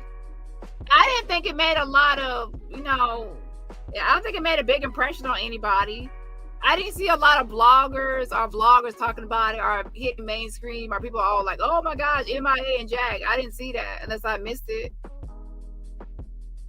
At this point, I kind of just expect if you're there, it's probably going to be explosive. But that, hey, you know something? But keeping it real, those really old recordings of you sitting on the couch, I got into the Diddyverse because of all of the stuff that you were doing in the beginning. The videos that I saw of you back then, the only reason that I'm doing this, the only reason I started down that rabbit hole was because of the things that you were saying back then. I was blown away the first time I saw it. Oh, let me say this too, because something hit my inbox. Let me tell y'all something. People need to stop making up stuff. One thing with the whole Allie Carter, Shelly Carter, and Miss Outlaw and all that stuff, a lot of people that are Team Miss Outlaw are always in their fifis when you mention something about Miss Outlaw. And they are quick to say, it's like a lot of sides here. If you say something about Miss Outlaw, they automatically say that you are Team Shelly and Allie Carter. And if you say something about Tori and Shelly, Allie and Shelly, then you are now, they'll say, oh, you're Team Miss Outlaw. And then if it's always something. It's like a lot of people are here, they only want to hear what they want to hear. And then there are some people that are only instigators. Some people are instigators and trolls. All they're trying to do is create beef between me and other content creators. That's all they try to do is create beef. On my channel, I could click on the profile and I can see the trolls, because I can see instantly that some of these people are just creating, instigating, because they have a new page trying to troll. I am Team Nobody. So when you ever see information or anything, I am Team Nobody. I'm not on anybody's side.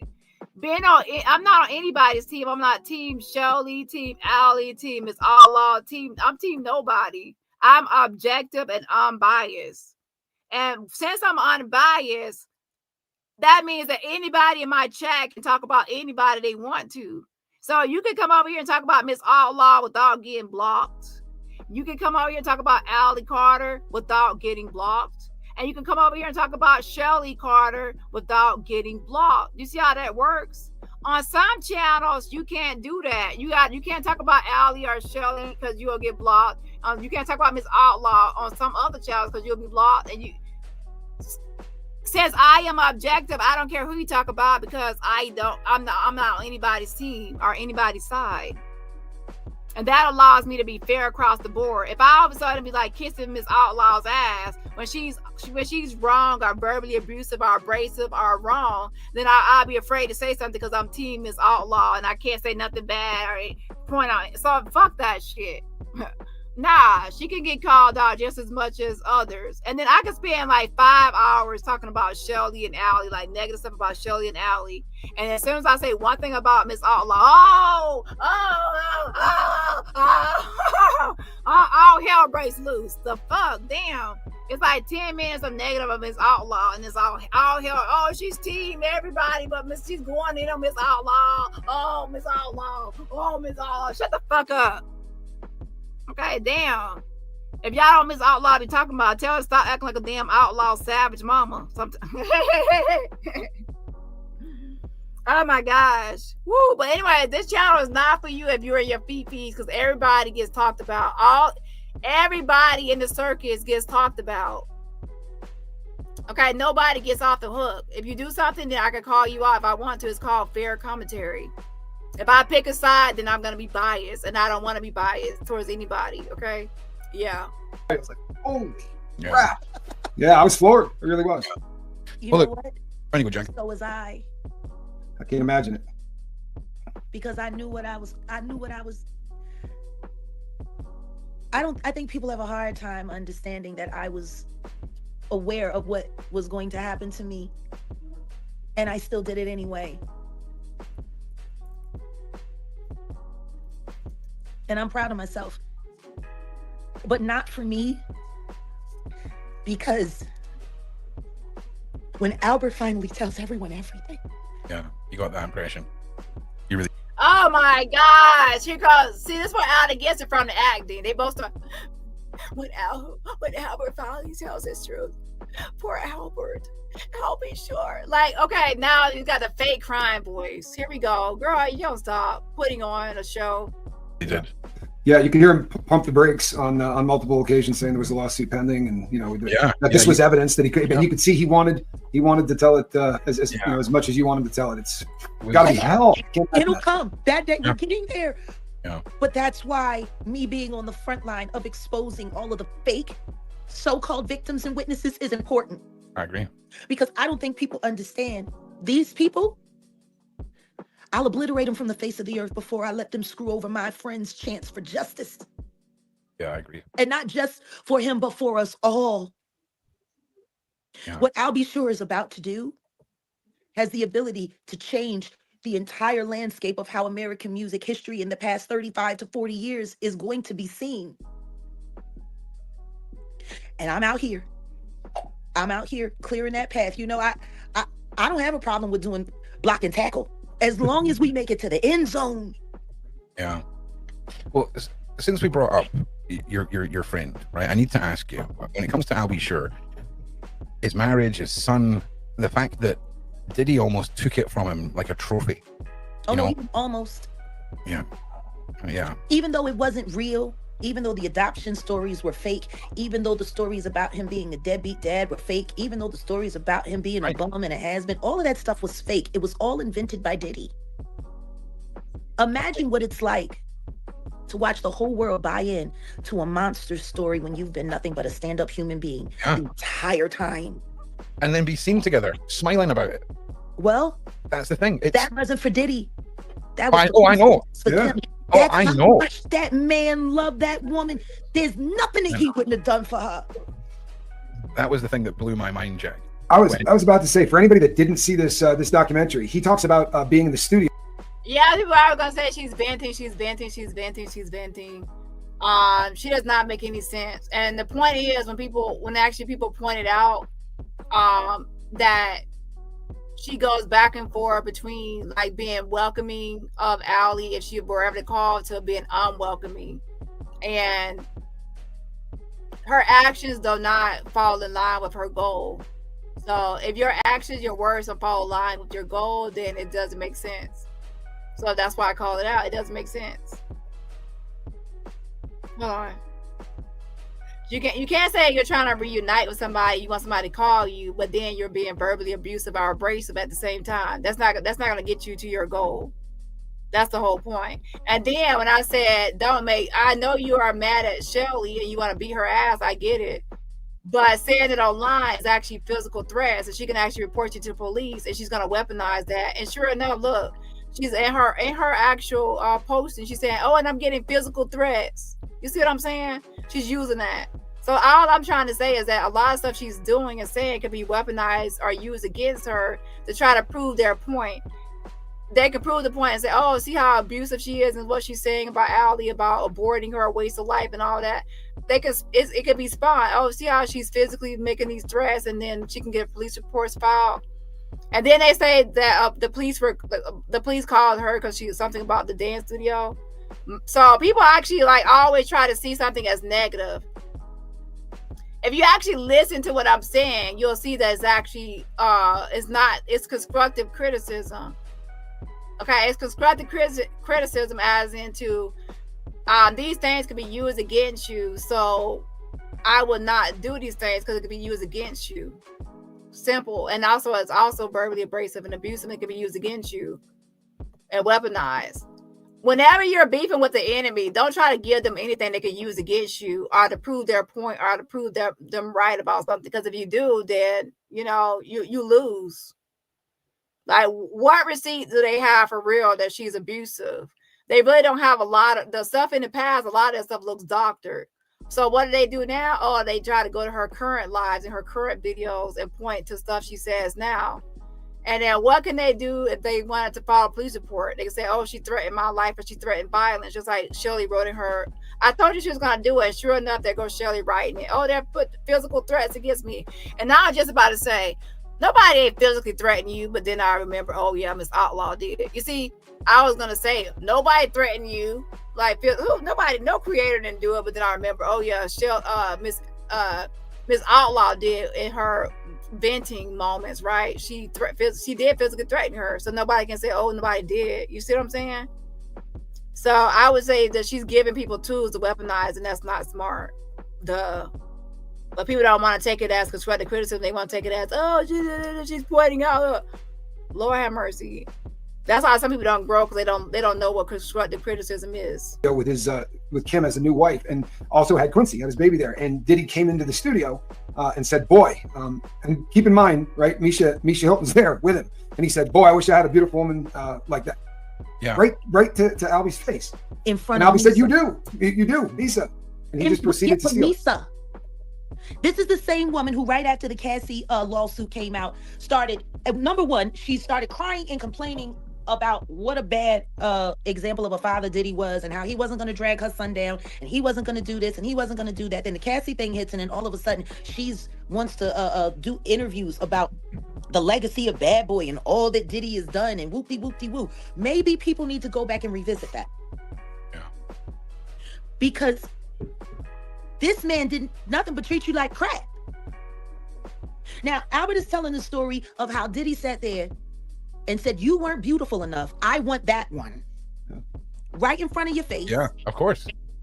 We have Gene Deal telling the stories of the time that Misa had to be saved from Diddy, to where he was going at her with his foot up underneath a car. This is decades ago. Yeah. When the children were all young. It's a battered woman. Yeah. And she was sitting up there defending the very man who had done nothing but disrespect to her entire life, and throw money at her and get her to dress people up in clothes from the designers that he selected. Like, all of these people have been controlled. And the financial abuse forcing people to live off of your money, off of your wage, and then keeping them in line by letting them know, if you don't go along, I'm gonna cut you off. These are people that don't know how to live any other way, never lived any other way, need to depend on all of these things. So what happened with the women? And now let's think about the children. 1 second, Tommy. I need to just check on Nova. Sure. Knock yourself out. What about the children? If this is how the children have been raised in this kind of controlling environment, it stands to question that they would say anything they're told to not to get cut off. Yeah, no question. I mean, what do you think about what I'm saying, Tom? Well, it's a control group. It really is. It's an absolute control group. This dude ran his life like a cult, right? There really is not much difference. I've been watching, the clips of film of him right before they're getting on the boat. Every single person go around to family. No, you got 3 phones. I know you got 3 phones. Got every single person there throwing their cell phones in bags. This was a guy that he is so systematic in everything he did. I always step back and think, there ain't no chance in hell this guy didn't have so much more help. Like, I'm sorry to bag on the guy, but did he honestly look like he is smart enough to pull this off? The number of people that got to be involved in an operation like this? No. Yeah. He's not smart enough. And not because he's stupid, but because he has no impulse control. Exactly. He doesn't have the discipline to be able to hold all of this together, which means someone was covering him this entire time. Yep. Question is, if my friend Gene Deal is also now lightweight validating me by saying that when it came to Diddy and Jay-Z, they were a package deal. How do you have a friend like that for that long? That all of a sudden, when Rico was on the table and it's looking like you might get drawn in, all of a sudden y'all not friends? He has not said one thing to denounce business associates. Yes, but even as a business associate, I know plenty of people who stopped doing business and having anything to do with Robert R. Kelly once it was discovered and made very aware of what it was and came out and denounced. That has not happened with the Diddler. Business, whether it's a business associate or a best friend. They're brothers, man. They're brothers. Miss me with that guy. I laughed so hard when he said that. They're business associates. Like he just, they're, or industry, that's what they said. They just know each other from the industry. Like every once in a while they run into each other at an award show or whatever. And their kids are calling each other uncle. You know what I mean? Like this, they're as tight as, and you're right. Gene Deal has validated that. I mean, he is, in fact, and he said he's not, in fact, I heard it this morning. I was watching it. And what Gene said was, it isn't going to be as bad. And I think it's because what you just said. He's got better impulse control, right? You've been saying this from the beginning. Of the two of them, he's more patient, right? And he's smarter. I remember the first time he said calculated. That was the word you used. Very much so. Yeah. Which is how I know they knew all of this was coming. This Peacock documentary that just got released this week went into production in September before I sat with Piers Morgan. Yeah, wow. Thank you, Tommy. Oddly enough. I didn't realize that. Oh, yeah. Before I did Piers Morgan, which was the first time I had on-screen interaction with Ariel Kidd. Mm. Now, Ariel Kidd had 2 clients in that documentary. We know one of them. Oh, Courtney B. Yep. Lisa Bloom had 1 client, but her client didn't speak. Yep. To be honest, that's what makes the Peacock documentary a mess. They had Ariel Mitchell Kidd, the joke lawyer that bragged about how she's a socialite, how she goes to all these events and parties, loves the spotlight, and they have Jag on the snippet of Jag on the blue cows. Then they have this whole compilation. It was all thrown together. It was a mess. I could have probably did it. Besides, adding I'll Be Sure in there as somebody with Kim Porter. I got a feeling that other people will be coming out saying they have the Kim Porter book because they heard about all this money Chris Todd made. So I got a feeling, I'm not going to say what name or who, I just got a feeling that other people are going to say they have the book. Yeah. So more to come. Spoke on behalf of Don Rashad, but Don Rashad did not appear. And then, think about who was there. No, none of the other victims who were there speaking. There's only the one. Mm. That one main one. There was, honestly, in that documentary, there's 2 victims. I'll Be Sure. And what's her name? Ashley? Yeah. Yeah. Yeah. Those were the 2 victims. Yeah. I'll Be Sure's lawyer didn't speak, he spoke. Lisa Bloom spoke, but Don Rashad did not appear. Yet Ariel Kidd did appear. No. and 2 of her clients also appeared. Yeah. That just seemed a little weird. Yeah, I know. Especially considering when it was filmed. everything that happened after that. Yeah, I'm with you there. What I see is some real mixed in with a bunch of misdirection. Because in my opinion, to include Courtney Burgess in that at all was so disrespectful to Albie. Especially after everything that came out and everything else. I mean, that was... Man, that's so interesting. Yeah, she said that to include Courtney Burgess, but they included you. So why wouldn't they include? What's the difference between Courtney Burgess and Jaguar Wright? Let me tell y'all the difference. They both have a big old heavy head. They both have no edges, and they both said they have a part of the Kim Porter book, the whole book, or a piece of the Kim Porter book. They both said they have Dani freak-off tapes, and they both have not post receipts of anything. To me, to be honest, I think that you and Courtney Burgess have more in common than you would like to think, Toots.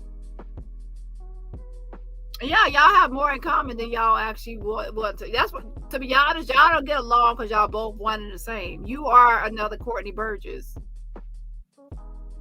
I thought the same thing. Disrespectful to Albie Shore. Or at least use a clip like you did with Jag, where he's framed terribly and sounding like a lunatic. You know what I'm saying? Yeah, at least. You know, yeah. I'm just saying. I mean, listen, I'm not saying a lunatic, Courtney, if you're watching, right? I'm not saying you're a lunatic, but you give some spicy answers. You give some spicy. You are shady. You he does not like Courtney. I don't know why you won't just admit it. You don't like Courtney, okay?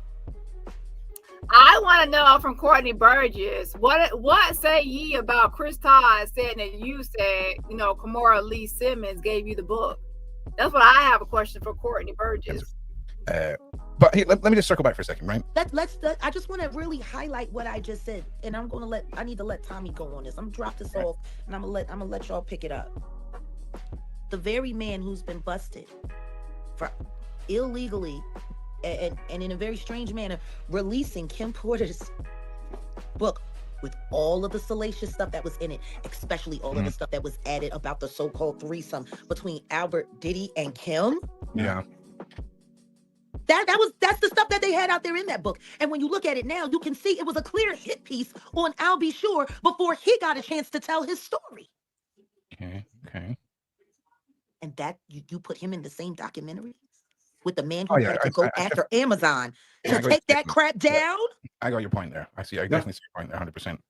I definitely see your point there. And I think you nailed it. And I think it's because of how this thing was built. I would be willing to bet any amount of money. I mean, if you look, first of all, the way they framed a lot of what was said by Albie Shore, the way that they edited that, so that he was talking about how the reason he thinks that his bride met her demise, right, was because she was going to meet with Cassie. They kind of framed it in such a way where if you were brand new to it, it made it sound like, so that's the stuff that Burgess has got, right? I mean, it really is like deceptive with how the thing was put together. It's very deceptive until you speak to a person who knows that Cassie and Kim met at the Ivy, who knows that Kim slid Cassie something. Now all of a sudden Chris Todd wants to do interviews talking about it was Kimora. No, it's not. It couldn't be. Kimora's too scared. I want to get your take on something, Jack. People got to remember, you had Kimora, you had Kim, and you had Erica. Erica Kennedy is the one that wrote the book Bling, about the corrupt music industry people and the relationship that this woman had and all of the illicit things. If you go back and read that book now, it lines up with everything we're talking about, with the freak-offs, with all of that. She put it out. Kimora told her not to. Kim supported her. And as soon as it hit the bestsellers list, Erica was gone. This was back mid-2000s, like 2012? 2013. For almost a decade now, she's watched both of her best friends that she ran New York with, the Manhattan Three. She's all that's left. And her ex-husband is Russell Simmons. He ran. And she was also treated. I've been over this already, and I'm sure Jai was in my bushes, but Kimora has already stated several times that book is fake. So obviously, if she said the book is fake, then why would she actually be behind the book? Okay, and also don't forget, Courtney has changed his story and said it was Shakira Stewart that gave him the book. He said it was Kim Porter, some sort of other way, got him the book and promised him the book before she passed away. And then he told Matthew Cox and Chris Todd the Fried that it was Kimora Lee Simmons that gave the book. So his story keeps changing. Like, it keeps changing and changing and changing. Courtney is a liar. With the G Unit behavior when she was a kid. Kimora ain't doing nothing. Okay, I wanna hit you with something, Jack. There was something that was said, and it really. Now I will say this: a lot of people just have Jag for clicks and views. They actually do not believe a word she says. They don't believe everything that she says. They just don't want to piss her off because she brings in views for clicks, right? And people can call out Courtney Burgess about his book, like who, what, when, where, why, and how. You know, they can call it out for Courtney Burgess and say all this stuff about him. Like, where did you get the book? How? Why? All this, like, drill him. Why aren't people doing it to Jag? But she says she has a piece of the Kim Porter book and she has Diddy freak off tapes, right? They are not doing it because they don't want to piss Jag off and get on her bad side because they need her for clicks and views and for content. That's why. Okay? But the moment they fall out with her and they don't like her, they dislike her, that's when they will actually tell the truth. Like, hey, where are your fucking receipts, you bald-headed, yarn-wearing bitch? You know, they're going to say, hey, piss puss, where are your fucking receipts? They're going to drill her just like they do Courtney Burgess. But right now, she brings in views and clicks. Okay? Hit home the mindset of Diddy that I just want to get your take on, because there was a moment. I wonder if the Ivy burned down. There was a moment where they were talking about the girl bands that Diddy had put together over the years. Yeah. And one of them had done something in the studio, and Diddy turns and goes, hey, don't worry. Wait a minute, is Jag wearing that Nirvana shirt again? Please don't tell me she wearing Nirvana. I don't want to see Nirvana shirt, please. If she doesn't sort herself out, I will DURG her and PIMP her out to my N-words, right? Yeah. And that's a woman he has built a working relationship with and had, like, he's invested in this person, whether it's business or finance, he's invested in this person. And he's willing to do that to them. And then we apply what you would do behind closed doors to what he's willing to do to the friends of people he knows that are brought to parties, people that have been transported, all of this. Because hearing that level of outspoken hideousness about someone he works with raises the bar of what this man is allegedly capable of behind doors. What's your take on that? You asking me? Yeah, because I think for a lot of people, the documentary covers a lot of points that I think are important. Yeah. And when Diddy's quoted as saying these things, and this is about somebody who is in a band he manages and produces. You want to know what my response is, Ron? Yeah. Why ain't nobody asking about all of the people he did that to successfully? Of course. But it must, when we get a direct quote. You don't say things like that right? Loosely unless you've done them before.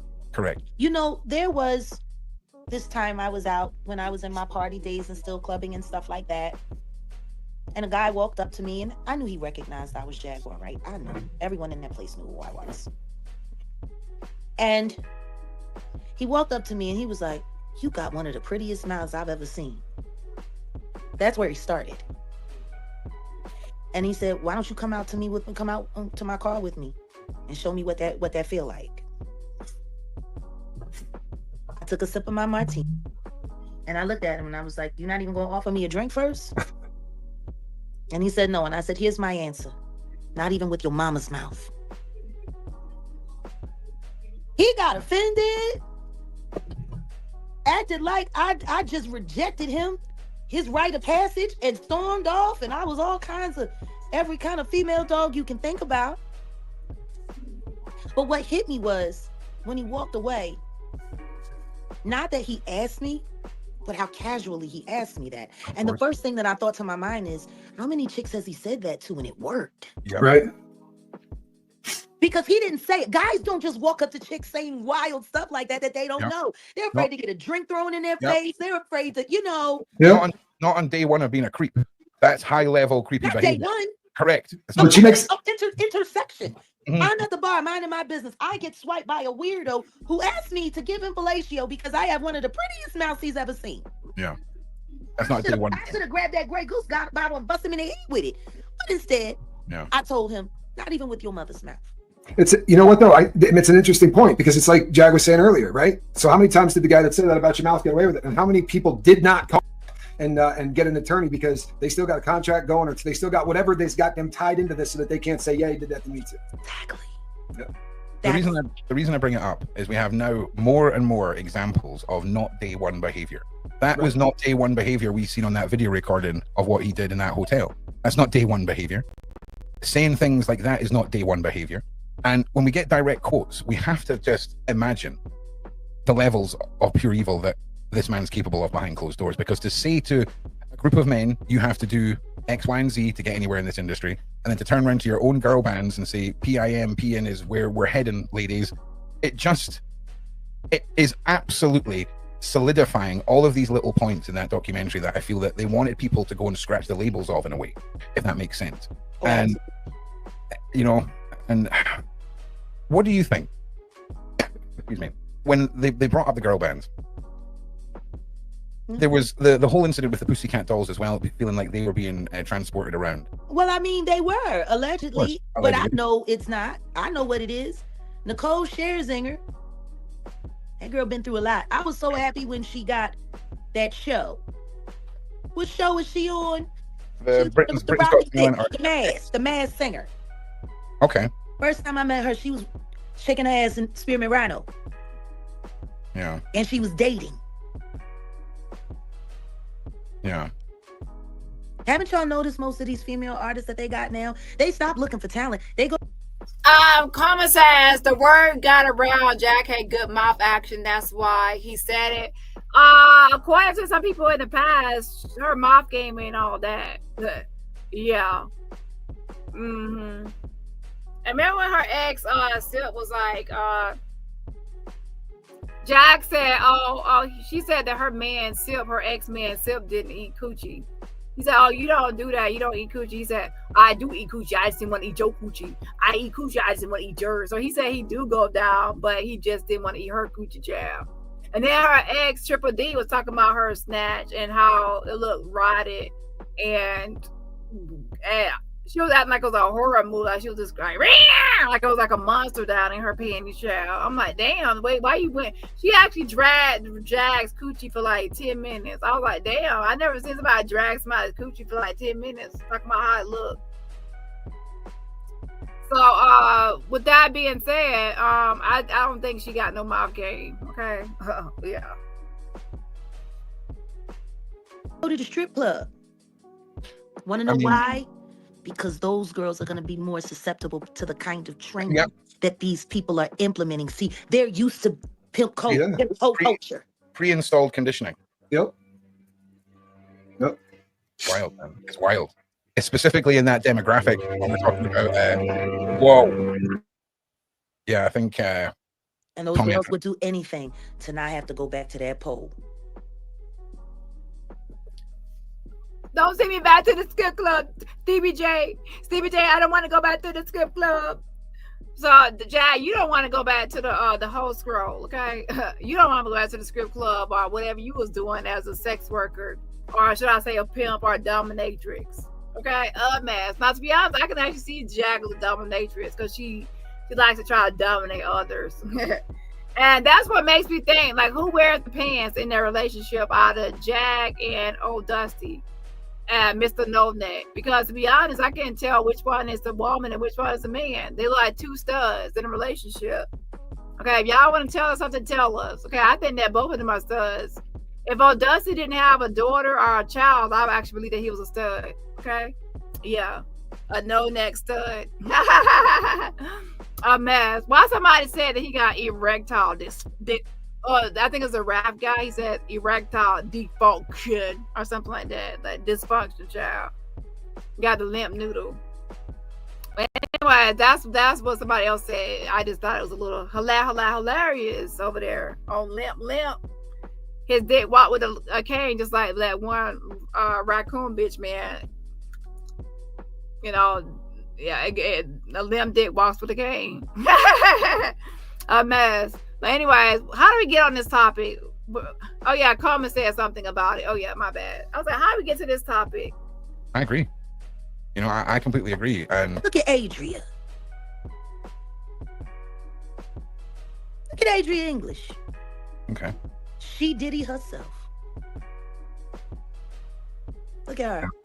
Like, really look at what that is. Now, this woman already said she was down. This woman already said she just wanted to make it. When me and Odell spoke to her on the phone, and Odell was saying to her, you know, Jag is really against all of the abuses in the industry, and whoop-de-whoop-de-whoop, because I talked to her, and I said to her, you know, in one of my earlier interviews, you were the women that I was talking about, the women who were around, who wanted to get that break, who ended up with all of the horror stories and got none of the glory. I said, there's thousands of girls out there who went through all of the same hellish stuff that I went through, but they didn't get to put out an album. They didn't get to go on tour. They got all the horror stories, but they got none of the glory. Adria English is the best example of that. And look at how she was treated. And she said, but Jag, they didn't let me, you got to sing with Jay-Z. They didn't let me do nothing. That's all she's worried about after all this time. So Jag has a beef with Adria, and she said that Adria sent her man some corn, and not like new corn, like, oh, she got and took some selfies, some new selfies. That she took some like her old pornography videos of her being corn and sent him some links. I don't know. She might have actually relapsed. I'm just kidding. Wink, wink. She might. I don't know. She's supposed to be in rehab, child. She is in rehab, so I don't know what's happening at the current situation because she ain't going live. So maybe on one night she was trying to get some money, and then she started sending out links to everybody's number in her phone, thinking that she was sending it to all these single men. And then all of a sudden she actually sent some links to maybe NoNet got some of them links to some corn. Okay, maybe she's trying to seduce somebody, give her some money. I don't know. So anyway, Jack allegedly saying that she got the corn, some corn sent to her man's phone. Ooh. But Adria at one point said she don't give a damn if somebody got a man or not, or if somebody's single or not. So she probably thought that if he was a cheating type of man, he probably wouldn't say anything, you know. And I ain't trying to be funny, but Odussi in 2013 did pick up some prostitutes, so it's not like he's like all upstanding to where it's beneath him, you know. Not the abuse, not the pharmaceuticling against your will, not any of the weird X stuff, not any of the graping, not any of the filming. That's not what she's worried about. What she's worried about is that she went through all of that and she didn't even get a video. That's where her mind is after all this time. Yeah. So imagine what the girls who did get the contract, who they pulled from off of a corn set or from out of the strip club. Yep. It takes. They did get the video. They did get it, and they got to keep going. They got to keep going, because if they don't, they're gonna send them right back where they came from, and they're gonna end up like Adria. Don't think he don't tell those stories to those women. You end up like her. Look, you be ready for that meet and greet, and that's that. Takes a strong person to walk away. I would know. I'm one of those people. But what about all the people that aren't? Like this, and that's why I said this is a fist of domination and tyranny that has been punching through our society and our culture for years. It has to end. Yeah. All right. So let me just give you one more documentary-based question before I hand it over to Tommy. Sure. I just because I need to do my fair share with wonderful little Nova this evening. I want to make sure. Oh, our little bumpkin. That's my little yum yum. I just want you to know she's little yum yum for me. I know. Do you know that you have actually initiated terminology and lore into my family life? Do you remember when you said she looked like a little turkey sitting on my stomach? Like you, that's exactly. So now you, forevermore, all the little kids that are born from here on. Jag never had a 15 minutes of fame or even 10 seconds of fame. She doesn't even have a #1 album. Everybody knows her for internet drama, internet stuff, and fake exposures, and being a fake insider and a fake whistleblower. Even her biggest fans, you ask them what's her top 3 songs. They won't tell you what her. They won't be able to tell you her top 3 songs because she does not have any hits. Beyonce has hits. Mary J. Blige has hits. Ashanti has hits. Erykah Badu has hits. Jill Scott has hits. Jay-Z has hits. Everybody has hits besides Jag. She doesn't have any hits. And people say, oh, this song or that song, that's a backup singer to a backup group of an event. Somebody says, Tequila says that she has 3 songs. She does not have any hits. If y'all want to name something, say, oh, what is Jag known for? And you're going to say internet drama. That's it. So that's how she makes her money. And every time she has a new song, nobody likes her new song. She tries to force people to listen to her music. Nobody likes the music. Like every time it plays, people say, fast forward it. Like, are you trying to punish us? We don't want to hear this shit. Somebody said that all her songs sound like gospel music. Maybe she should go into gospel, but I shouldn't want her singing gospel. She's actually not going to mean the song. I mean the music. And I'm not even being like just whatever, being nasty. I'm just being honest. A lot of people on her new channel right now, they don't even know any of Jag's music. They only know her internet shenanigans. If you're honest with yourself, now some of y'all gonna go try to Google it now. But y'all know good and well, yeah, Jag is not known for her music. Okay. The best you can do, Jag, is do karaoke. Karaoke is a forced captive audience. The audience is forced to listen to the shit because you're forcing them to play it, or you're forcing them to listen to it in your live show. Otherwise, nobody's actually willingly going to go see it or listen to it. That's called a captive audience, ma'am. Okay? Yeah. In my family, we have this.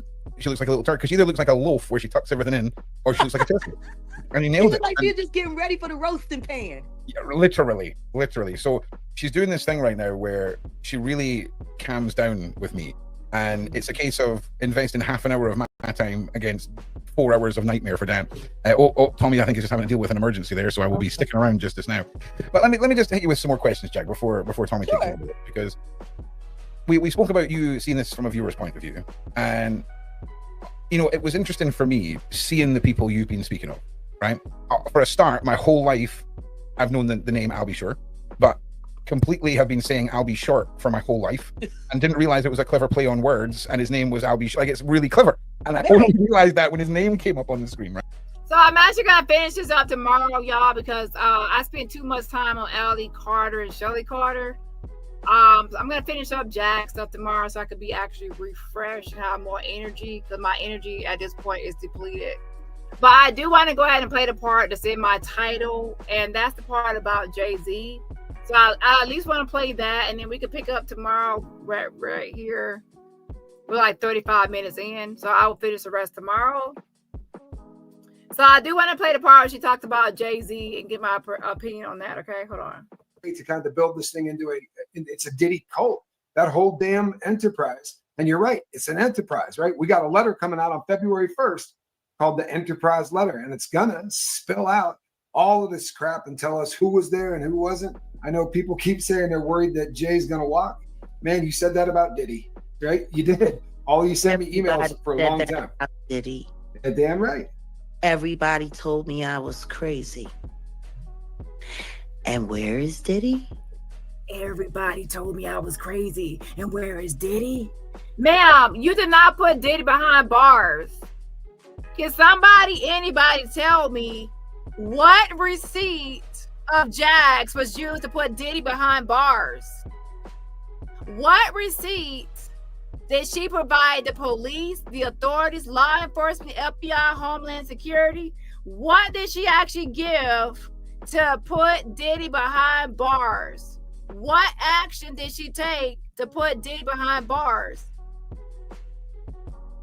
I'll wait. Please stop giving this bald-headed, yarn-wearing, diaper-wearing,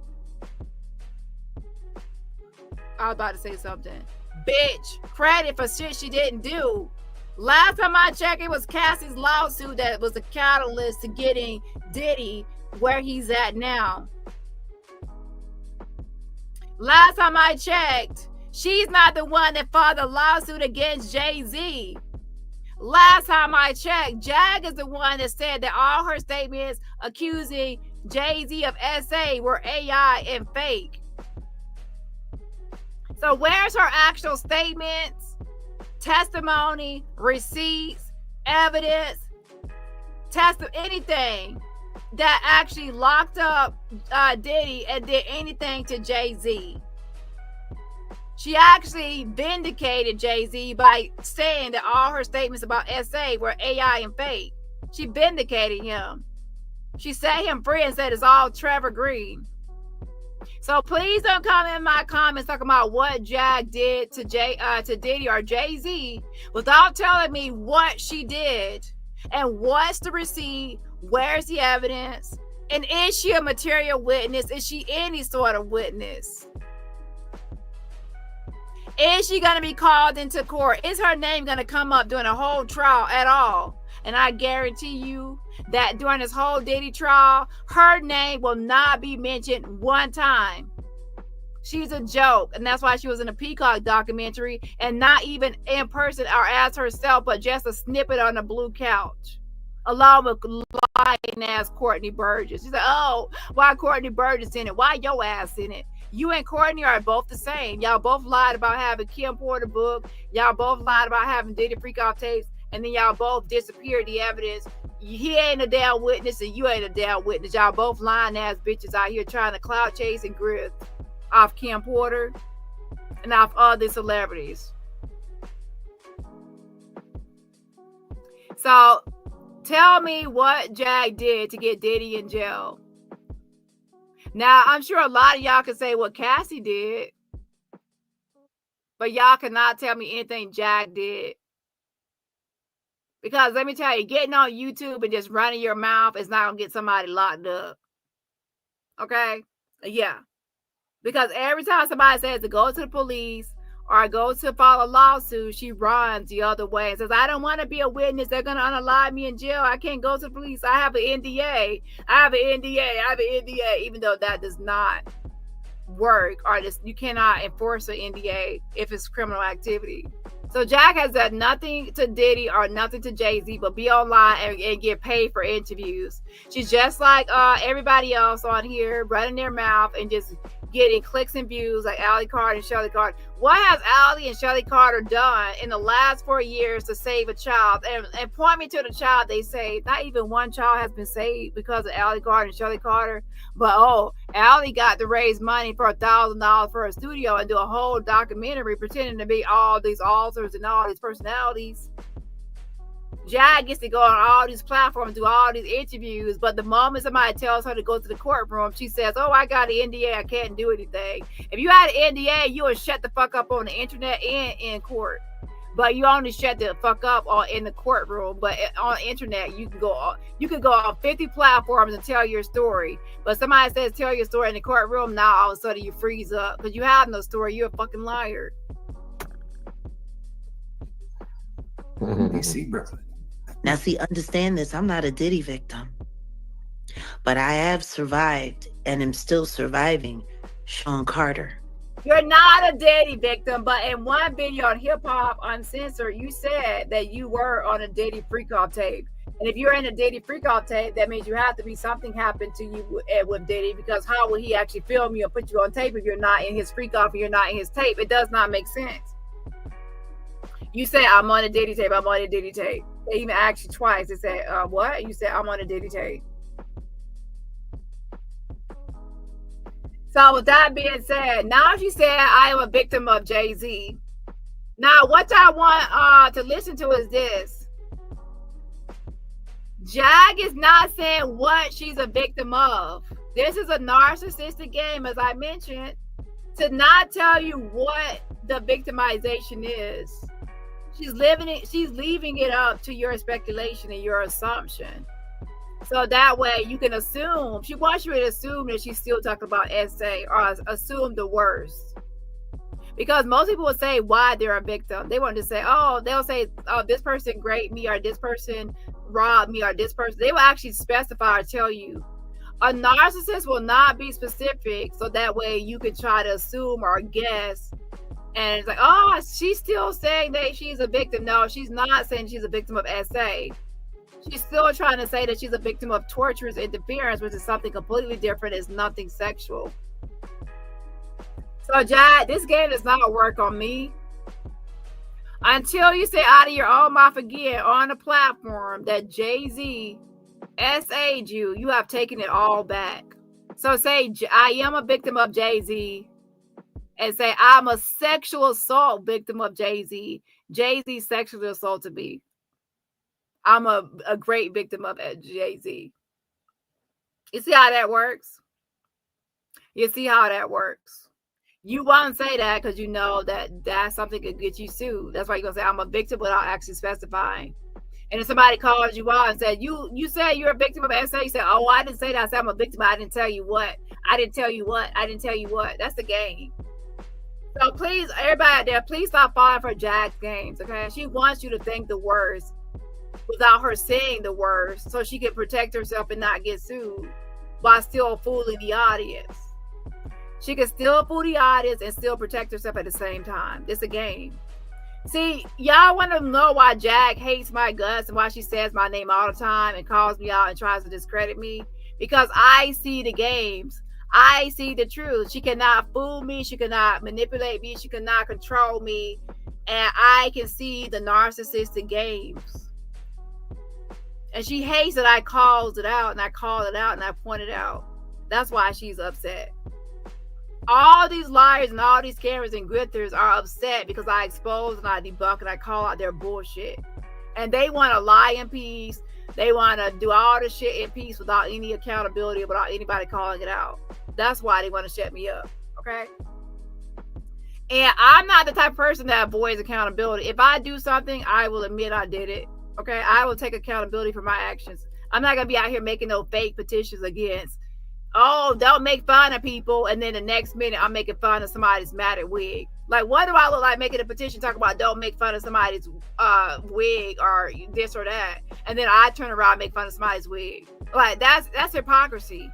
So if you're looking for hypocrisy, I'm not gonna be a hypocrite. So no, I will not make a petition about making fun of people because I will make fun of somebody's jarn braids or matted wig or clown makeup myself. That's hypocrisy. Jack is the type of person that will bully somebody all the way to tears and make fun of their, like, them having one leg and being in a wheelchair, weaponize SA and do all this stuff and make somebody dox themselves on her live and bully somebody into tears, and then the next minute say, oh, I'm anti-bullying. I'm anti-doxing. Meanwhile, she's saying everybody's first and last name. That's hypocrisy. So pay attention to hypocrites. They always do things that they preach against. That's a hypocrite. Okay, but yeah, Jack, be specific. I'm all for people that are practicing what they preach. If you're not on here bullying, you're not on here doxing, you're not doing any of those things, I can say, yeah, go ahead and have your petition.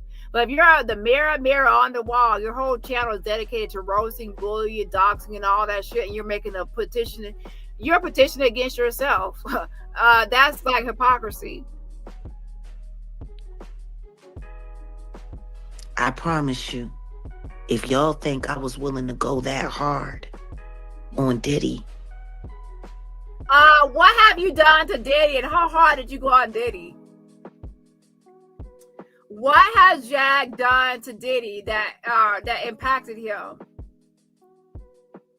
You have not submitted anything to the police or courts that impacted Diddy.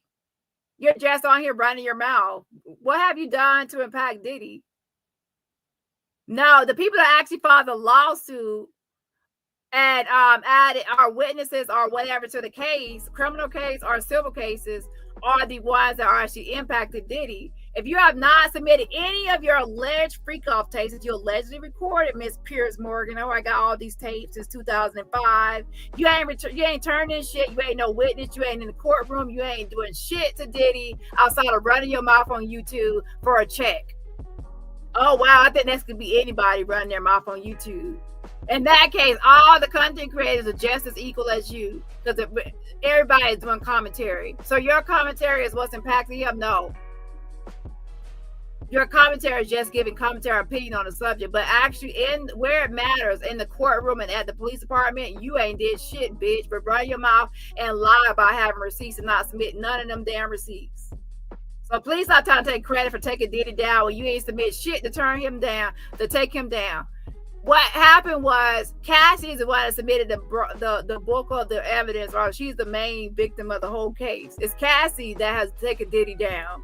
I'll put him where he's at now, not you, bitch. You ain't did shit but run your damn mouth and sit over there with no edges eating crawfish and try to blame me for talking about crawfish. That was you. On Diddy. Y'all have no idea what I'm prepared to do for Mr. Carter. My gut is he's probably making these people do things that they're going to regret for the rest of their lives. You know what I mean? You heard in the documentary, right? You get that coat, right? You get that gear. It's blood in, it's blood out. And, you know, we even hear him joking about that in videos, you know, and then he giggles afterwards, but it doesn't seem like he was kidding much, right? They really have gone out of their way to kind of build this thing into it. Yeah, but the thing is, every time somebody asks her a question, even Ratchet TV asked her directly, did Jay-Z essay her? She ducked and dodged and avoided the question. And then soon after, she attacked him and went after him against him. So anybody that, some people don't want to ask her the question because they already know the tough questions and the hard questions, because they're gonna, she's gonna turn on them and reject them. They're gonna lose views and clout. So with that being said, most people are not gonna ask her that. Okay, yeah. And by the way, she's gonna avoid all channels that's gonna ask the hard questions and the real questions. It's a Diddy cult, that whole damn enterprise. And you're right, it's an enterprise, right? We got a letter coming out on February 1st called the Enterprise Letter, and it's gonna spill out all of this crap and tell us who was there and who wasn't. I know people keep saying they're worried that Jay's gonna walk. Man, you said that about Diddy, right? You did. All you sent me emails for a long time. Diddy. Yeah, damn right. I'm not saying this to Alex Spiro. Even though you're not actually being direct about why you're being a victim, I'm still going to send this timestamp to Alex Spiro. You're trying to still get clout off of Jay-Z without being specific to protect yourself from a lawsuit. Because you know, if you say essay, he might come for you. So anyways, I'm going to send this to Alex Spiro that you say you're a victim of Jay-Z. Everybody told me I was crazy. And where is Diddy? DC, Brooklyn. Now, see, understand this. I'm not a Diddy victim. But I have survived and am still surviving Sean Carter. I promise you, if y'all think I was willing to go that hard on Diddy, y'all have no idea what I'm prepared to do for Mr. Carter. They're all going. I pray to God, and when I pray, he answers my prayer. They're going to make it hard. And guess what? You know what happens when you in a car accident and you tense up? You end up breaking more things. Yeah, but drunk people always survive. It's better to just be relaxed and let things go. But the harder you fight it, the harder your pain is going to be. Am I wrong, Tommy? Not at all.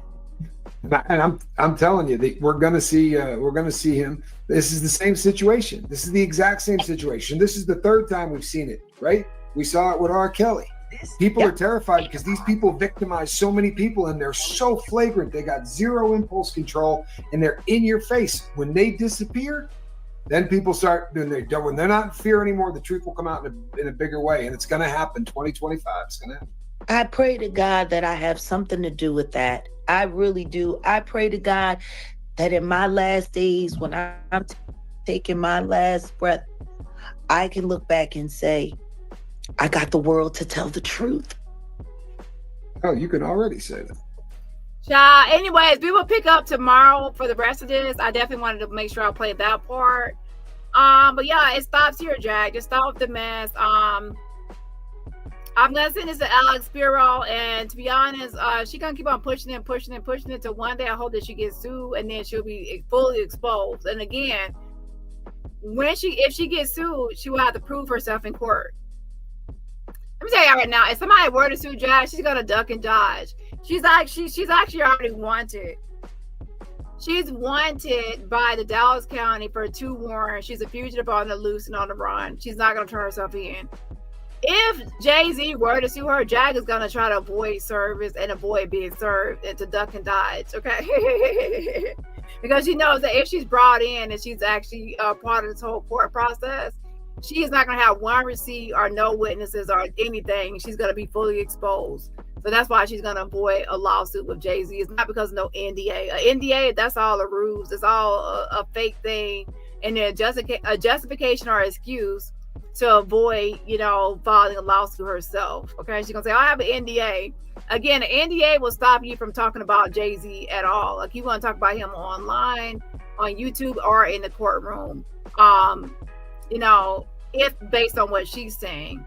And secondly, an NDA, as I said before, that cannot be used to hide criminal activity or coerce or force people to hide or not report criminal activity. With that being said, Jag is always going to make an excuse or justification for why she's not taking any real action outside of YouTube and outside of collecting a check. She only goes to all these platforms to put her Cash App up and collect money and then go back to her own platform. She has not done anything to take down Jay-Z or Diddy. And if you are a person that's a supporter of her and said that she took down Jay-Z or taken down Diddy, put it in my comments under the video how she has taken them down. Put it in there. What receipt or what has she actually done, like legally or any criminally, legally, civilly, anything that she has done.